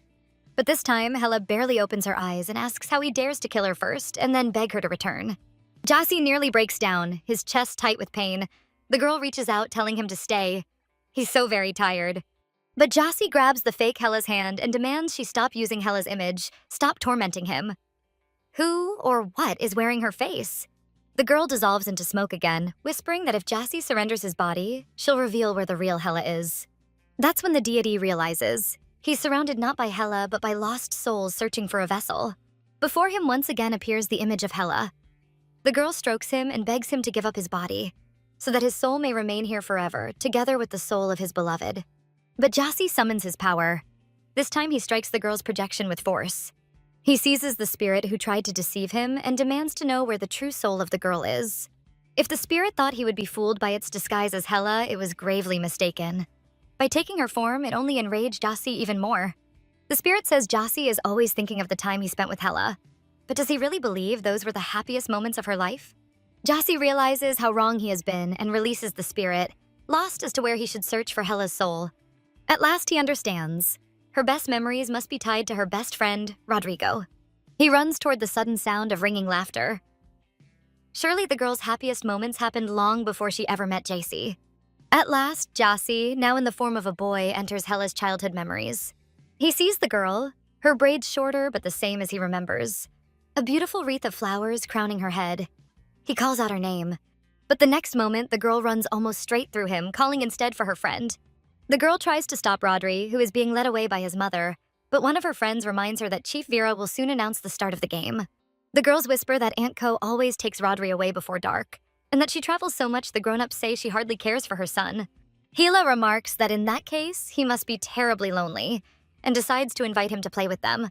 Jassy tries to catch the girl's attention, but she runs right past him, dissolving in his arms. Finally, Hella begs Aunt Co to let Rodri play a little longer, but the woman refuses, saying her son is far too tired. Hila refuses to give up hope, so she grabs the boy's hand and promises they'll definitely play together next time. Rodrigo, embarrassed and unsure how to respond, only nods silently. Meanwhile, Jassy realizes that, since he cannot use Louis-san's power, he must be surrounded not by the girl's spirit, but only by her memories. In the next memory, Jassy observes Hella talking with Rodri when she learns of his curse. She insists that he is not cursed but blessed, and that even if he truly were a monster, she would still be his friend. In the next instant, the girl is sitting across from a young Jassy, telling him that it doesn't matter who he is. She promises to help him. Now Jassy understands. Back then, she truly meant it. Her promise was sincere. The next memory shows Chief Vera stroking Rodrigo's face and telling him that, when the time comes, he should not dwell on what might have been, but simply keep moving forward. For if one hesitates and stops, starting the struggle again will be far harder. Jassy snorts, muttering that things are far more complicated than the woman believes. To his astonishment, Vera turns her head and looks directly at him, as if she can see and hear him. Jassy freezes in shock. Could she truly see him? But suddenly little Hella appears, and the woman beams with joy at her granddaughter, as if nothing had happened. Perhaps he only imagined it. Next, Jassy witnesses Hella asking Rodri not to go hunting for her sake, since he dislikes everything connected to weapons. But the boy replies that he wants to do whatever makes his friend happy. Yet Rodri only wants to love what she loves, for she even likes his strange quirks tied to the curse. But the girl insists he is not strange, but special, and she's so glad she has him. The boy says she's the only one who likes him, while others avoid him. Everyone loves Hella, unlike him. Hila smiles sweetly and answers that people simply don't yet realize how good he really is. He just needs the courage to open himself to them. She suggests he befriend her friends and join them by the fire to listen to her grandmother's stories. She giggles at how shy he is, finding it very cute. Jassy, already growing tired of watching such scenes, longs for this memory to end. Rodri is about to leave for home when suddenly he asks if there is anything the girl fears. Hila, without hesitation, replies that she fears becoming a chief worse than her grandmother. But she's certain that when she grows up, she'll be just as strong, and her grandmother will be proud of her. The next memory shows Jassy how the boys of the tribe tease Rodri. He had finally dared to join them by the fire, but couldn't say a word. Then Hella appears and stands up for him. She scolds the boys for mocking her friend just because he refused to play football with them. At that moment, Vera arrives, saying it seems the children could use a lesson in teamwork. She orders them to gather the harvest at the hilltop so they may learn to value one another. On the way up the hill, the children grumble and blame Rodri. In their eyes, it's his fault they were punished. Jassy walks beside the small boy, studying him with interest. So he had always been like this, since childhood. A boy named Luis declares that since Hella is friends with such a weakling as Rodrigo, she too is a weakling and unworthy of becoming chief. In response, the girl proposes they split into teams and compete to see who can gather the harvest faster and return to the village. The losers must apologize. Luis happily raises his hand, and nearly all the children decide to follow him. On Hella's side remain only Rodri and two of her friends. She realizes he never intended to be at the center of such a quarrel. Then, for the first time in front of others, the boy speaks, apologizing. The girls are surprised. They had never heard him speak before. Hella explains that Rodri is simply very shy. In the end, Luis's team wins. It's easy for Hella to apologize, since she feels no guilt at all. Chief Vera, however, says bitterly that the true goal of the punishment was to unite them, but instead, they did the very opposite. She adds that they must tend to the injured children, and reminds them that a true leader strives to bring people together. Her gaze carries disapproval. Soon after, Rodri finds Hella crying bitterly behind the tents. He apologizes, but the girl is upset that she disappointed her grandmother. She doubts she could ever be a good leader. She thinks that in the end, everyone will leave and she'll be left alone. But Rodri reassures her, telling her he'll stay with her, and two people already make a tribe. Hella smiles at him and says they'd make a great team. JC silently watches this memory until it too fades away like smoke. Next, he sees Rodri apologizing to Luis. The boy, surprised, accepts it, and then invites Rodri to come play soccer with them. Hella stands beside him, happily congratulating her friend for finally overcoming his shyness. Sometime later, Hella stands before Luis with a treat in her hands, trying to bribe him into letting her join their game. But the boy refuses, even turning down his favorite snack. So Hella threatens to tell everyone that Luis wet the bed. Realizing he has no choice, Luis agrees. The girl beams, saying a true leader always knows how to bring people together. By the end of the day, Luis and Hella have bonded so much, after crushing the rival team, that they're practically best friends. JC studies these memories with sadness, realizing the girl is truly happy here, in a place where she controls time. Meanwhile, Hella returns home and tells her grandmother what a wonderful day she had, and how Luis turned out to be much better than she thought. And now they're friends. Once again, Jassy sees clearly. Hella really is happy here, especially because she can be close to someone she truly needs. Then suddenly the smoke clears and he sees Hella sitting in front of enormous hourglasses, their flow of sand completely frozen. He grabs the girl and asks if it's really her. Hella only answers that she will soon die. Jassy tries to explain that she must return to her body or she really will die, but the girl tells him he doesn't understand. Soon she herself will kill her grandmother. She doesn't want to witness her grandmother's death, so she says it's time to start everything all over again. The frozen hourglasses flip over, and Hella's memories begin anew, destined to stop at the same moment once more. Jassy pleads with her, saying she can't live in the past, she must return to the present. But the girl only smiles, saying it's fine. She wants to go back to those days when she was truly happy. The hourglasses begin ticking again, and Hella bids Jassy farewell. Jassy is pulled out of the spirit world. He can only watch the fading silhouette of his beloved in wonder. Does he even have the right to take her away from a place where she's 100 times happier? Returning, he sees Luison teasing people, scaring them for fun. Jassy asks him to stop. Happo, holding Hella's body in his arms, says Jassy was gone for 3 days. He asks if he managed to find her soul. The god is shocked to hear this. Luison circles his brother, saying he warned him it was pointless. The girl's soul has only a single day left. JC explains that Hella's soul couldn't see him until she froze time. But then, how did Teju Jagua reach his master? Luison answers, because to his master, Teju Jagua was family. And who is Jassy to Hella? Luison advises his brother to stop wasting time and strength, bury the girl. But Jassy refuses to give up. He asks, what if he connects the girl's world to this one? Could he reach her then? He explains to his companions what must be done. They must hold hands in a chain. He'll return to the spirit world while holding Happo's hand, who will in turn hold Mita's. Mita will hold Sai's. Nervously, Mita asks if he'll be dragged into the spirit world too. But in the end, everyone agrees to try. Sai, like an anchor, remains in the physical world, holding onto the guy's hand. Jay-Z, gripping Happo, reaches toward Hella's soul, trying to pull her back. But tragically, Hella drifts farther away, drawn by the moonlight. At that moment, the lost souls begin casting visions at Mita. Soon after, Happo also loses control. Before him appears Kiriri, one of his last memories with her. The shamanist tries to persuade him not to trust the gods, but the man refuses to listen. He wants to prove himself worthy of respect and love. After all, Kiriri loves his brother, even though he is married. Happo is the chief, yet everyone in the tribe respects Reika more. The shamaness says she fears for him, that his plan is dangerous. But blinded by jealousy, Happo asks her to trust him and follow. Jassy tries to pull the man out of the memory, but fails. Realizing humans are too weak, he decides to return them to the surface and try again to reach Hela on his own. Back on the surface, the men wake and ask what just happened. Sai explains that lost souls slipped into their heads, trying to steal their bodies. Mita saw a forgotten memory and now has many questions. Why in that moment did he call out to Jassy's mother, Karana? Meanwhile, Jassy rushes after Hela, begging her to wait. When the girl finally sits down to gaze at the starry sky, Jassy tries to hold her, but can't. She's too happy in this world. So Jassy decides he'll stay with her here, and she'll never be alone again. The next memory carries them to Hela's birthday celebration. The girl feels like she's heard these congratulations before, like it all happened already, but she tries to shake off the strange feeling. Soon she notices her grandmother sitting alone, and for some reason she feels like crying, as though she's missed her for many years. Hela feels she wants to ask her something important, so she hurries to her.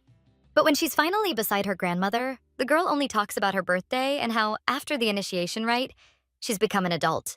Chief Vera looks at her granddaughter and says that when Hela grows up, she will surely become a wonderful leader.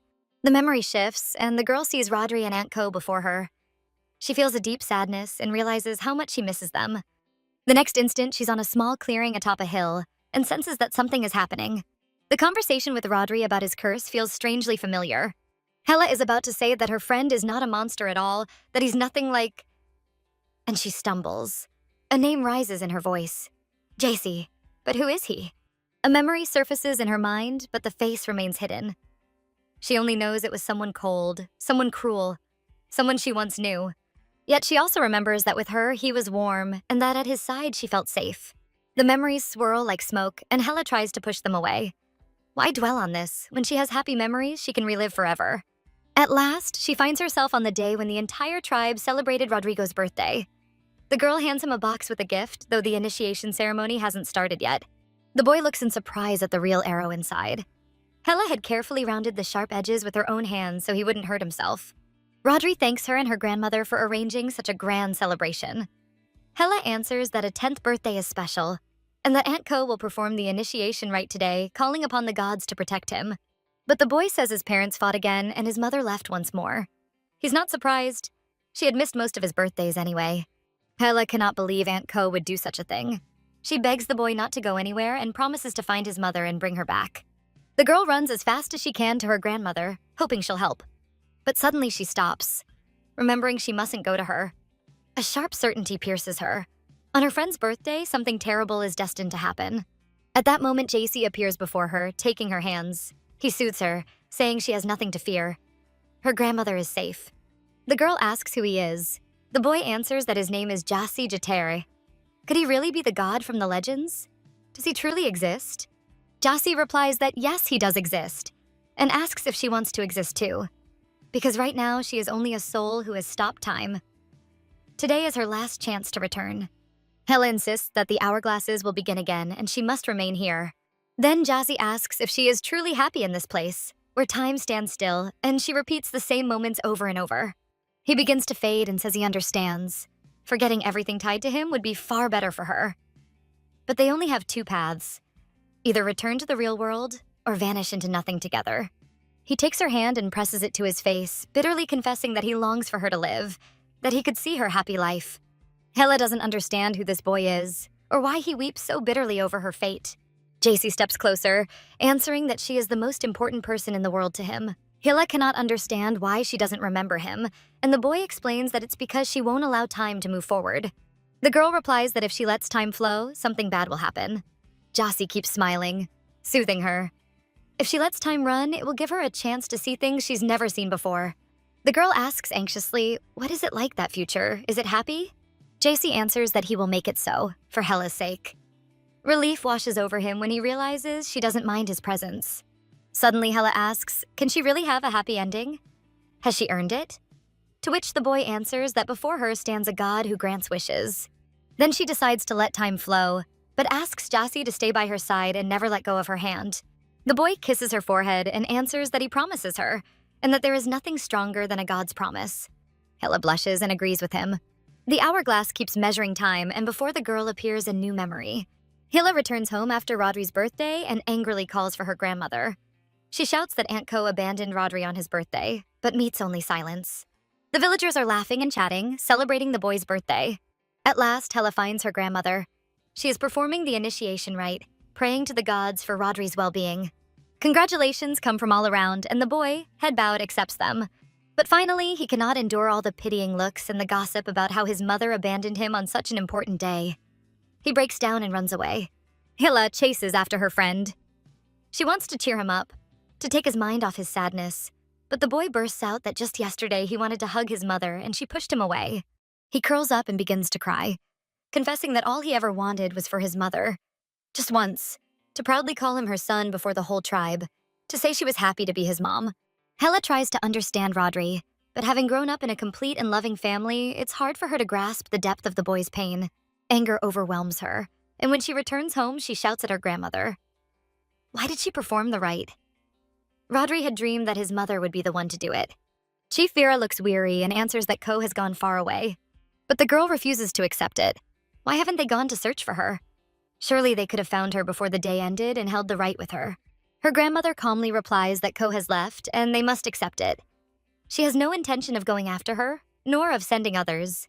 Hella will not be pacified. She cannot understand her grandmother and insists that they must find Rodri's mother. But suddenly the old woman answers sharply that her granddaughter must stop, that it's time she listened to her elders more often. She has given her answer. No one will look for Ko. The girl, disappointed and barely holding back tears, cries out that her grandmother lied to her. She had always said a chief must care for all her people, yet somehow she doesn't care about the feelings of a child. At last, she runs out of the house, shouting that she will find Aunt Ko before this day ends and make her admit how much she loves Rodri. But outside, it is already late evening. A blood-red moon shines in the sky, and behind the girl, she hears her grandmother's pleas for her to stop and not run away. Wandering through the forest, Hella feels guilty for yelling at her grandmother. But then again, her grandmother had yelled at her too. Now it even seems to her that her grandmother's voice had sounded strange, weaker than usual. She even considers turning back, but finding Aunt Ko still feels more important. When she discovers that the woman's car is gone, the girl realizes that she really did go far away, and that it's time for her to head home herself. Suddenly, the leaves around her rustle strangely. Hella hugs herself, thinking the wind sounds odd. The next moment, she hears cries from the village. People are in a panic, shouting that something has happened to the chief.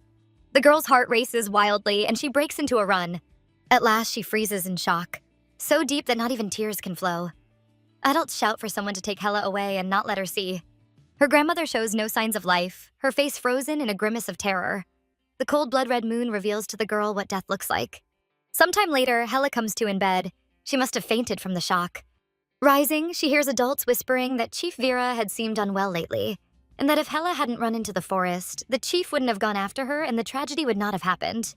The girl collapses into tears, desperate. It was her fault. If she hadn't been so stubborn, if she hadn't argued with her grandmother, everything would have been fine. Why hadn't she noticed earlier that her grandmother was unwell? Could anything have been more important than her life? How could she have been so cruel to the only person truly dear to her? The girl begins to scream, begging Jassy to help her. She cannot live through this. She must stop time and rewind it again.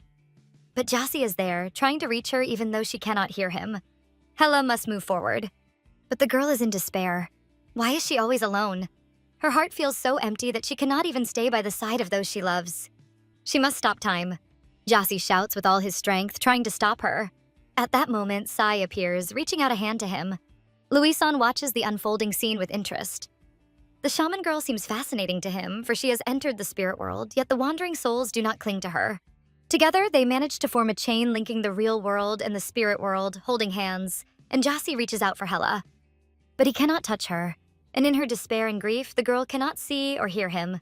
The next moment, Louison sighs and gives Hella a push toward Jassy, telling him that he will owe him for the help. The girl falls into Jassy's arms and finally can see him. He holds her tightly, telling her that this time he reached her before it was too late. Smiling, he tells her that she has done well and almost made it. She just needs to let time flow on, and he will be by her side. Smiling through tears, Hella agrees and asks him not to leave her. Then she is enveloped by the haze of memories. Aunt Ko hugs her, leaning over and urging her to eat. The woman assures the girl that none of this was her fault. Ko promises she will never leave the tribe again. Then the memory shifts. Hella's tribespeople whisper that the girl has lost her mind after the tragedy, and that they cannot go on pretending nothing happened. Without a chief, their tribe is doomed. Ko rises to defend Hella, saying that the tribe must pass to her, as Chief Vera had wished, and that they must help and support the girl. The memory changes again, and now Hella is in tears once more. This time her beloved bird, Pora, seems to have died. Pora had been her friend, and she cannot bear to lose her too. One of the adults tells the girl that this is the way of nature. Birds live shorter lives than humans, and Hella must accept the loss. But the girl breaks down and flees into the forest. She refuses to accept that her bird has died, and decides to run where the adults cannot reach her. At last, she finds herself beneath a great spreading tree, sobbing loudly. Suddenly, a ripe fruit falls onto her head, startling her. From somewhere above, she hears a voice. If she's hungry, it says, she should just eat the fruit and leave quickly. Hella tries to see who's speaking, but sees only yellow leaves. Then something flashes right in front of her nose and drops to the ground. It turns out to be a boy with long blonde hair. The branches of the tree entangle him, and it's clear he's struggling to breathe and speak. Hela, astonished, asks how he can still be alive in such a state. The boy replies wearily that he's been asked that question far too many times. He coughs, and drops of blood spatter the ground. Hela decides she must call for help. But her new acquaintance, with his last strength, reaches for her hand and says she must not. Terrible things could happen to her. At last, after another cough, he asks why she is running around clutching a dead bird and crying. Hela refuses to accept her friend's death and replies that it's not just a bird, it's her friend and far more alive than he is. The boy smirks and answers that perhaps in this the girl is right. Then he stretches his hand toward the branches but cannot reach them and asks if Hela could help him up. To his surprise, the girl pokes him gently on the nose with her finger, testing if he is real.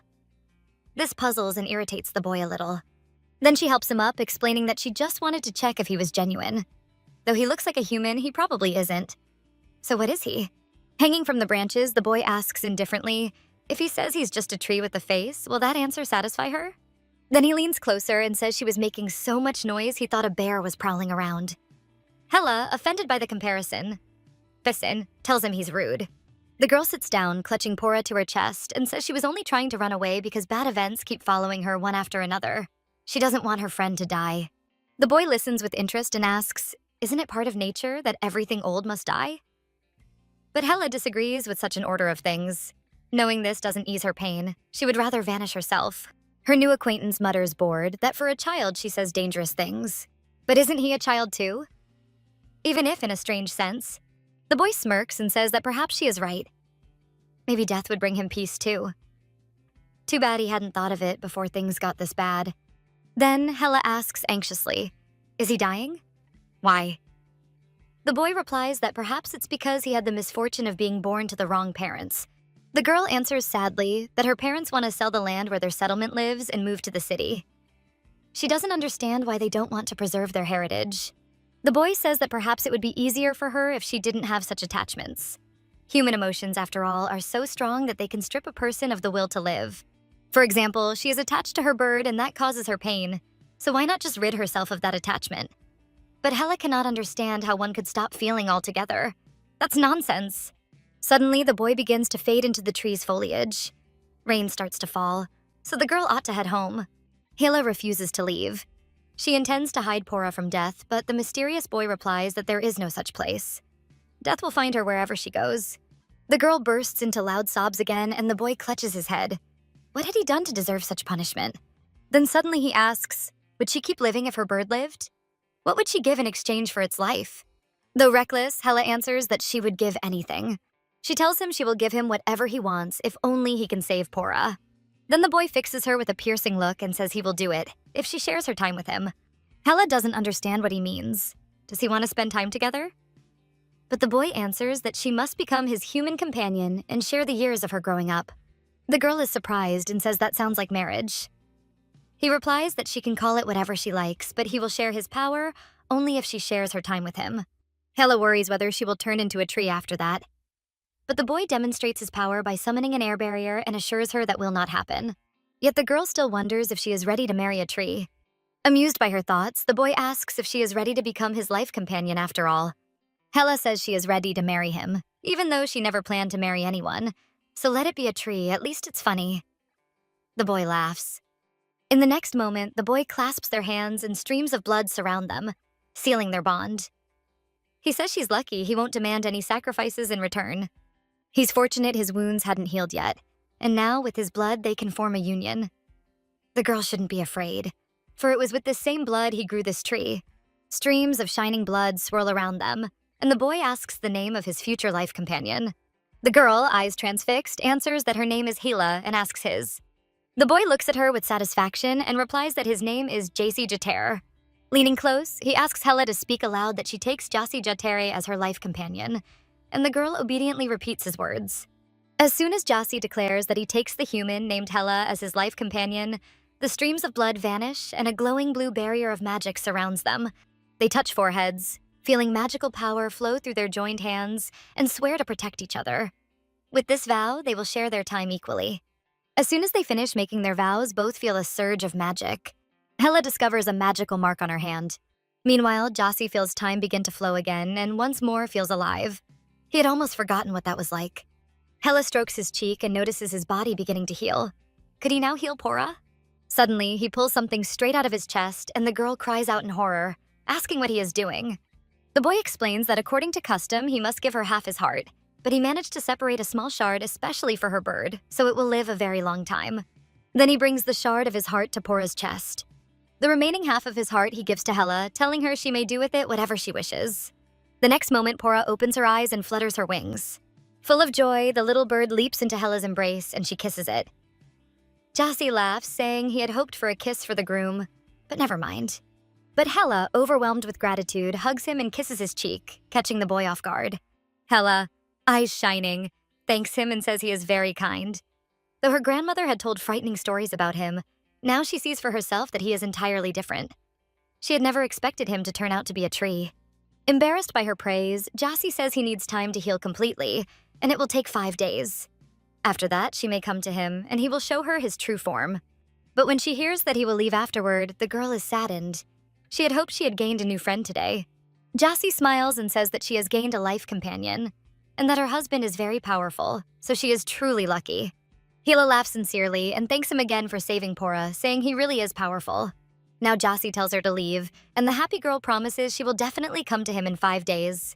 At last, the boy smiles, touched by her, and wishes her a happy life.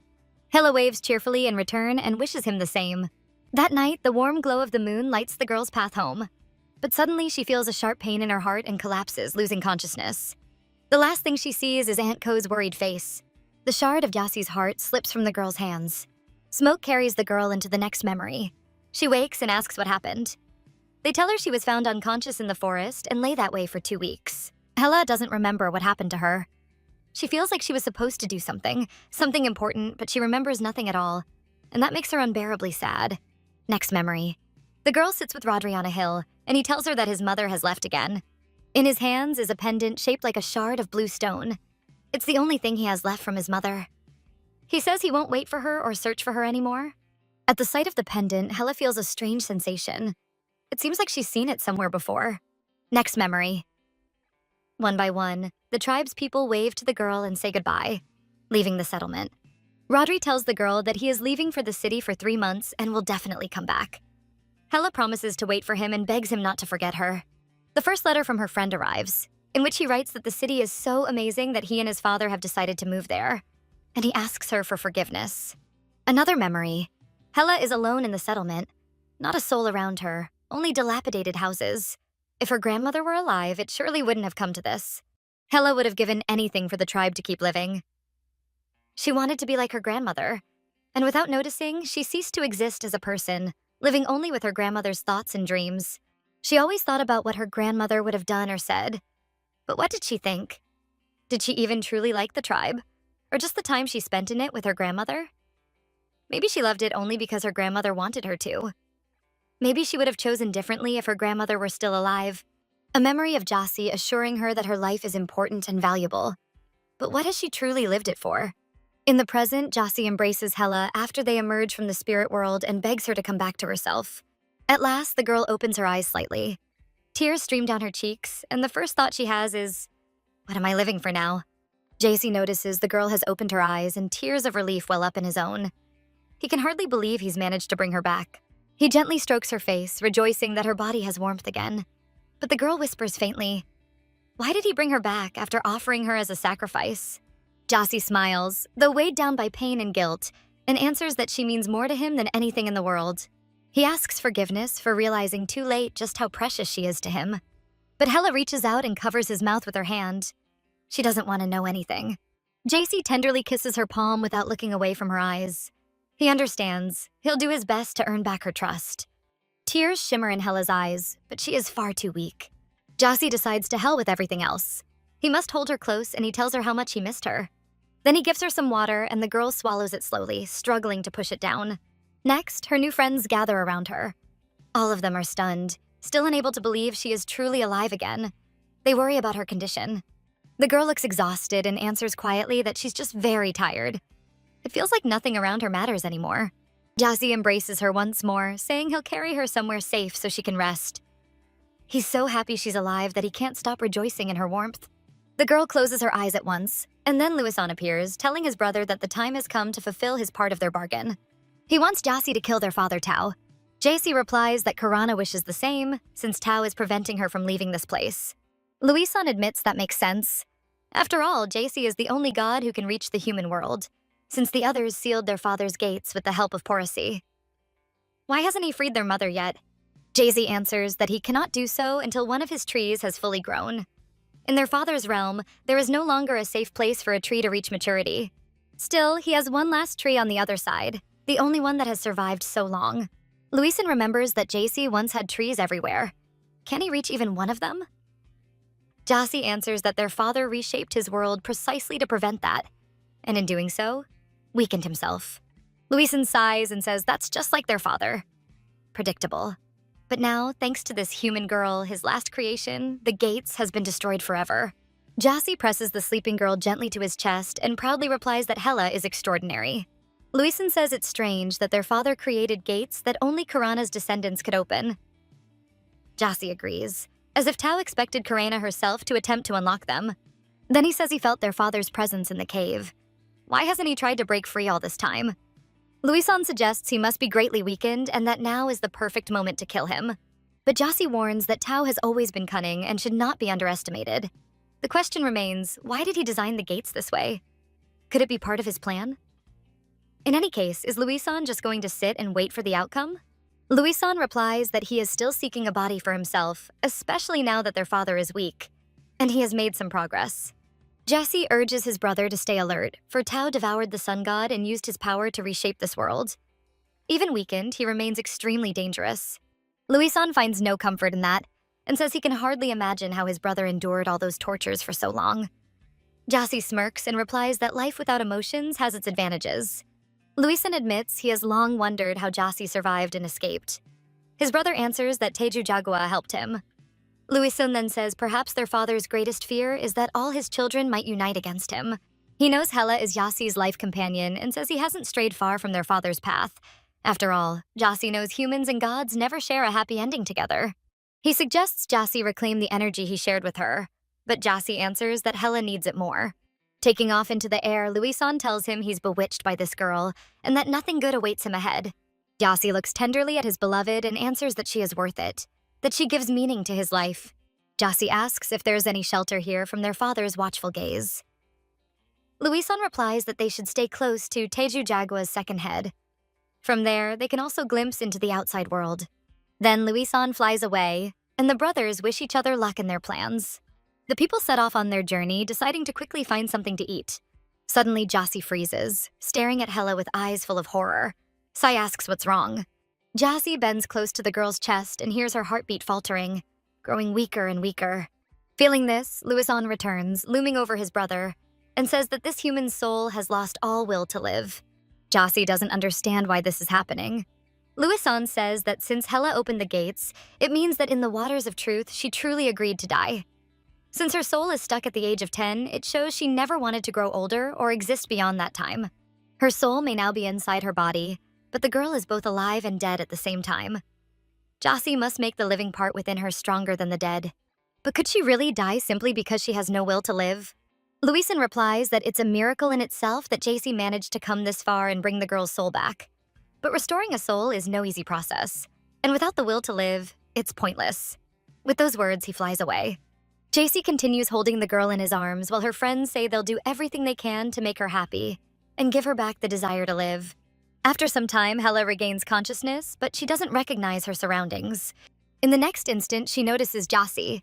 He leans toward her, glad that she has finally woken up. He gives her some water and asks if she's hungry. The girl's hands tremble. She can't lift the cup to her lips. JC wants to help her, but Hella drops the cup and collapses. He just manages to catch her. She breathes heavily, indifferent to everything.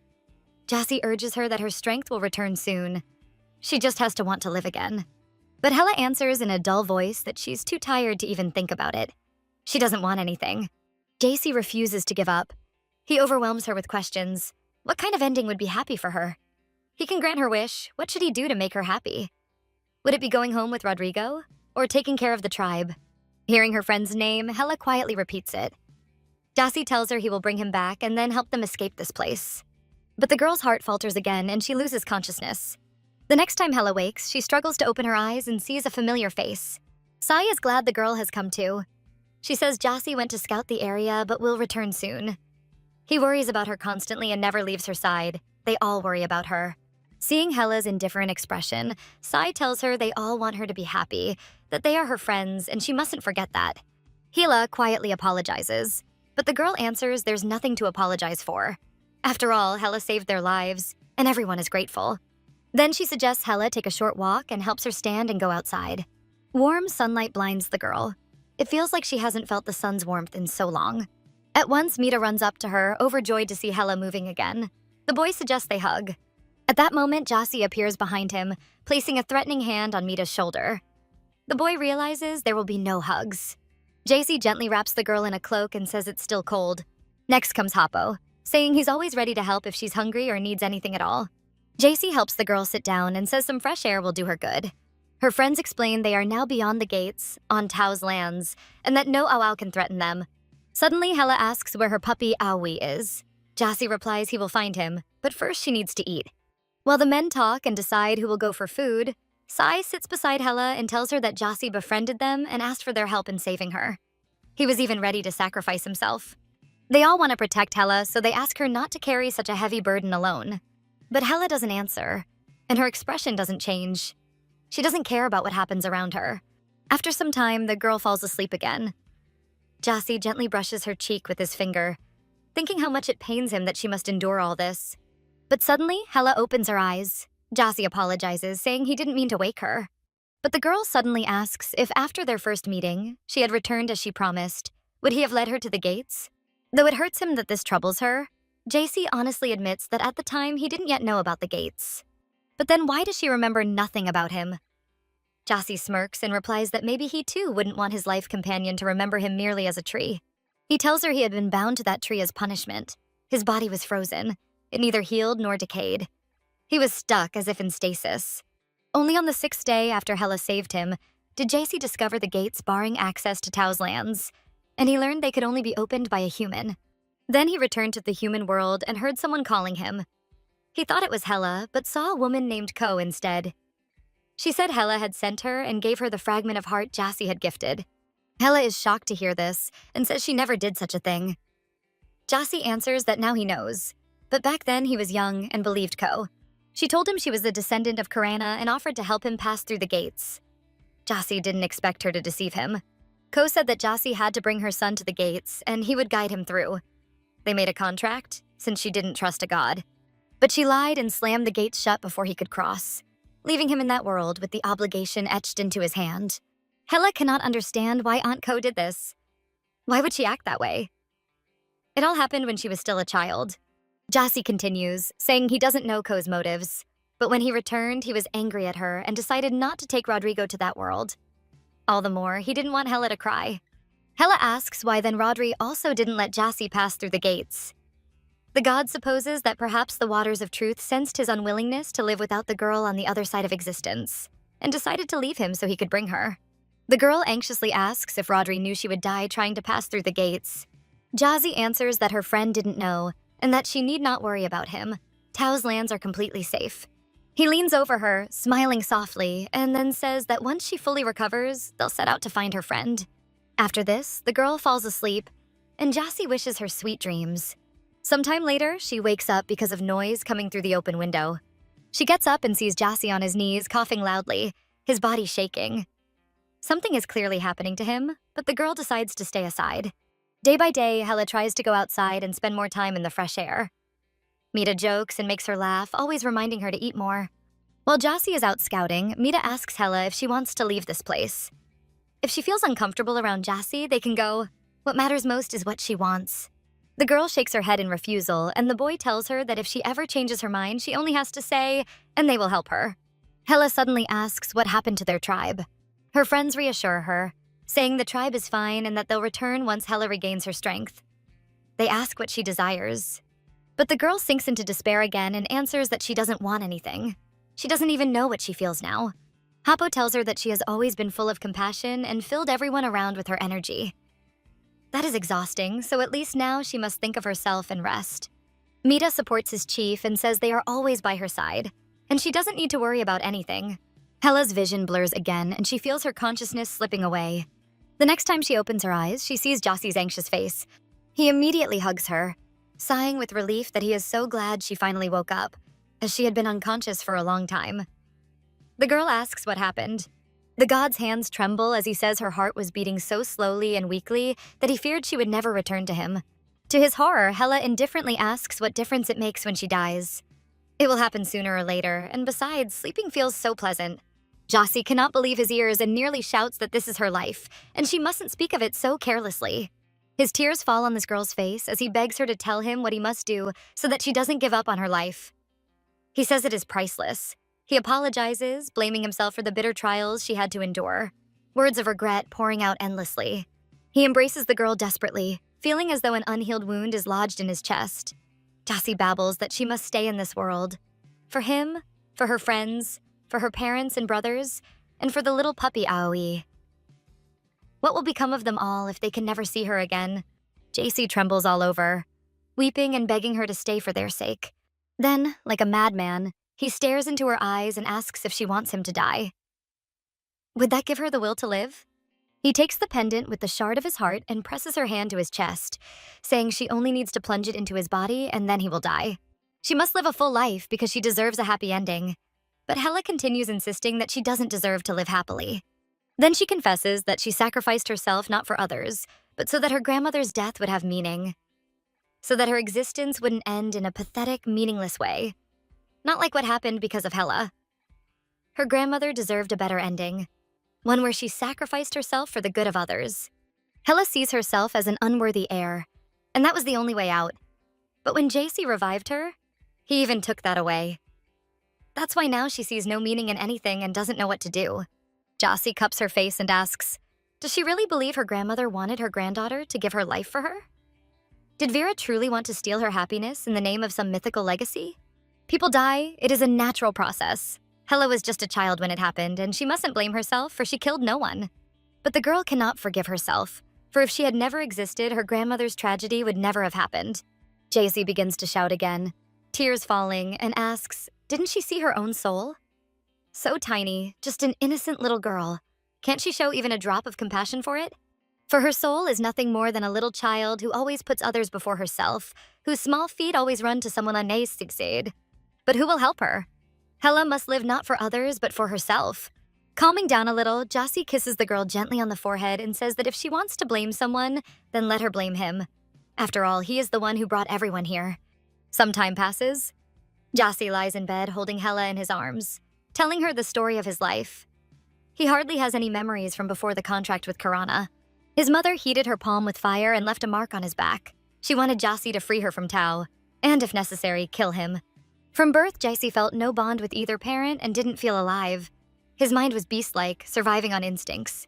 The first time he failed, his father learned of his ability to travel between worlds. Tao did not release Karana, and Jassy himself was forced to flee into the human world. He asked the humans for help, promising them power in return, but Jassy was too naive, and the tribe betrayed him. Tao caught him, and as punishment, cut off his ears and replaced them with the feathers he still wears. That's how young Jassy learned to fear his father. But one day, his power awakened. When Tao realized that Jassy could absorb the strength of gods, he himself grew afraid of his son and stopped torturing him with his own hands. Hella looks at Jassy with eyes full of sorrow. She pities him for having endured such things, especially from his own parent. Jassi feels both joy that she cares and pain that she grieves for him. Jassi continues his story. For some reason, Karana was obsessed with her son, and after long pleas, Tao returned him to her. Thus, Jassi fled again into the human world. But though he no longer wished to return to Tao's lands, no desire could break the power of the contract. Again, he sought help from humans, and again they betrayed him. So he grew to hate them, for they showed kindness only to other humans, while from him they felt only danger. When his father caught Jassi the last time, he was so drained he stopped healing. But his brother Teju Jagwa helped him escape. Since then, Jassi lived hanging from that tree. Hardly something that could be called living. One day, Vera came running to his tree. She was fleeing problems that were destroying her tribe, in a deep panic, whispering over and over that someone was after her, coming to abduct her. Jassi decided to help her. He whistled, lulling the girl to sleep, and led those men off in another direction. For the first time in so long, Hela looks at Jassi with interest and asks, could it be that her grandmother knew him? But the god replies that she most likely thought it was all just a dream. He continues, saying that he believed he would die sooner or later, as the years passed one after another. But then he met her, Hela. Jassi had lived his whole life on instinct, believing that after the contract ended, something unknown awaited him. But when she shared her time with him, his world changed. He began to question everything around him, like a child finally growing up. At first, Jassi tried to deny it, since his mind was being flooded with new thoughts and unnecessary instincts. A part of his divinity began to fade. However, he could not stop being curious about Hela's life. He wondered why Hela grew sad whenever someone left the tribe. Why did she cry only when no one was watching? And why did she send Ko to him? Why had she forgotten him? It seemed to him that Hela was no different from other humans, and so he was disappointed. Jassi decided to leave her tribe and began to wander the world. He tried to escape the questions arising in his head, but the power of the contracts inevitably pulled him back, and each time he returned, he was glad to see the girl. He wondered how much she had grown and what she had been doing. Hela grew older and became a beautiful young woman, but she still grieved whenever someone left her. So Jassi tried to resist the power of the contracts and kept his distance from those lands. Suddenly, Hela interrupts him and asks why then he had taken Rodri. Jassi looks a little embarrassed and admits that something provoked him. Since he grew up with her, he had developed many human emotions. Hela looks at him expectantly, not understanding what he means, and waits for an explanation. Jassi confesses that he whistled when he realized Rodri was going to propose marriage to her. This surprises and embarrasses Hela. Her cheeks flush. She doesn't quite understand what it means. Jassi admits that he wasn't fully aware of what he was doing because he was afraid. And since it happened, he decided simply to fulfill the contract with Ko and bring her Rodrigo. Suddenly, Hela realizes and asks if he was jealous of her. Jassi blushes and asks if she really needs him to say it aloud. He confesses that many times he imagined what their life together could have been if he were like Rodrigo, and if Hela had never forgotten him.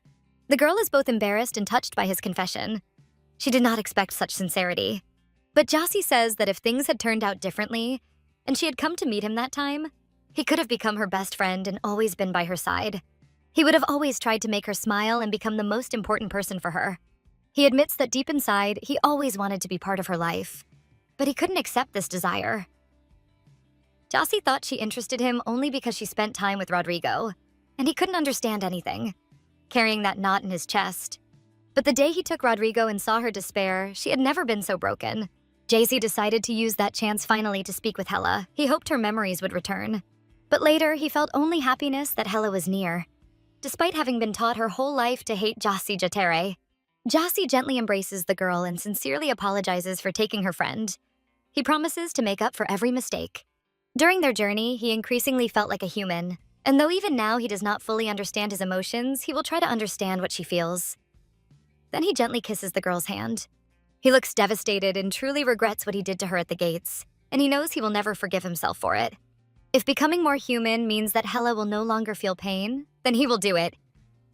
Hela leans against him and asks why he once said he would soon die. Jassi explains that he can no longer heal himself as before, and more cracks are appearing on his body. He will close the portal so that no one can ever enter this world again. So when Hela leaves, she will have nothing to worry about. Suddenly, Hela pulls back a little. Her eyes filled with concern, she asks Jassi to escape this world with her. Thanks for watching. If you enjoyed this review, don't forget to like, subscribe, and hit the notification bell so you never miss a new video. Let me know in the comments what you thought of this story and what manhwa you'd like to see next. See you in the next installment.